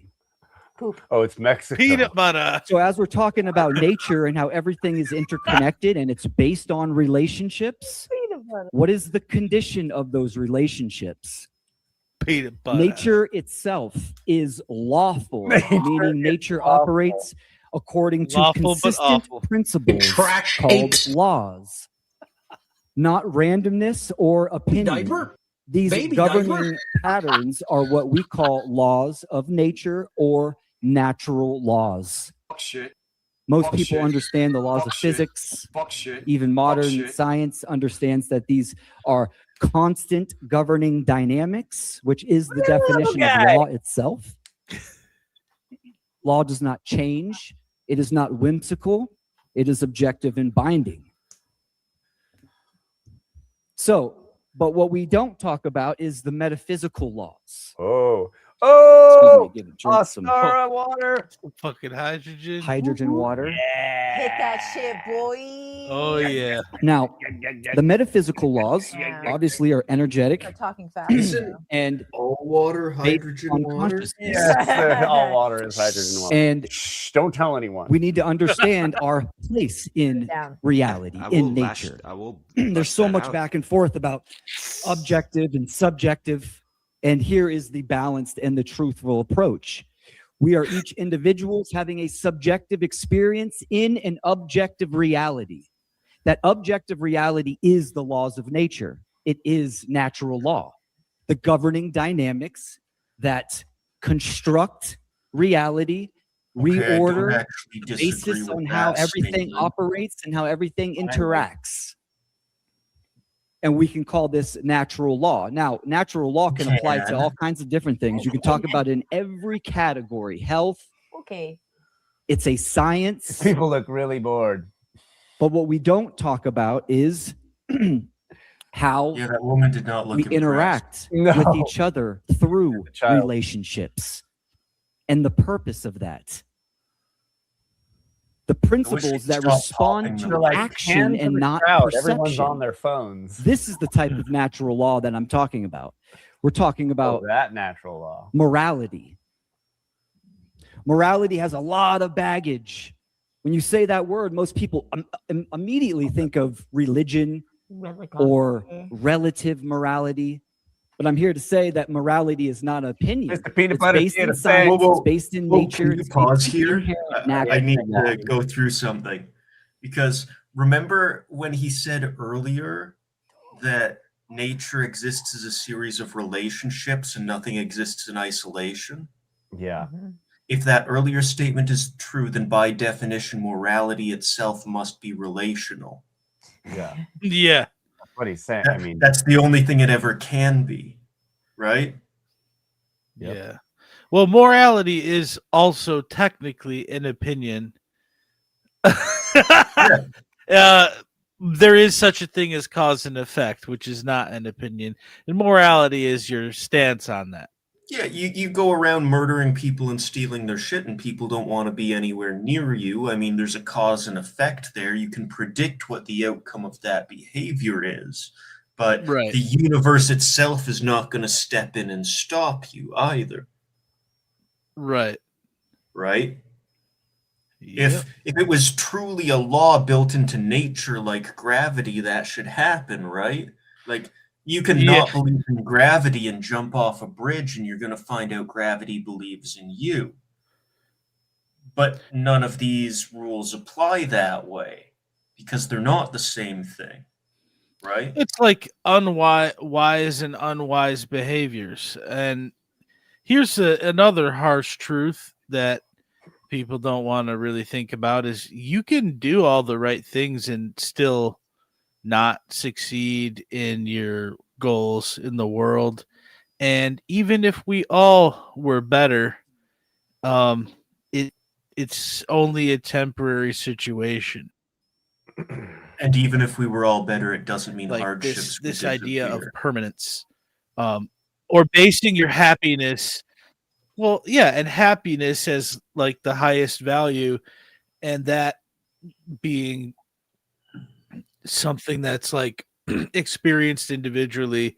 Like if your idea of freedom is pleasant experiences, you're going to be disappointed. Yeah. Yeah. Because what if you just have a great perfect life and then you know you're going to die? Now what? You know? So the worst thing is that like it has to come to an end, but that's still enough to keep people trapped.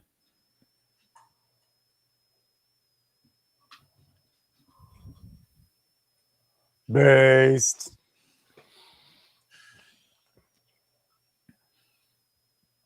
So right and wrong are not matters of preference or culture, time or location. They can be objectively evaluated and by whether actions cause harm or support well-being. Very easy. The definition of morality from Latin moralis is the difference between right and wrong. Now, I understand a lot of people here might know this, right? What is the definition of a right? It seems simple, but if we don't know our definitions almost and we covered can't up his whole express this butt. to other people, if you don't know, then you can be taken advantage of. And this is the whole premise of what government does to the populace, because they don't know these simple definitions. A right is any action that does not cause or initiate harm to another sentient being. Even the wrongdoings, we can look at that, because there's an infinite amount of right actions that we can take. But if we look at it in the negative, what are the wrongdoings? We can sum those down to just a few, right? Murder, assault, rape, theft, coercion, and deception. Those are all a external taking of something from someone else. I'm not talking about vices. Okay, yeah, he's Vices just are repeating internal. Mark here. They're part of that subjective experience. Most of this is Mark, obviously. But as we relate to us and individuals, we are going to interact. What's that condition of that interaction? Is it initiating harm, or is it supporting well-being? And the root of slavery. We all here understand that humanity is at a very tough position. Through their ignorance, they are supporting and condoning their own oppression, right? The question is why? Asking that question leads you on a quest. And that root of slavery is when morality becomes relative. There is no shared standard to identify harm. In that vacuum, coercion, domination, slavery take hold. So absolutely, morality is objective from that definition that I gave you. What does that give us? It gives us a structure, an objective standard by which we can gauge the condition of our relationships. Condition. Right? It's very important. Consciousness. And it's objective. It's across the board. Factors of that. Doesn't matter, different time period, location, culture. Human beings can write something down on paper. It doesn't matter. Morality itself is objective because of the initiation and the harm created or the support of well-being. Now, natural moral law is the objective framework that governs human interaction through cause and effect.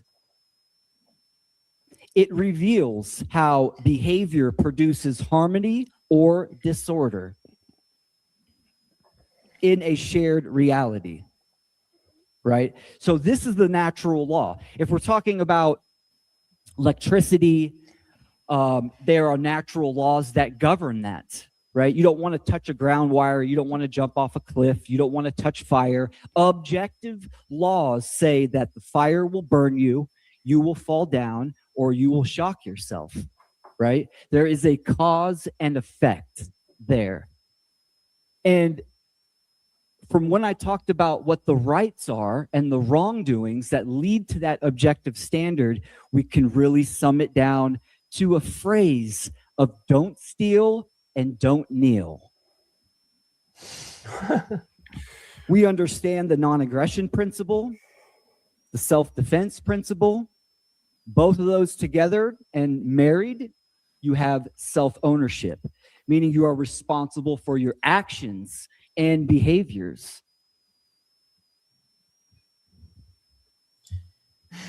Now this is it's important to point out in relation to the presupposition of cause and effect that cause and effect is a mental framework projected onto reality in order to render it navigable.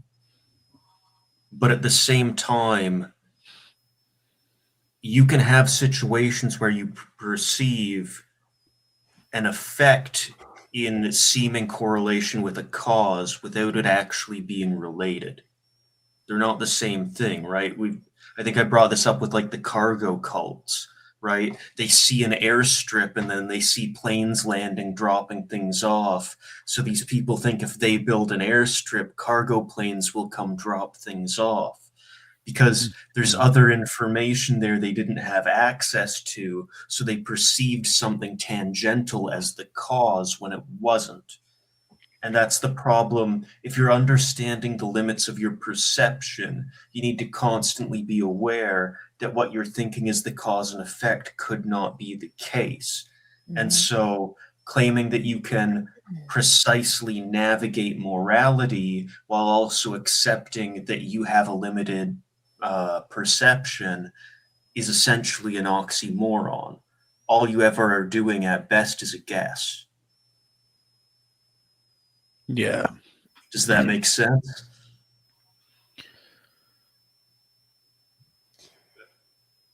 Just getting a lot of silence here. It's really not even that complicated. I mean, but yes, returning to the basics is fine.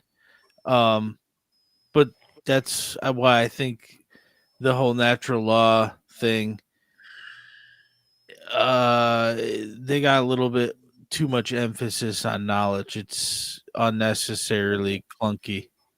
Well, and then you get that with like, well, things are relative, right? Especially if you're living in groups and, nature, nothing exists alone. It's all relational.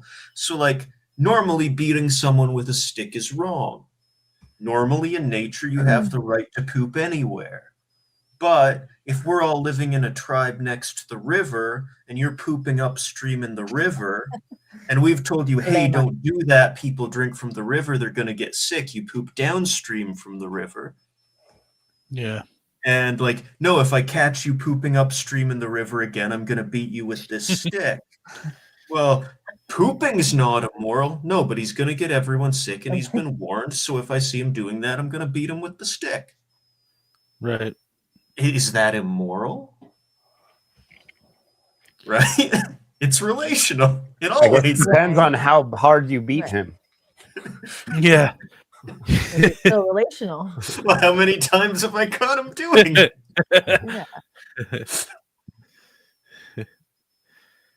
Oh, Mr. Peanut Butter. Oak tree through willpower and care and activation.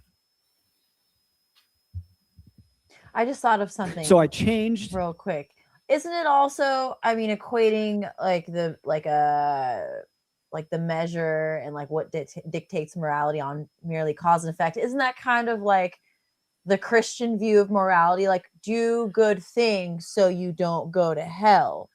Do good things that don't so like that's a slippery slope, because then the hypothetical situation. Yeah. Like, yes. Yeah. If an action doesn't harm, you have someone who is it still okay to abuse someone who is in a coma, no one will ever know and they'll never feel it? Is it then, if the effect is not causing harm, you know what I mean? It's like a slippery slope to just equate then the morality, and then, like you said, take away the relational part of it and just look at it objectively. Then we get into the slippery slope, and then again, that's man's law. That's applying our projections of language, whatever constraints of a lot of time. our problems are caused by people not intending to do harm, but a little excess here, a little excess there, a little grifting here for getting a little bit of money. I don't want to hurt anything. I just want to build a golf course here. And destroy like farmland or forest, or and then we're like, well, I just want to do this. I want to build this one factory. It's not hurting anybody. And I just want to have a TV. That's not hurting anybody. And they're dynamiting mountains and strip mining stuff, and then fighting a war over the resources. They're like, but hey, we weren't trying to hurt anyone. But it's like, still. Same line of reasoning, though, that gets you into that sticky situation. It's not a terrible presentation he's doing, Well, it's basic. The argument from that could go even beyond just we're not hurting anyone to like, we're creating wealth, we're creating abundance, we're actually putting more good into the world, aren't we? Because again, right, your concept of good is a relational concept to the world and what you think it should be, right? Yes. If you think everyone should be rich and have cars and big televisions, and well, then creating that is a good thing. To hell with what it's doing to the rest of the world, right? Because you're creating that wealth. Again, like a blueprint idea. Yeah, it is a relational thing. They have an image in their head of what's correct, and good is relative to whether or not it's creating that blueprint. You're correct. It is all outcomes based. Yeah. And that's the problem. So then who puts the blueprint there for you? Yeah. The Archons. That was Damn, bro. Stole the words out of my mouth. This is my last slide, and I changed the words on it. Natural law. The blueprint for a free society is morality. Freedom. Get the goyim to follow the book. Can only be designed on moral grounds. Right? Right. Right. Right. Thank you. Thank you. So understanding that blueprint, that nature has provided everything for us to succeed. It's on us to understand that our structure within our own individual lives, within the family dynamic, in our communities, must be based on that foundational structure of morality, but talked about and expressed and educating other people about this basic foundational information so we can pass it on to the next generations. I love how Derek touched a couple times on the 7 generations. You a This couple is an times. indigenous concept I very much align with, being an animist. This is also a concept that the social engineers very, very well understand and implement. If you can plan out the next 7 generations, then you have that condition in the palm of your hand. So what is the almost like available planning is the problem. information being talked about today? It needs to be the blueprint of objective morality and natural law. So we can have the true people's reset that expands from Have you this ever 0 point. tripped over a blueprint at the beach? Do blueprints exist in nature, or does nature simply exist? Yeah, you're not going to stop people Dualism, from bro. coming up with little blueprints, you know? That's the thing. What are you going to do? Yeah, and there's police the there's universe. There's in the chat here, someone said, if you're not happy, what are you? Are you sad, mad, or neutral? And someone said ataraxia or equanimity are solid. And they're absolutely right. Like happiness and sadness are both manic and depressive states. You don't have to be either. You can just be calm and content with that without desiring to feel a different way, right? You can be not bored, not sad, not happy, and not have any strong desire to change that state. You don't need to feel anything. It's not necessary. Yeah, you can just acknowledge, like, yeah, so I'm happy right now. That's cool. I'm sad right now. Okay, yeah. You know, to be fixated on a certain state all the time is pretty weak. And you don't have to be connected to an idea that there's a state of mind that's correct, that you should try to stay in. And that's where thinking you just need to be happy. If you can always, you're not ignoring your feelings. You're acknowledging them. You're just not. You're just placing not a label on identifying them. with them. Yeah, exactly. Yeah, you're not identifying that you are your feeling. It's like, different how thing. upset do you get when it's raining out? Like, it's just a different stimulus. Hey, You Kramos may is, or may not like it. Kramos is back. Nice. Hello. What's Hello. up, Kramos? All You looking good. pretty How are scary. you? What? You got a filter on. It's pretty scary. That or your camera's Sorry. really messed up. Do you need me to change it? No, I don't. No. Okay. So it's not that scary.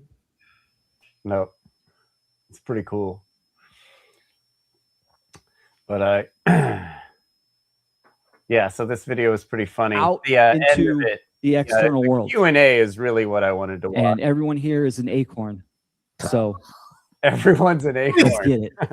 There we go. Yeah, make some noise for Will Keller, everybody. In a nutshell.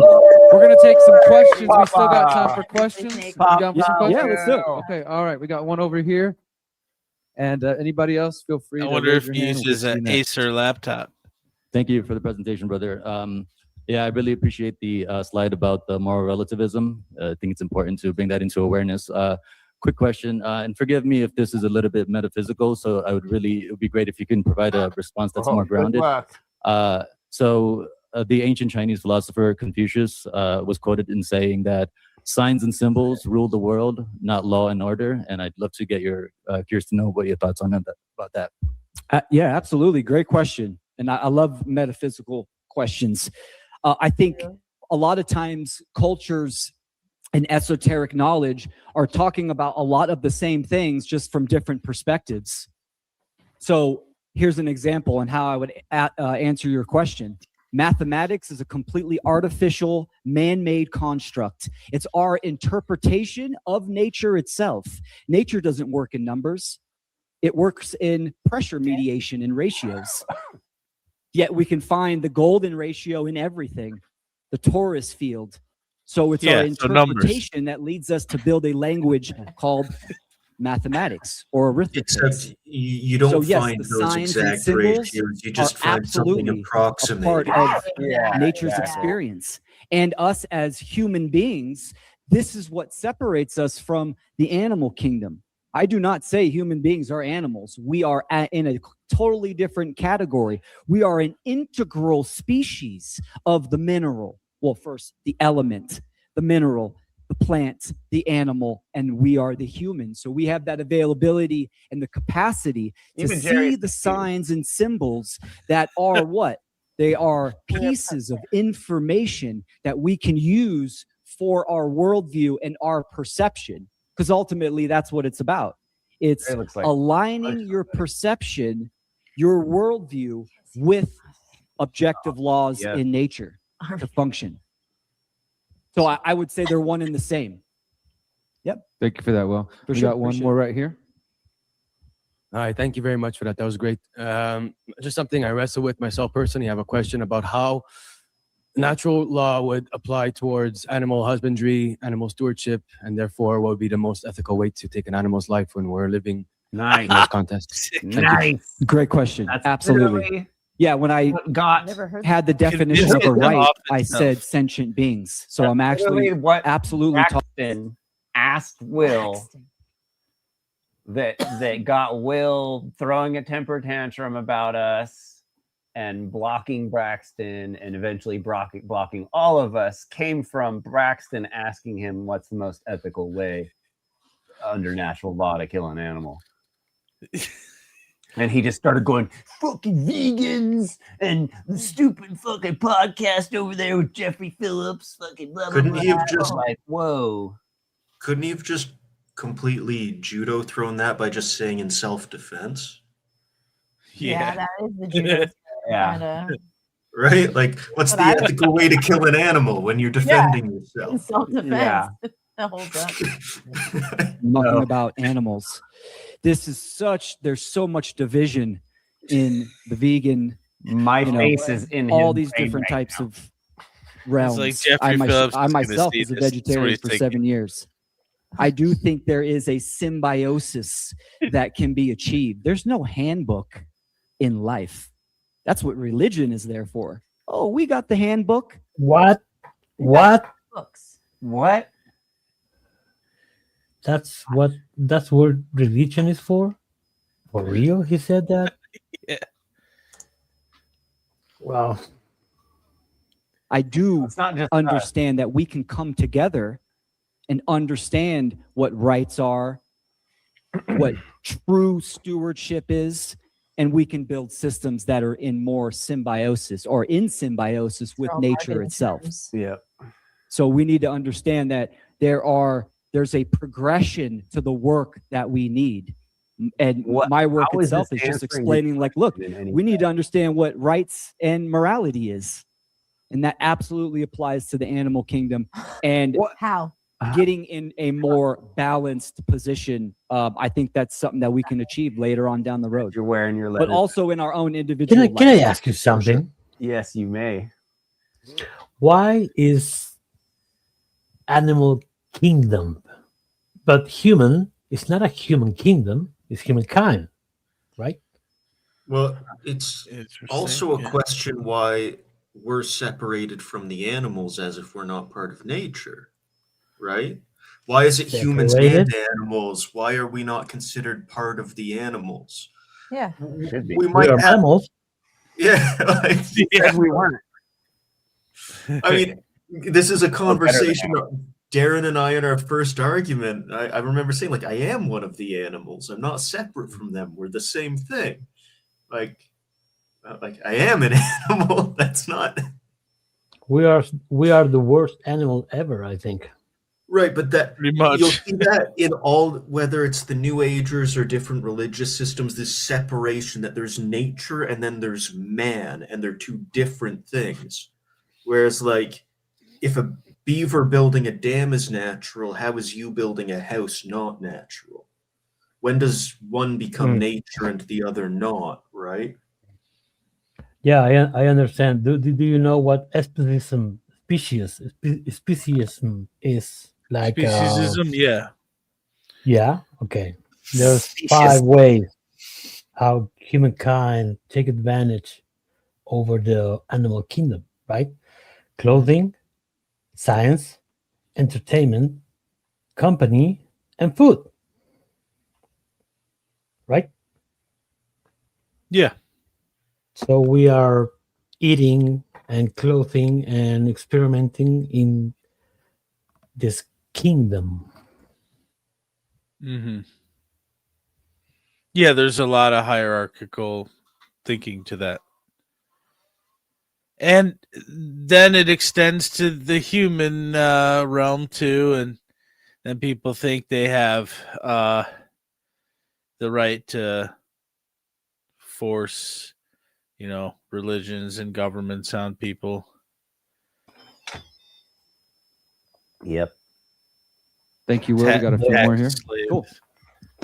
I'm Great Jerry. presentation. I, in my own journey, wasn't able to hear these sorts of messages until I did the inner work, the shadow work. What are your thoughts in terms of any sort of prerequisite work one can do to Not the then bird be able hands. to understand Bird hands. truly this knowledge and embody it in their thoughts, emotions, and actions? Italian. Great question. Absolutely. Yes. Oh my God. That's We are the 0 point. So it always starts with that internal ecology. Jerry mentioned thoughts, emotions, and actions. Unity consciousness. Thoughts, emotions is the metaphysical realm. That's the realm of consciousness and energy, which is the realm of causation, right? That's where everything comes from. Then your actions is what is the effect that goes into form. So it does, that internal work must come first. And this is what, we're here to take in that information, sit with it, process it, digest it, right? And then apply it into your lives. They say in heaven, love comes I agree first. 100%. All right, here we go. Thank you. Super presentation. Question is, what are the next steps to apply natural law as you presented? Very good. Very good.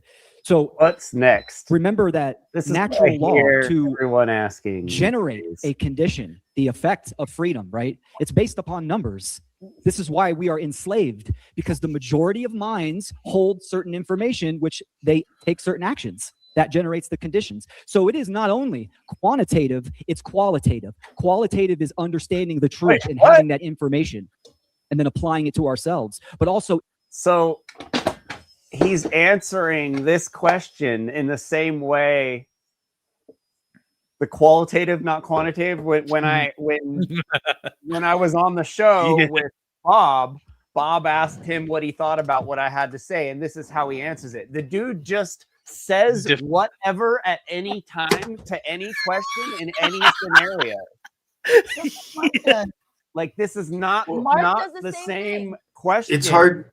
Yeah, it's hard to answer questions when you're working off a script. Yeah, no, that's what I'm saying. Like, whenever you got the guy cornered, he has nothing to say. I called the Bob Tuskin show and presented him with a very deep idea, and his response was Epstein files. You should really read the Epstein files. And Mark didn't say that. And I disagree with the caller, Jeffrey. You're supposed to be this based guy who's thought about all this stuff a bunch. Speaking of quantitative, how many hydrogen water bottles have you bought? Jesus. Influencing and educating others, right? So we can amplify that Dualism. field. Continue doing what the oppressors, continue the tactics of the oppressors on them, back at them, back at the other people. Get And donations beyond that, of fiat currency. If you're actually understanding the concept that experience is based on perception, why are you claiming you need to create freedom? That presupposes you're not currently free. Can you get up and do whatever it is you want to?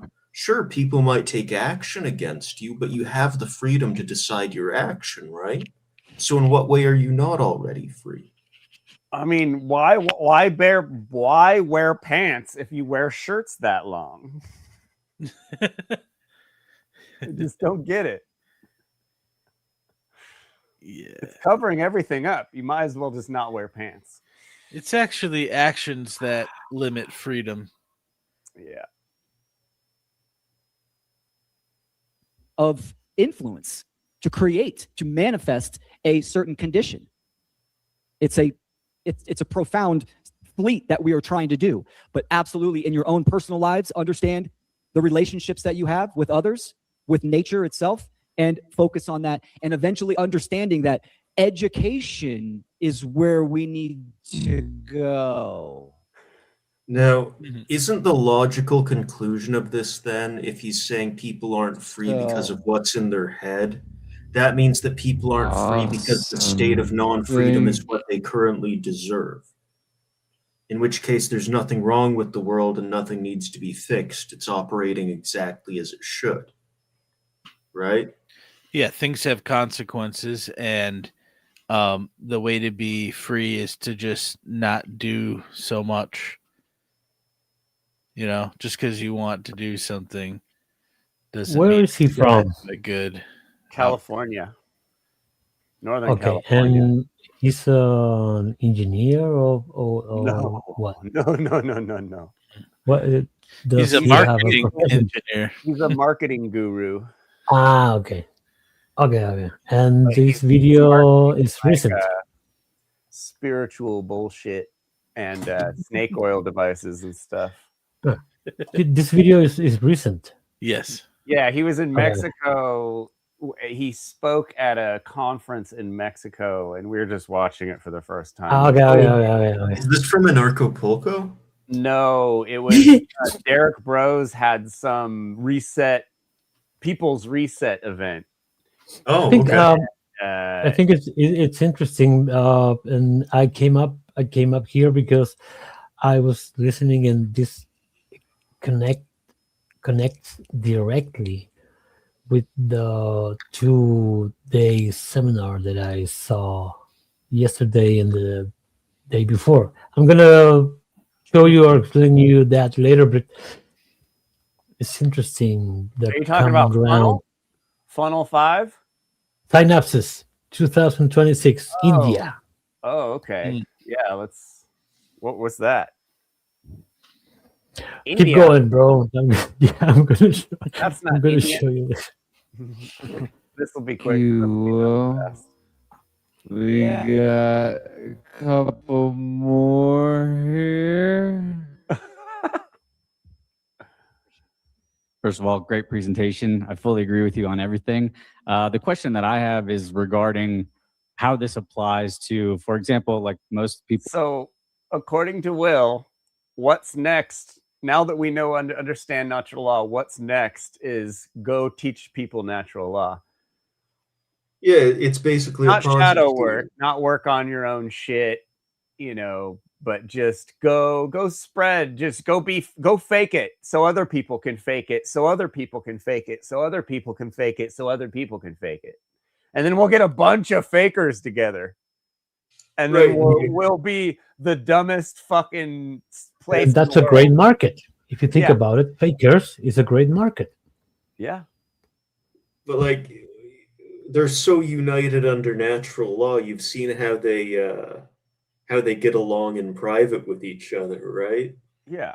Like, yeah, they can't agree on anything. No, dude, I show up and like ruin podcasts that have been going for like a fucking year. I show up and like, I'm all, hey, you know, you guys should be doing a little better here, and they can't handle it, and the whole thing falls to pieces. Like, that shouldn't be that easy for me to just show up and point at a couple people and say this guy's full of shit, and the whole podcast falls apart. Like, they never do another podcast again. And like Derek leaves the fucking the natural law circles for like 4 months. Like, people have to take a break because it's like, dude, people are so in their own world of bullshit. It's not even funny. So when someone comes along and pokes a hole in it, they can't handle it at all. And it seems like a dick move until you're in that space and you see how much time and energy it sucks from people. It's very harmful. Yeah. No.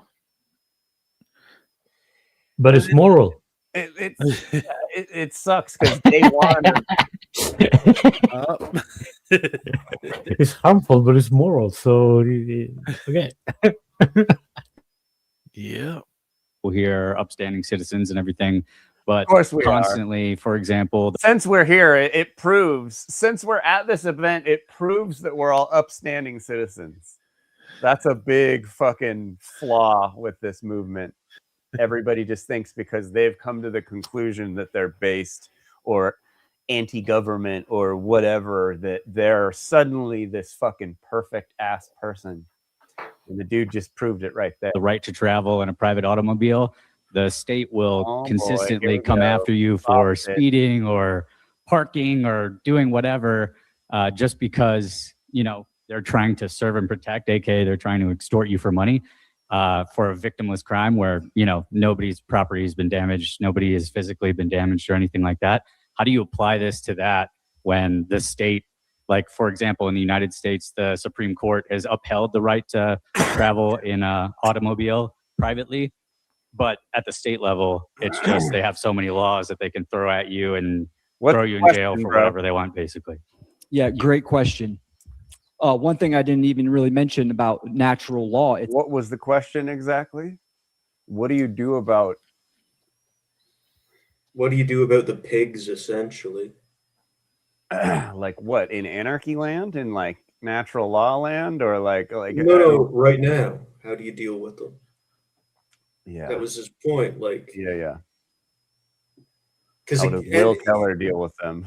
And a point he did actually make there that was valid was like, even when the state or the Supreme Court admits, like, yeah, people have this right, it doesn't change that you're getting pulled over, you're getting tickets, you're getting summons, and even if you can fight those and win, the time and energy it's going to take out of your life ends up being the punishment, right? How many people would actually have the time to do that?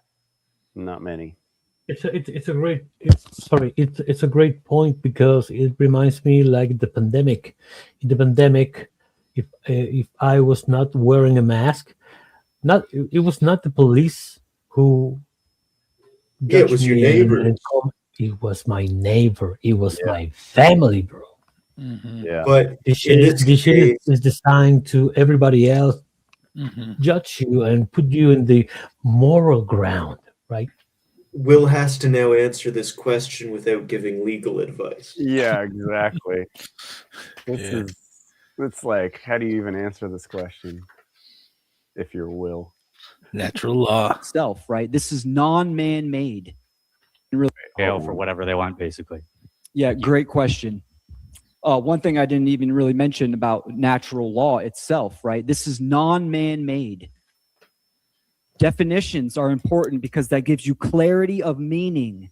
Natural law, natural from Latin naturalis, which means inherent to creation. Naturale. Non-man-made. And then law is an unchanging, governing dynamic, unchanging, right? So yes, in Are you gonna answer the this question, condition that we are in, one of slavery, and it's good to have an accurate perception. You have to have an accurate diagnosis of the problem, which is why Derek Rose's documentary series, Pyramid of Power, is so important. You need to understand the position that we are in.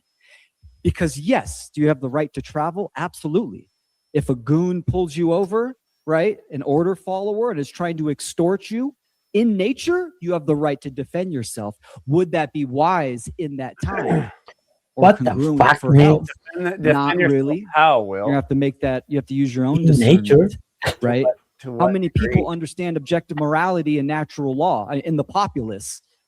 Not that many. So, standing up and trying to have kinetic self-defense, that right remains. But would it be wise? I think in this day and age, why we still have profound tools, microphone, computer, the internet, we're able to Yeah, one of communicate with them's other people speaking all right across the now. world. Look at this event right here. It's fantastic. We need to utilize these tools for Profound education tool. of objective morality and natural law. Profound Awesome. tool. Yeah. Wow. So Wow. what was that? How was that an answer? Why are they clapping? Thank Why you, are they Dan. I felt clapping? like There wasn't your even an presentation answer was there. Move like peanut butter. Oh, he was so happy they started clapping. nourishing. Like, oh, I just gave such a bullshit answer. I And just they're- did a mentalism. really. This was this setting year. right. That No, conference. uh, That conference was this year. It was like a week ago. Oh, fuck. And If I just Mexico. talk for long enough, people will forget what the question That was. wasn't even long though. That was like 5 sentences. It was long enough for most people. It was Give long a enough. backflip. Everyone freaking TikTok brains on their phones in the room right here. Yeah. Whoa, there's like a. Oh, that's not. I often think about at this point in our history where we are with looking at natural law and tech and how these two things have worked together, because clearly the tech is part of the evolution that we're putting on the reality. And I mean, some things come up like the weirdness of maybe I'm getting on There's a Facebook lot for to better or worse, unpack. and I call Yeah. it like psychic Facebook. I like find someone on there, or they message me, and I was just thinking of them, and it's like 10 years ago that I last talked to them. But my Nice. concern is, where do we need to be getting back to the base reality? Like I went to a talk the other day, and it was very interesting. We were talking about 5G, and this person said that they had kind of evolved themselves to be kind of immune to it. But then I also know from scientists that I talk to that 5G is very harmful on insect life. Like they just can't handle it. So while we're doing these, adaptations with the tech, is that really reflecting the laws of nature? It's definitely influencing it. Where's the line? I Primo, guess, if is you're what I'm speaking, struggling you're with. muted Yeah, right now. great question. Great question. Yeah, tools. I'm not anti-tool, right? Technoslogi, which are tools for. I'm Yeah. not anti-tool. If He's he was I got a tool in anti-tool, my he wouldn't pocket make right any money. Look at that room. It's a room full of tools. Oh my god. I'm not anti-tool. If I was Poor guy. anti-tool, I wouldn't have a grift anymore. Yeah. Yeah, because I need tools, and in order to get tools, I need to do math. But math isn't real, right? Yeah, math's not real. Well, in this case, we're using tool as like a derogatory term for a moron, right? As in, wow, man. he needs tools. He needs idiots. Yeah. Useful Who tool. needs the dumbest of the dumb. Yeah, absolute. That's how all the barrel grifters get by. Yeah, you're pulling wood He- chips off the bottom of that barrel. He belongs to a group or a corporation or something like that. No, He belongs to Mark Passio's One Great Grift network. Okay. It's like this guru guy made a website and is putting his buddies on it, but his buddies are Bro, flunkies. it's all connected. The thing that I'm gonna show you after this, cool. It's all fucking Can't wait. connected, bro. Can't It's like wait. we're all getting the same script all from depends the on the same wheel. handlers. Yeah, they probably are. They're probably all saying the same shit. It's the moral, bro. It's the moral with the tech. The tech is moral. And even though your spirituality and your religion could be an activity that they can measure in order to evaluate you as a human nature law obedient. Yeah. Of those tools. So the social engineers are using the knowledge of natural law and morality and how to manifest a certain condition. They're using that knowledge, that tool, as a weapon, right? We can obviously use that for good. So yes, I'm very much, AI is a great example. Could we use AI in a certain form and fashion that has integrity and ethics? Yes, I think so.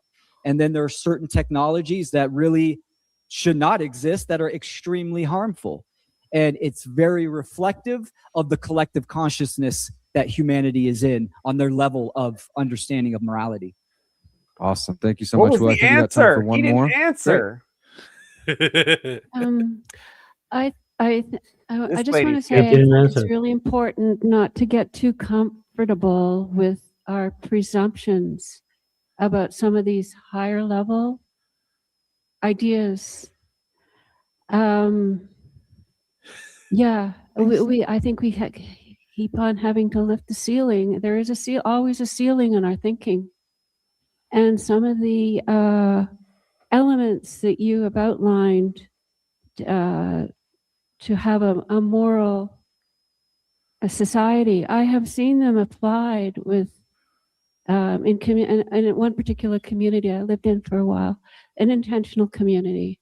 Is this a question? I don't Everyone know. in that community, bigger than this group No, here, it doesn't end up being a question. Well, he'll answer it felt anyway. applying those things, but That's only Will a lot can. of- in the end, it devolves into I don't know just how to say this, but we are prone to making presumptions even about nature and our relationship with nature. And there's a very interesting book that really kind of, anyway, the name of it Now is it's the Thinking with education Destiny, music. Like Harold Percival. And anyway, I've just put that out as a Yeah, I can comment on that. That's a fantastic question. Of course, you right? could comment Because on it. There wasn't a people, question. when I use That's a something like fantastic question. morality, that's You why I told think them to it's read a important book. to understand murder. There wasn't a Always question. wrong. Rape, always wrong. Assault, theft, coercion, and deception, always wrong. Now, is it that cut and dry? Yes. Well, of course not. I mean, we're living in the world. This is the process of being human, where you have conflicting stories in a society where a transgression has happened, right? So yeah, we need to come to find the elements of truth. And there's all kinds of gray areas. It's not so black and white, but with those foundational cores, think about that. Think about if more people in the world understood those basics. Black and It's not white just cores. understanding them within their own life. Well, I don't kill anyone. I don't rape anyone, right? Excuse me, bro. There is Easy with the R government word, bro. institutions. There are people that All right, I'm done with that. I'm done. That means he's a cool dude. Bro, Adrian, can you hear me? Yo. Yeah. Adrian? Okay. You having problems with your neck? With my neck? With your neck. When you do this or this, it's different than when you do this. And then you turn. You're having problems with your neck. You were. Oh no, that's like I have this tick a tick. Okay. But yeah, I have a. Why are you such a dick, Kramos? No, I'm just giving advice because when I have problems with with my neck. So when I do this, it's different than when I do this and then I pull. You see, it's like crunchy. Yeah. Does it crunch? Yeah. The sad part is that I enjoy the fucking crunch. Oh, sorry, but yeah. Oh, Kramos, you got to see this guy. You got to see this guy. Look at this guy. Here's another one of these guys. I was watching about logos, bro. Look, let me be very, very honest with you. I really appreciate this space because you're exposing things that I'm exposing here. I'm in Chile, bro. I'm in the fucking asshole of the world. I'm in South America, and these things are happening here because if you think about it, there are channels of YouTube, there are Instagram accounts, there are TikTok accounts, maybe not TikTok, but YouTube and Instagram and Facebook. These are temples, kind of evil temple, because maybe none of that exists. That guy doesn't exist, but they are not proposing any solutions. They are complaining with moral analysis, with alchemist analysis about the wrong. Yeah. Yeah. You can put any word before analysis. Religious analysis, astrological, the tarot of the communism, whatever, bro. But it called my attention because here in Chile, bro, and I see everywhere, it's happening the same way. It's a fucking similar way and kind of channel. The kind of content, the frequency of the videos, the frequency of the live stream, the frequency of the podcast. There are codes adding, and you have these dumb fucking people swallowing all this shit. Yep.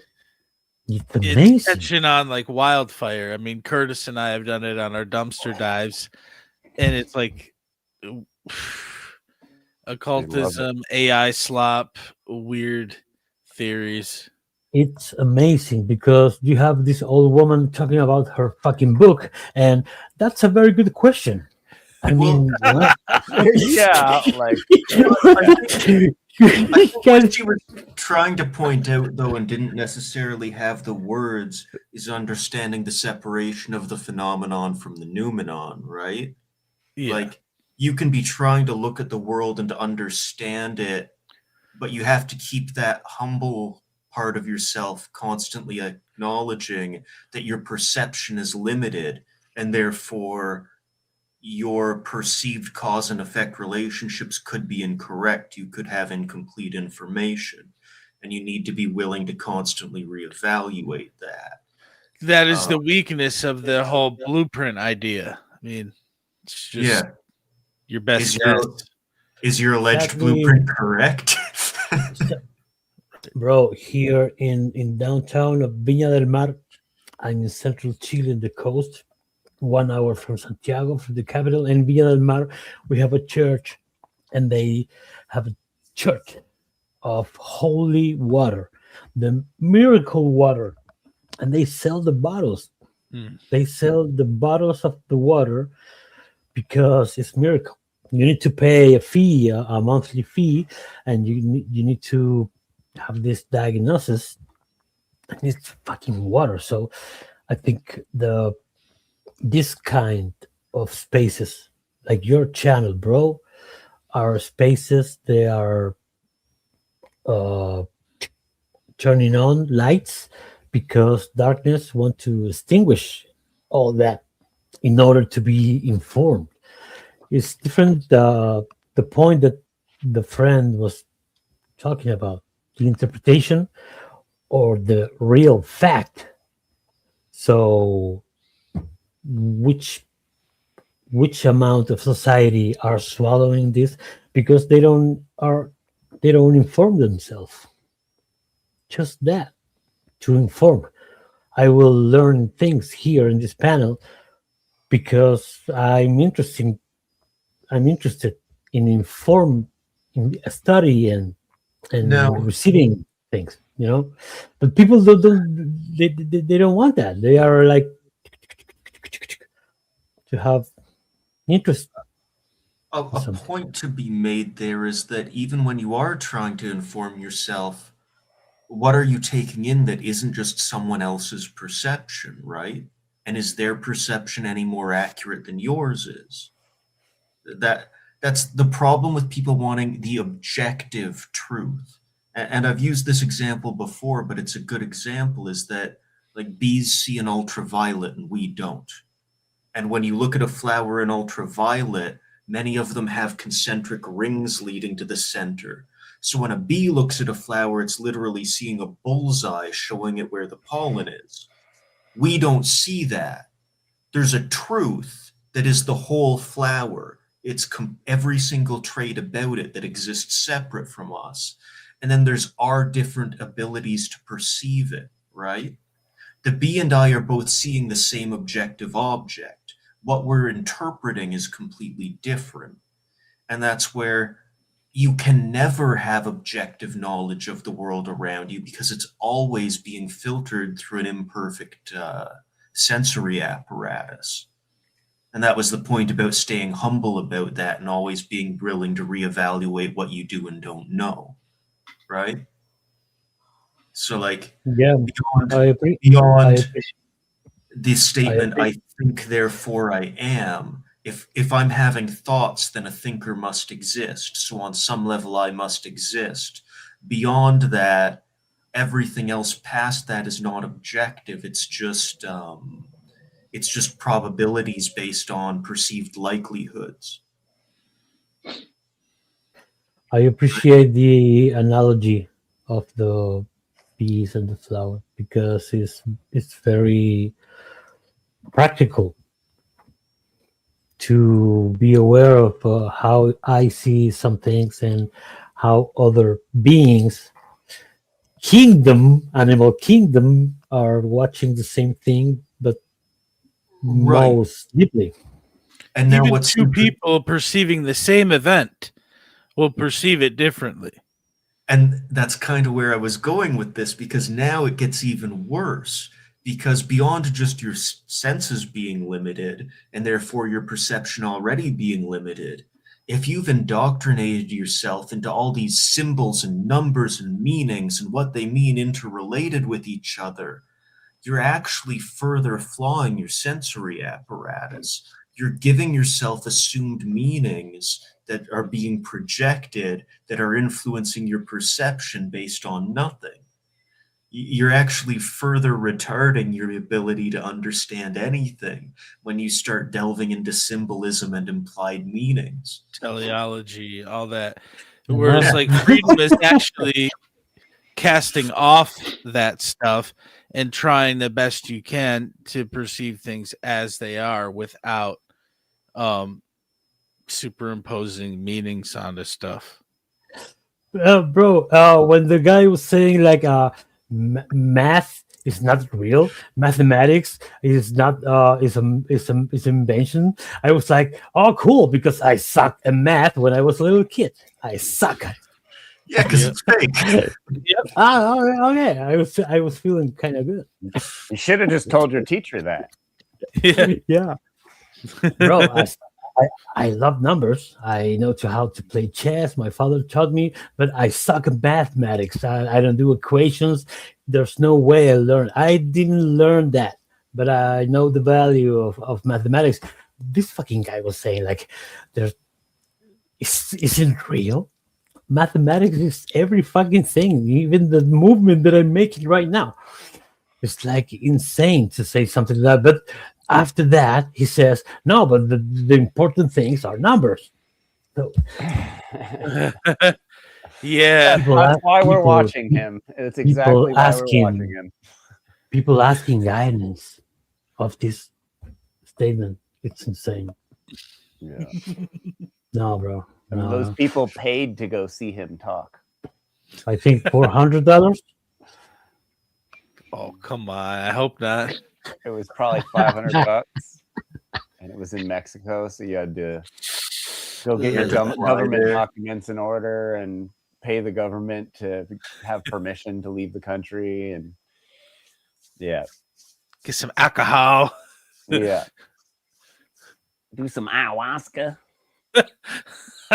Well, to the host in the private chat, I'm going to leave a link of the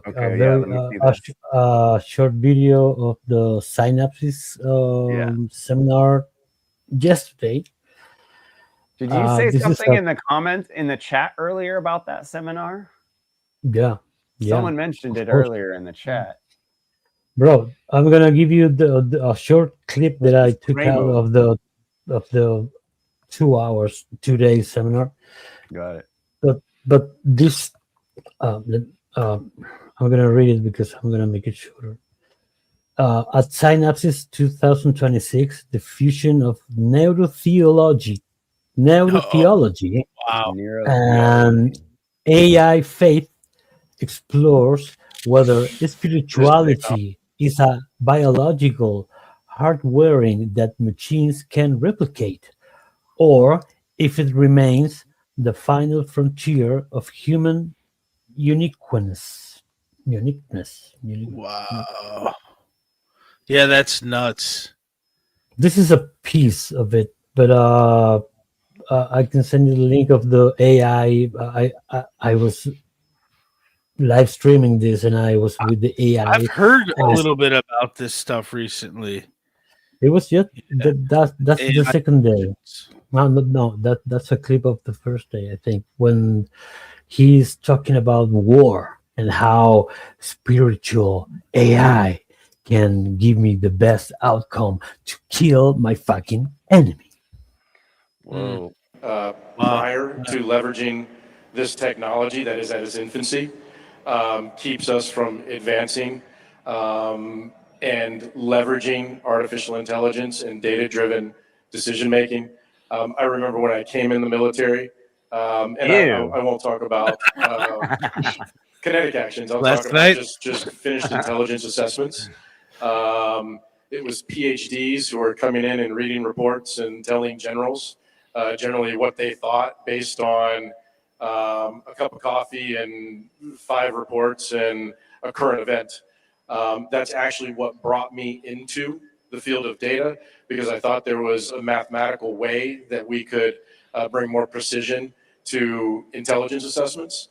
Frankly, it was just old school Pearson product correlation coefficient type stuff in Excel.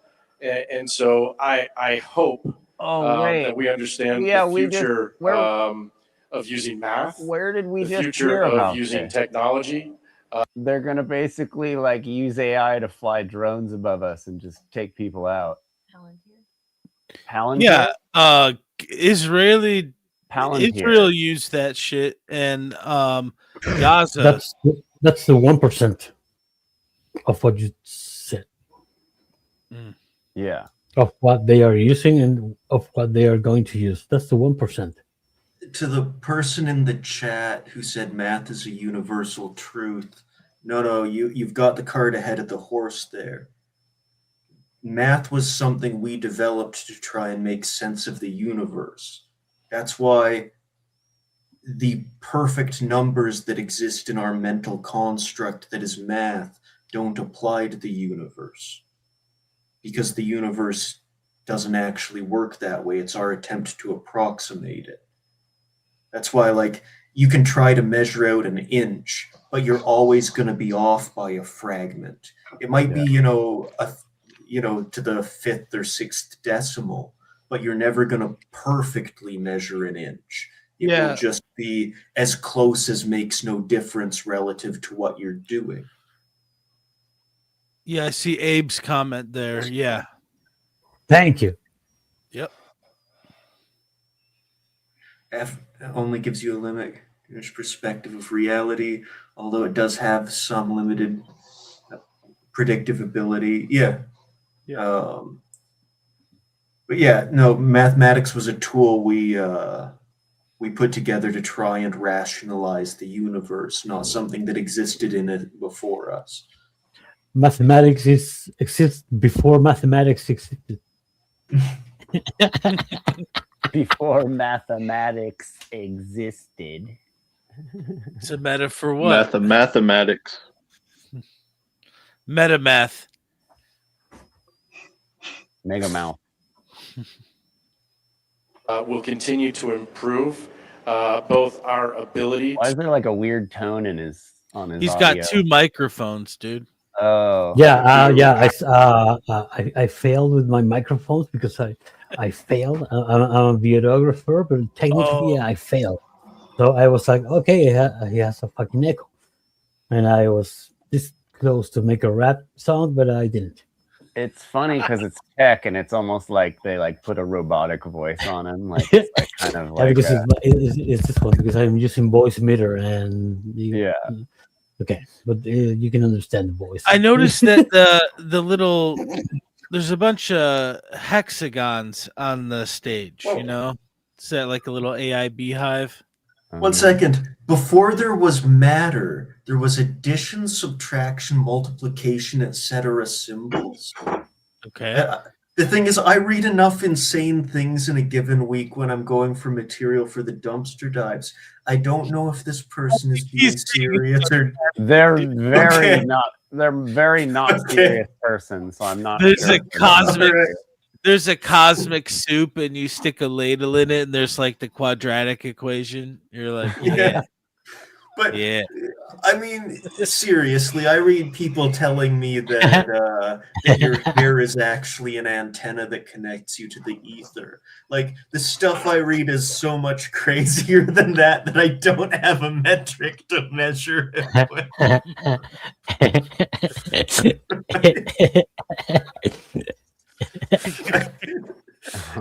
So I just found myself staring at that like, I don't know if this person is serious or not.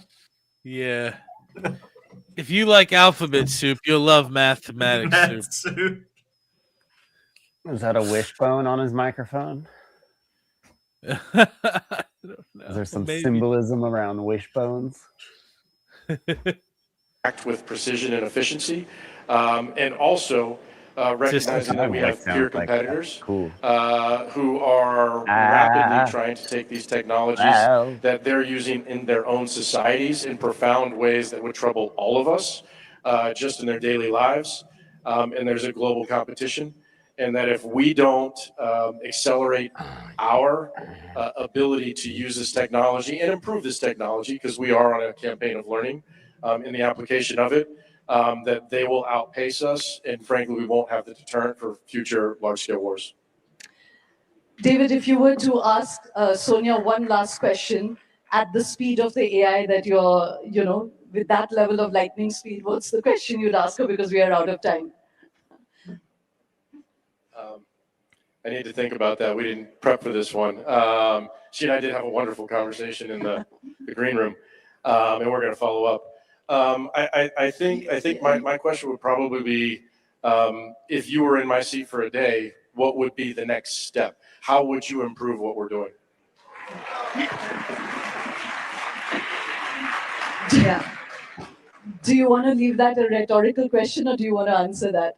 No, I'm happy to answer that. I do think it's actually at the core of what I was saying about bringing different stakeholders to the table, that I have experienced, this kind of siloing of there's the military and they're looking at military, operations, and then you have human rights organizations and researchers and scientists. And I think it's very important to bring the people together, because it also increases the pressure of what I think is important in the design of these systems and continuously review is the civilian harm mitigation, because we don't want to go back to the times of carpet bombing, as you mentioned.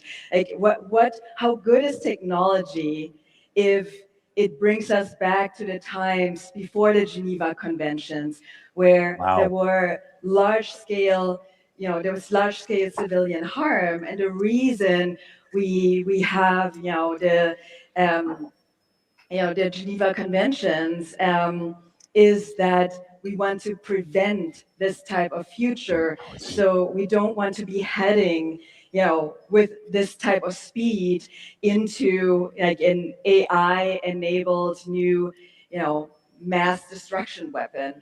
And that's really what I would want to continue pushing the military and governments in, we need regulation, and we need to have civilian harm mitigation that is in the design of these systems, because otherwise, if the weapons are not more accurate, what are they worth? David, I just want to end with saying that, you've said freedom isn't free, and that when you hear the word regulation, you run out of the room, but I do want to share one quick experience of our own back to that Maoist conflict, and I really appreciate the Indian Army, because there was discussion at a point that the army would be brought into the heart of India, to quell that uprising. And we were some of the few journalists that were really going in and reporting from the ground. And the army actually reached out for a kind of consultative conversation, and I'm sure there were many other reasons why eventually they decided to go with the police really quelling that rather than the Indian Army, because the Indian Army's psyche is different. It is to kill an adversary. A police is a more domestic security situation. The psyche is different. And, that consultation, amongst many other things I'm sure the Indian Army did, kind of changed the strategy, whereas some of what one is hearing, and we understand what the complex realm you're in, the seat you sit on, but without consultation, you might be just reinforcing your own bias on a lot of things, and there's a lot of that, they're the lefties, like with Palantir and the ICE raids. The discourse in America has become so polarized that I don't think it would be possible in an American situation for the two of you to sit in the same room and talk to each other, So I really hope that's going to be possible. Thank you very much, both of you, for the great insights. Thank you. Yikes. Bro, only to give you a very short context, this was a 2-day seminar, and that was the part of war, but inside this spiritual AI cognitive assistant and support and even guidance on your religion and your spiritual activity. That was the core, that was the core. But war, I don't know why, isn't it? It's pretty creepy. People want to incorporate AI into that, teach it that. Clankers. It's almost like the Tesla cars. Yeah. The Tesla cars make. I hate being a clanker, dude. Well, and with trying to teach AI to experience awe like we do, well, do I experience awe the same way Adrian does or Darren does? Do we have one universal way we experience awe or have religious experiences? Nature law is what that guy was selling, right? Yeah. It's the same fucking thing. They are teaching us again how to practice faith or religion, but we need to learn it again with the AI. Yeah. They build this festival, evil feast that you need to do it, because otherwise what? Nobody talks about otherwise. They only talk about what you will learn eventually, because it's inevitable. They're Just assuming we have to do that. It's ridiculous, and it's eschatological. They're like, it just has to be this way. Ridiculous. Yeah. Or we can just stop caring about that dumb shit. Have people answer the phones again. Bro, I said it before. I practice my own religion. I don't want to convince anybody. I practice this in my own fucking negligent, irresponsible, stats, happy, everything faith that I practice is my own. I can write the book and I will share it with you because I want to share it, not because I want to convince you or impose any idea of your religious practice. It's a duty for human being, I think, to practice religion, but as an individual phenomenon, not as a collective, institutionalized gatherness. Yeah, everyone's self-realization journey is individual for sure. Yeah, this one-size-fits-all spirituality is the problem. Hey, they making politics out of it, so we're gonna make a very gigantic war industry around it because you don't believe the same religion. But you And that's practice. the problem. They're treating it as just something that has to happen. Now, how are you going to make It's, somebody not think that way? It's weird because there's two very big units, and they are built of many fucking little units in every place in different shapes, corrupting or being infected and getting away from the religion, getting away from the God and being corrupted. But they are practicing the religion, but there's so many from those big ones. And if you have to pay to the bank, that's it. All your life is around your debt. Without debt, this system will fall like this. Mm-hmm. Yeah. Because people need to pay money and ask for a loan. Yeah, it's like the universal religion. Yeah, well, me money. Scarcity too. Money. If we don't all believe that we're living in a scarce system, the whole system collapses. You think there's only so much of everything, only so much land, almost so much resources. Bro, I'm from Chile. I've never saw tornadoes in my life when I was a little kid, but now it's the fucking popular news in the summer and in the winter. So I want to build my basement, like the basement with the beans and the patch and like man cave. Yeah. Now I can do it because the cellar, the bunker. Yeah. To make the series. To make the TV series like I'm the Chilean US basement tornado protector. Yeah, like preppers, doomsday preppers. Ozone closes and opens? That's crazy. I've never heard that before. Here's a funny piece of information that most people don't know. There's no ozone hole right now. You have to wait until July for it to open again, as it does every year. So they just use that shit. So the Earth. They pointed up when the hole was open, and they're like, "There's a hole in the ozone. We all have to regulate all these fucking industries and shit." And then it's the same like when they say since we started a butthole joke. Since we started tracking the annual temperature, it's been consistently going up. You're like, okay, but when did you start tracking? And you're like, oh, the time you started tracking happened to be in the middle of a period known as the Little Ice Age. Yeah. Mm-hmm. So, like, you were going through decades of unnatural cold when you started tracking and keeping records of the average temperature each month for each year. Things are heating up. So, yeah, we're getting out of that. We were talking about the magnetic poles earlier, too. People like to reference that. And it's like, okay.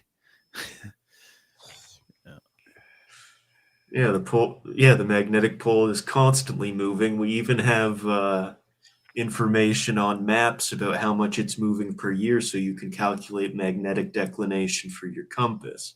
Like, there's a pole shift. The pole is constantly shifting. That's not new.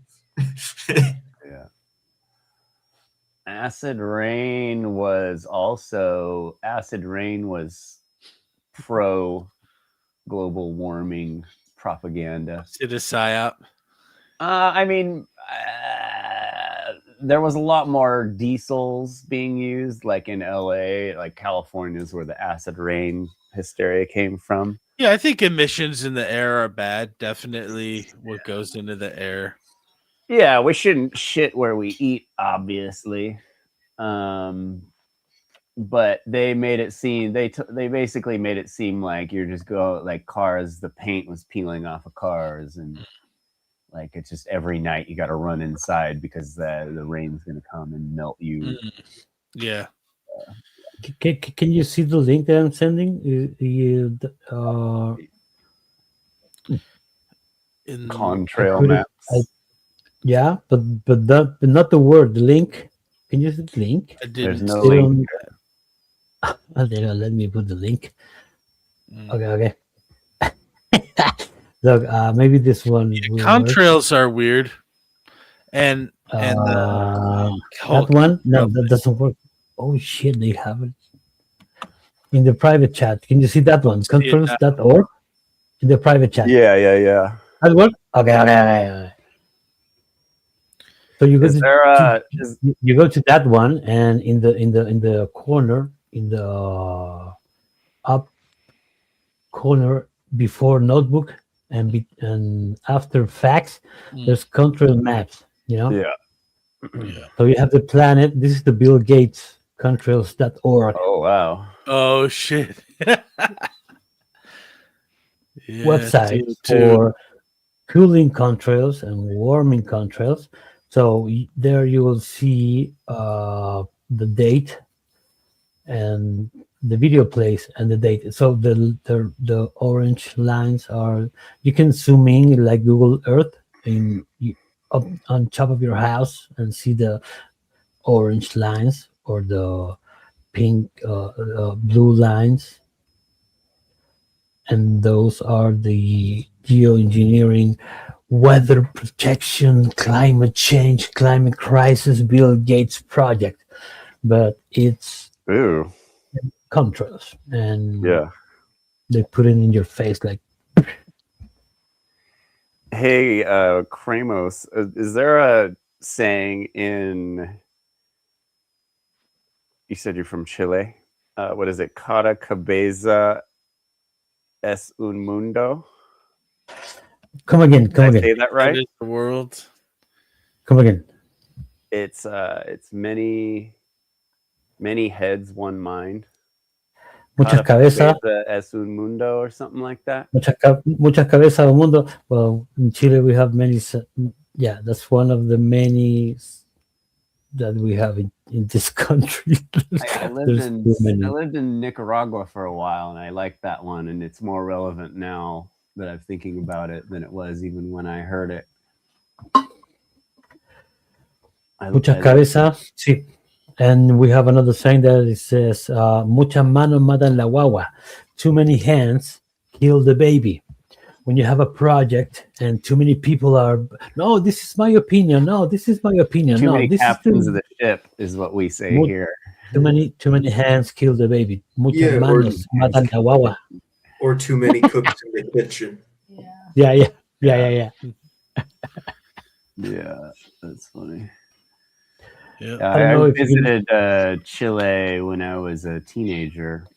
I flew down there and sailed a sailboat back from Valparaiso to San Francisco when I was like 16. Bro, well, Santo Chile. I live next to Valparaiso, in the city next to it. Yeah, I flew into Santiago. You flew? I flew to Santiago and then sailed a sailboat from Valparaiso to San Francisco. And it was Kevin Costner's sailboat that he bought to do a movie called Rapa Nui about Easter. Yeah. Nice. There's a movie about Robinson Crusoe also. There we have Chile, the continent, and the island of the how do you say Isla de Pascua? Isla de Pascua, and you have Robinson Crusoe Island. Yeah. With the most difficult airport to land. Ooh. Oh wow.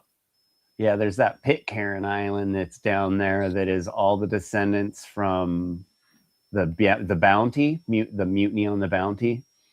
There's an island that is all, so the guys that I don't know if you ever seen the movie Mutiny on the Bounty, but the sailors send Captain Bligh in a small boat. They send him away, and they take this boat back to this island where they had all, there are all these ladies, and they sink the Bounty.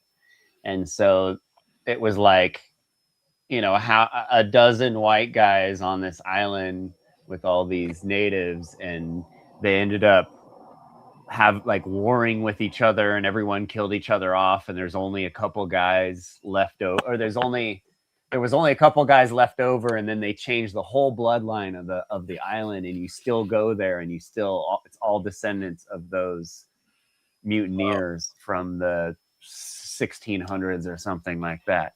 It's a pretty cool, pretty weird story. And they were like, it's actually, it's really trippy. You should actually look into Pitcairn Island, because just hearing the story of what happened there is pretty nuts. And the mainland, I guess it's Argentina, or no, Pitcairn might even be a Chilean island property, but the people on the mainland didn't know what to do with the warring and inbreeding factions that were living on the island. So they were just they're like, what, do we throw these guys in jail? We go there and build a jail and put them in it, because they're, they had no idea how to deal with it. Yeah. There's just these... we have many islands. Yeah. Here, bro. There's too many. Even I saw a fucking penguin down there. That tripped me out.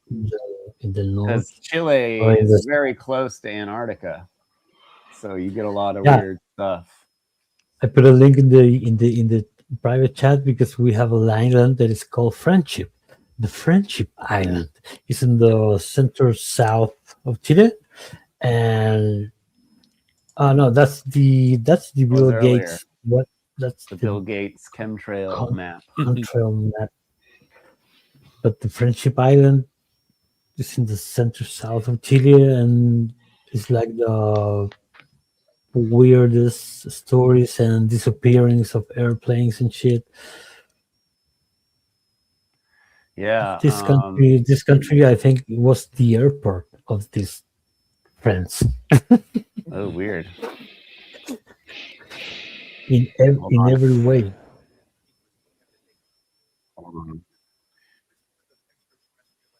Mysterious beings and unexplained phenomena echo through its fog-covered cliffs. Locals speak of strange lights dancing in the night sky, vanishing ships, and eerie whispers carried by the wind.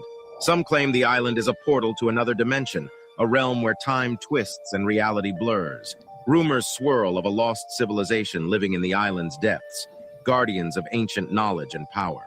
But those who dare to venture close speak of a deep unease, a feeling of being watched by unseen eyes. Friendship Island, a puzzle wrapped in conspiracy, waiting for the brave to unlock its mysteries. Off the coast of Chile, there lies a place shrouded in secrecy and enigma. Friendship Island. Whispers of extra... Yeah. Yeah, Chile is crazy. It's a very skinny, long country, and it's very close to Antarctica. And yeah, when I was down there, you don't realize how close you are to Antarctica, so it's kind of trippy. What's the deal with the Bermuda Triangle? That's where they don't want people out there, because that's where they're testing all kinds of stuff. Fletcher Christian, Fletcher Christian's the guy who most of the descendants of Pitcairn Island are Fletcher Christians. There was a couple good movies about Mutiny on the Bounty. Mm-hmm. But yeah, so the triangle, the Bermuda Triangles, allegedly they just kind of tabooed the area because that's where they were launching all okay, so when they launch the space shuttle up into the sky, right? They aren't actually launching something into the sky. So it has to land somewhere, right? So they don't let anyone go in that Bermuda area, and then they taboo it, you know, and tell, you know, stories. Oh, if you go out there, your engine's gonna go out, or your you know, they like tell you, that, you know, you won't, your compass is just gonna spin and blah blah Like blah. the boogeyman. Okay. So, yeah. So To teleport to another dimension. There. So when they're lying to us about launching stuff, they have a place for all the rockets to land. Because they go up and they go out and they go down. They convinced us that that's actually them going out of space, but they're actually just landing in the ocean. That's what I think. They get far enough away, the engine burns out, they fall into the ocean. Yeah, exactly. They scoop it up or sink it. No, yeah, it's just a tube. It's just a pipe full of gasoline. Bottle rocket. Gas. They don't even need. Yeah, it's not like super high tech shit like they've convinced us it is. There's the tax dollars at work. That Elon Musk money. Yeah, actually, we're gonna live on Mars. Oh wait, we didn't go over Logan Hart's. What are they called? Impressions. He did Mark Passio. Oh yeah. Nice. Which was okay. And he's all, "You're all trash." And like he stopped saying ape because he's the trash ape. He's all trash. But anyway, yeah, so next, it sucks the first half of yesterday's seminar got copyright struck, and it's not anywhere, and it sucks because there was so much stuff I wanted to go over in those. But we're at 6 hours, and these mics are still working. Damn. We got these little DJI mics, and that's 5 hours not plugged in. These things have been working. 6 hours they've not been plugged in. They're still working. But anyway, is there anything else we need to look at?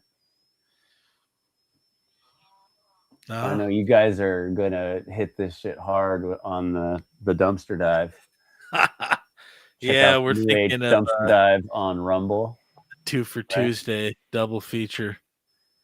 Yeah, we're gonna do 2. We found another one this week. Oh boy. Yeah. What are you up to these days, Adrian?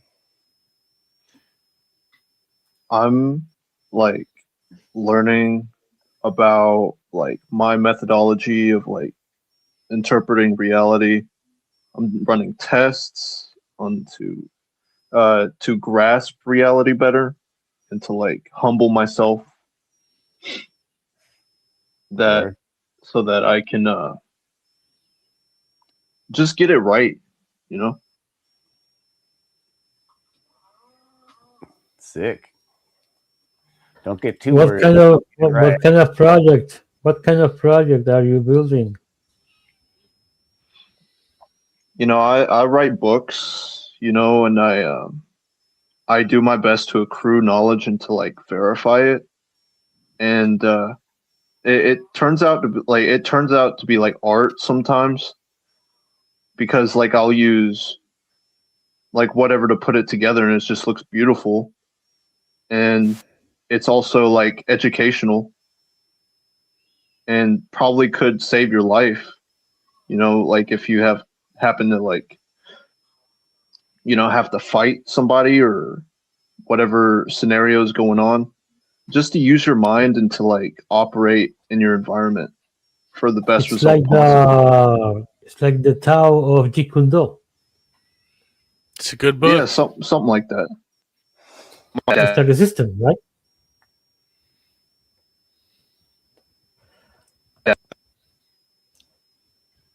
Like a system to not provoke fight, but to defend yourself, like a system. But the art of fighting without fighting.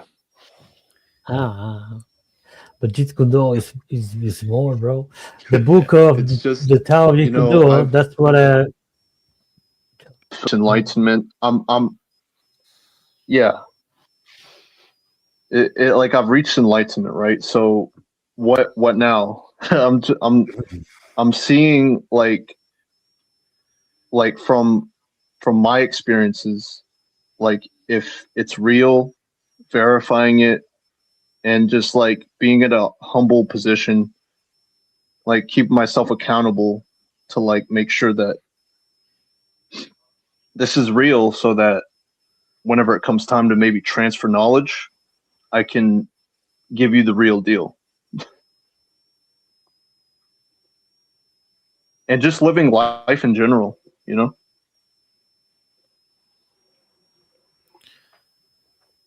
Yeah. Dope. Have you noticed in this space an animosity towards anyone asking for actual proof of the claims that are being made? Yeah. You mean in the whole like freedom thing? Yeah, in the griftosphere.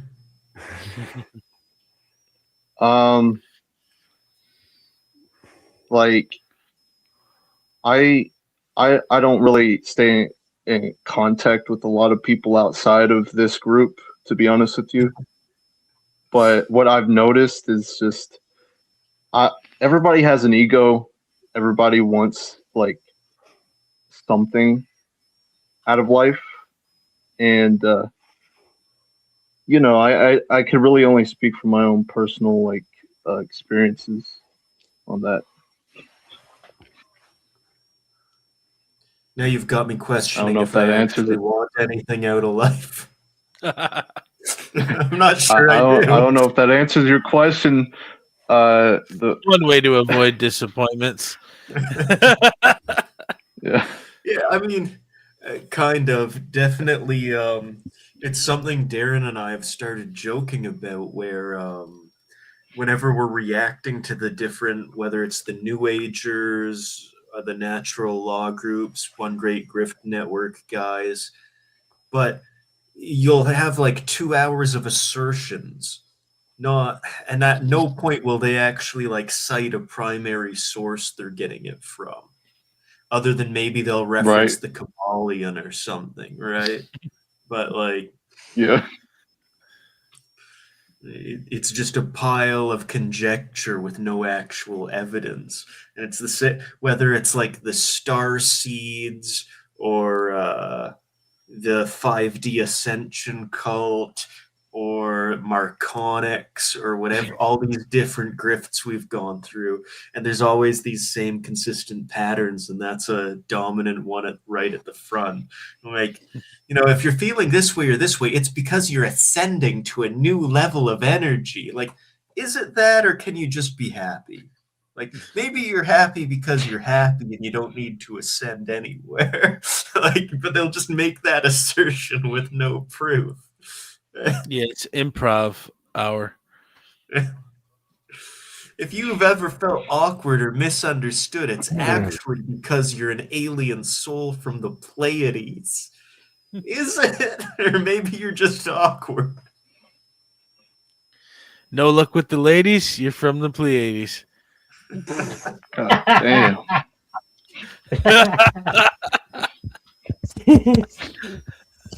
That's a good one. That's a very good one. Bro, I take my 2 dogs to go to a walk like 12 a.m. or 11 a.m. because I don't want to encounter to any fucking neighbor, you know, because when I encounter the other neighbors with their dogs, there's the typical human being afraid. So they see me with a dog and they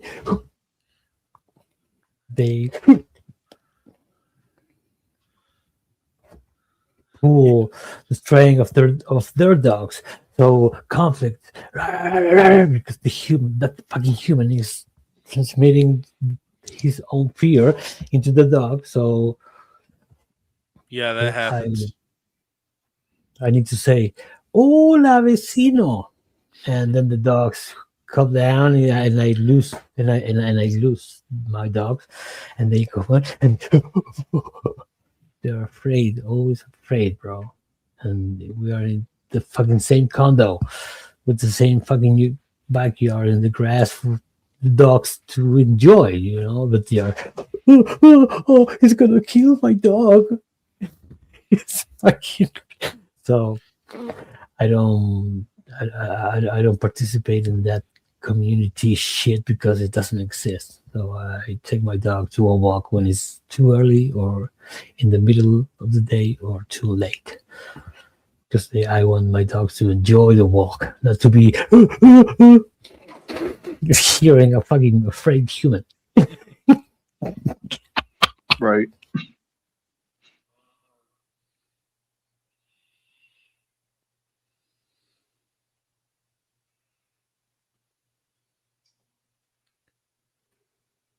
Neo. You write books about you write comic books, drawing, or just books of novels or journalism.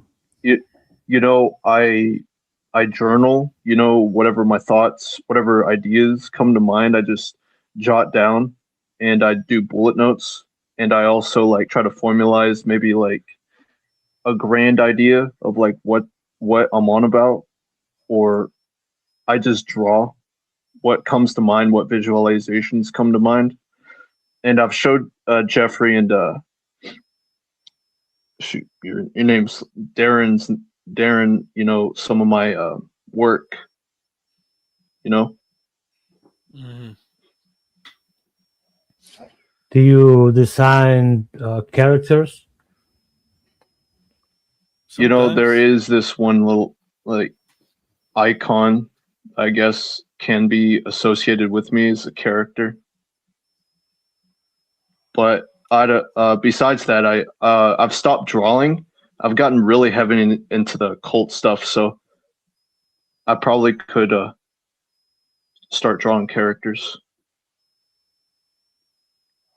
Interesting question popped up. Any update on the Mitrice Richardson case? So,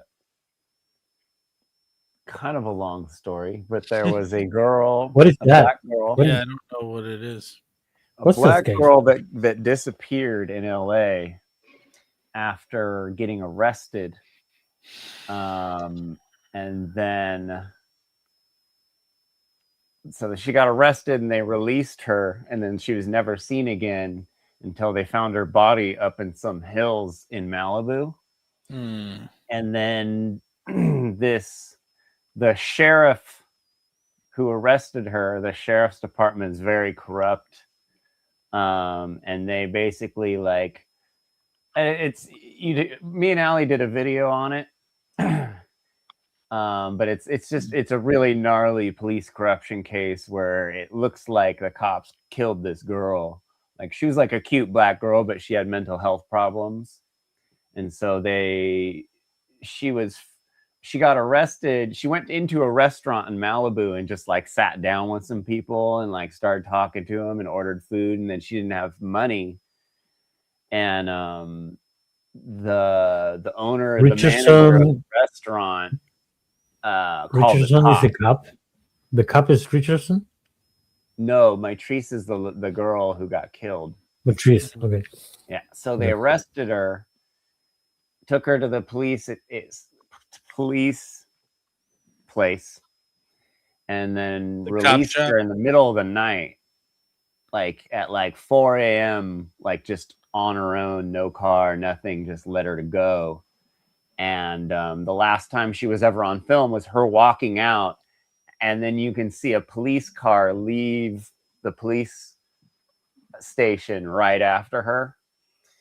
And so it was like and she had like a real like strong mom and like family and stuff. So they made like a lot of noise about it. And the cops just like kind of didn't really do anything. And then someone found her body up on this mountain, but it had been like partially mummified, like it had been in the sand for a long time. And the police station was right on the beach in Malibu. So it seemed like maybe they buried her in the sand and then moved her.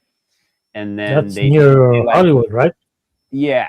And then they didn't let the coroner see the body before they moved it. Like, they did all this sketchy stuff like out of procedure. and the public got really mad about it, and it was never solved. But then I know recently something did come up, something having to do with the sheriff of that sheriff department, like getting some murder charges or something. So it was like, oh, okay, so something probably was up with this cop. As far as I remember, I'd have to look it up, but I think it's a pretty gnarly case, because it like happened right in our old neighborhood, basically. And I think we did a podcast about it on mushrooms or something. No, that was something else. But strange question from the chat. I think when that happens, it's like a real impact to the immediate neighborhood of that person. Yeah, we have a lot of cases of that here, like girls disappearing and killed because I think that's in this country at least, and I think in most countries, the part of the demon that could inhabit a male, it's very particular in that frequency of activities, unquote. Yeah. But the female also participates in this, in my opinion, very demoniac activities. I think this is an infection. It's like an infection. People who are very hurt from their childhood, they are abandoned or betrayed. People who are very hurt, very, very deep wounded, don't know about light or love. Darkness infects those people and make violence or other kind of provocations, humiliations, or fight to feed darkness. Yeah, So trauma can You ever seen Twin definitely. Peaks? The TV show Twin Peaks. Have you ever seen it? David Lynch. Twin Peaks, Yeah, the TV show. yeah, from the I 90s. know the name, but I haven't seen it. Oh, yeah, it's Send pretty it good. to me, please. I'm gonna leave my email in the private chat. So David Lynch, who produced that, is a big transcendental meditation kind of occult guy. And so a lot of his movies have a lot of real deep, gnarly stuff. But Twin Peaks is all about evil and the evil that can come out in men and how evil bounces around and shit. And it's pretty based. You'll have to check Rest that in out. peace, David Lynch. He was kind of an interesting dude. When did he pass away? This last year. Hmm. Have you seen Twin Peaks? I have not. Oh, dude. Twin Peaks is the shit. It's like what I grew up watching. X-Files and Twin Peaks probably definitely carved out my brain in some way when I was growing up. But Twin Peaks is holy shit. Have you seen, oh, what else? Blue Velvet, Wild at Heart, Mulholland Drive. It's a good one. Oh, any of My those friend, movies. I'm going Highway. to bed. You getting out of here, 4 Kramos? a.m. All right, Yeah. we're gonna shut this down anyway. Good seeing you, man. No. All right. See you Dude, next thank time. you very much.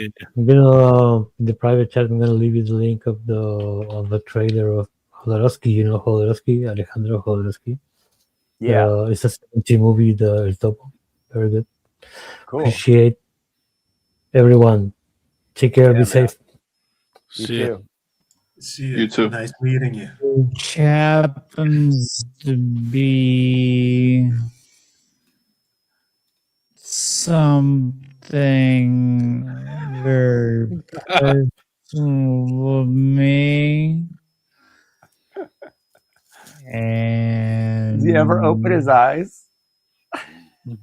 one of my, I would say at this point, expertise with all the research and person. Now we're gonna get into some caveats about the lame. Sounds like he's drunk. Imagine going into a bar and some wizard. He's better off be drunk. He should be drunk talking this garbage. At a bar trying to get drunk, and this wizard sits down beside you and puts his arm around your shoulders and starts trying to tell you emotionally triggering for some. The lame, first of all, is not a religion of belief or system of worship.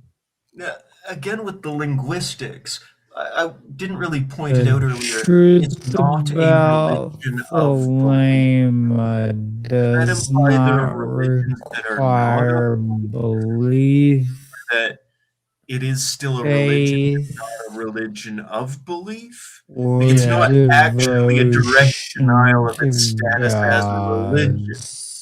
Yeah. Spirits, or especially to Alistair Crowley. It's 2:20 here. I'm going to bed. Have a good night, guys. Crowley. Some people pronounce it differently. This will not be about Crowley himself or Crowley himself.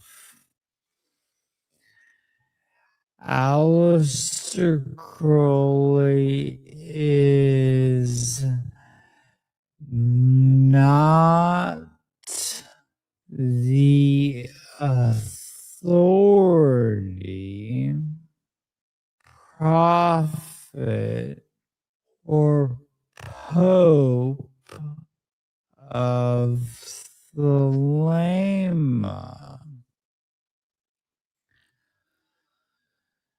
Even says this himself in some of his texts. Crowley articulated some of the system,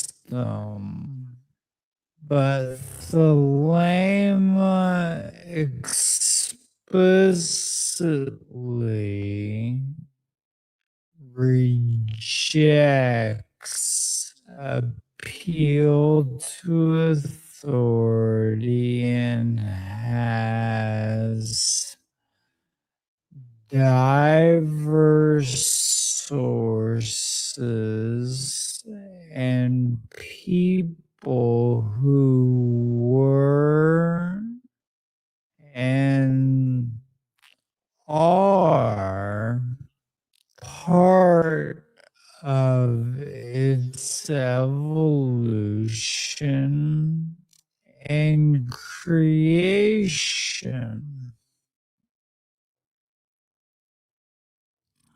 Aleister Crowley is treated here as one of the sources sources and systemizers, not as an infallible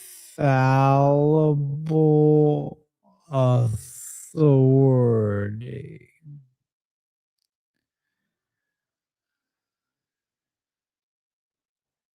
And so, when we're talking about this topic, especially in the realms of the occult, people really want to focus on the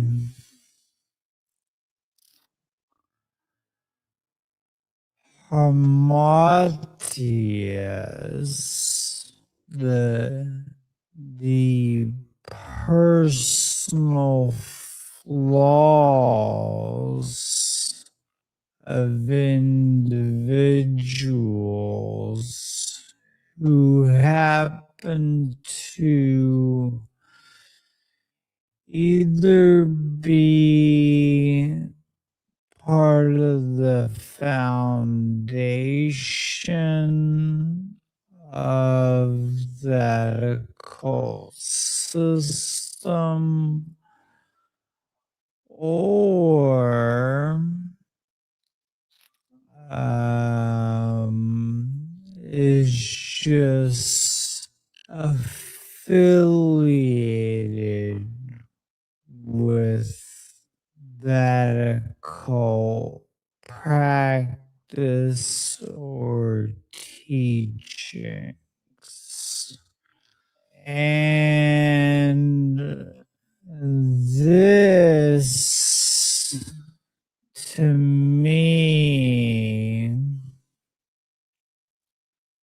can be valuable in certain areas depending on the goal that you're actually having. My goal is to study the esoteric mystery traditions and to find truth and things that are models and methods to help align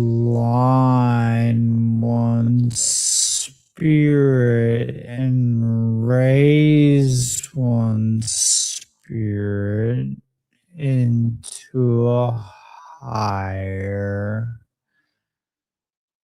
plane of existence and expand consciousness and ultimately to bring freedom. That's what we're really trying to do here. To bring liberation for all beings. And so there are Thelemites, and then there are people who Bishop Crowley.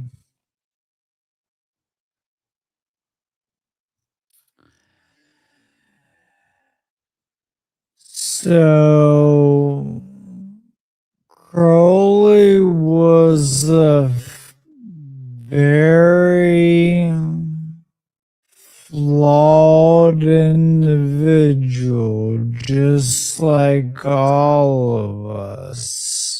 And just with all my information, I do not ask people to live like me.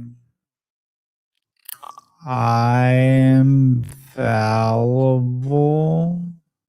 I have my own flaws. I am a human being. The process of awakening, the process of enlightenment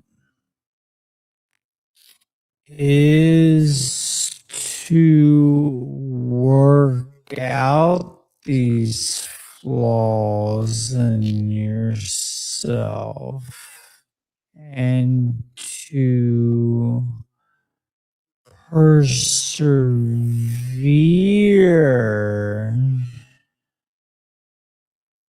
in the work on yourself. So this presentation is not at all to advocate to live like Crowley or doing as Crowley did or others who did, meaning the others who followed him. His/their personal life, flaws, and opinions. Cheers to the people who did wake up and activate and become peers in the great work. Nothing but admiration and thanks. And this forced shadow work has not been for you. It has been for those who did not respond to the fucking call of freedom. And you guys already know that. I don't even need to repeat that. But I will say with my Vienna lager here, cheers to the people who really did the great work.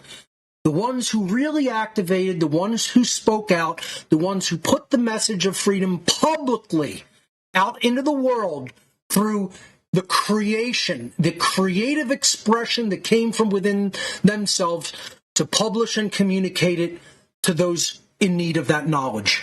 You're my brothers and sisters, and you're my peers in the great work, and thank you.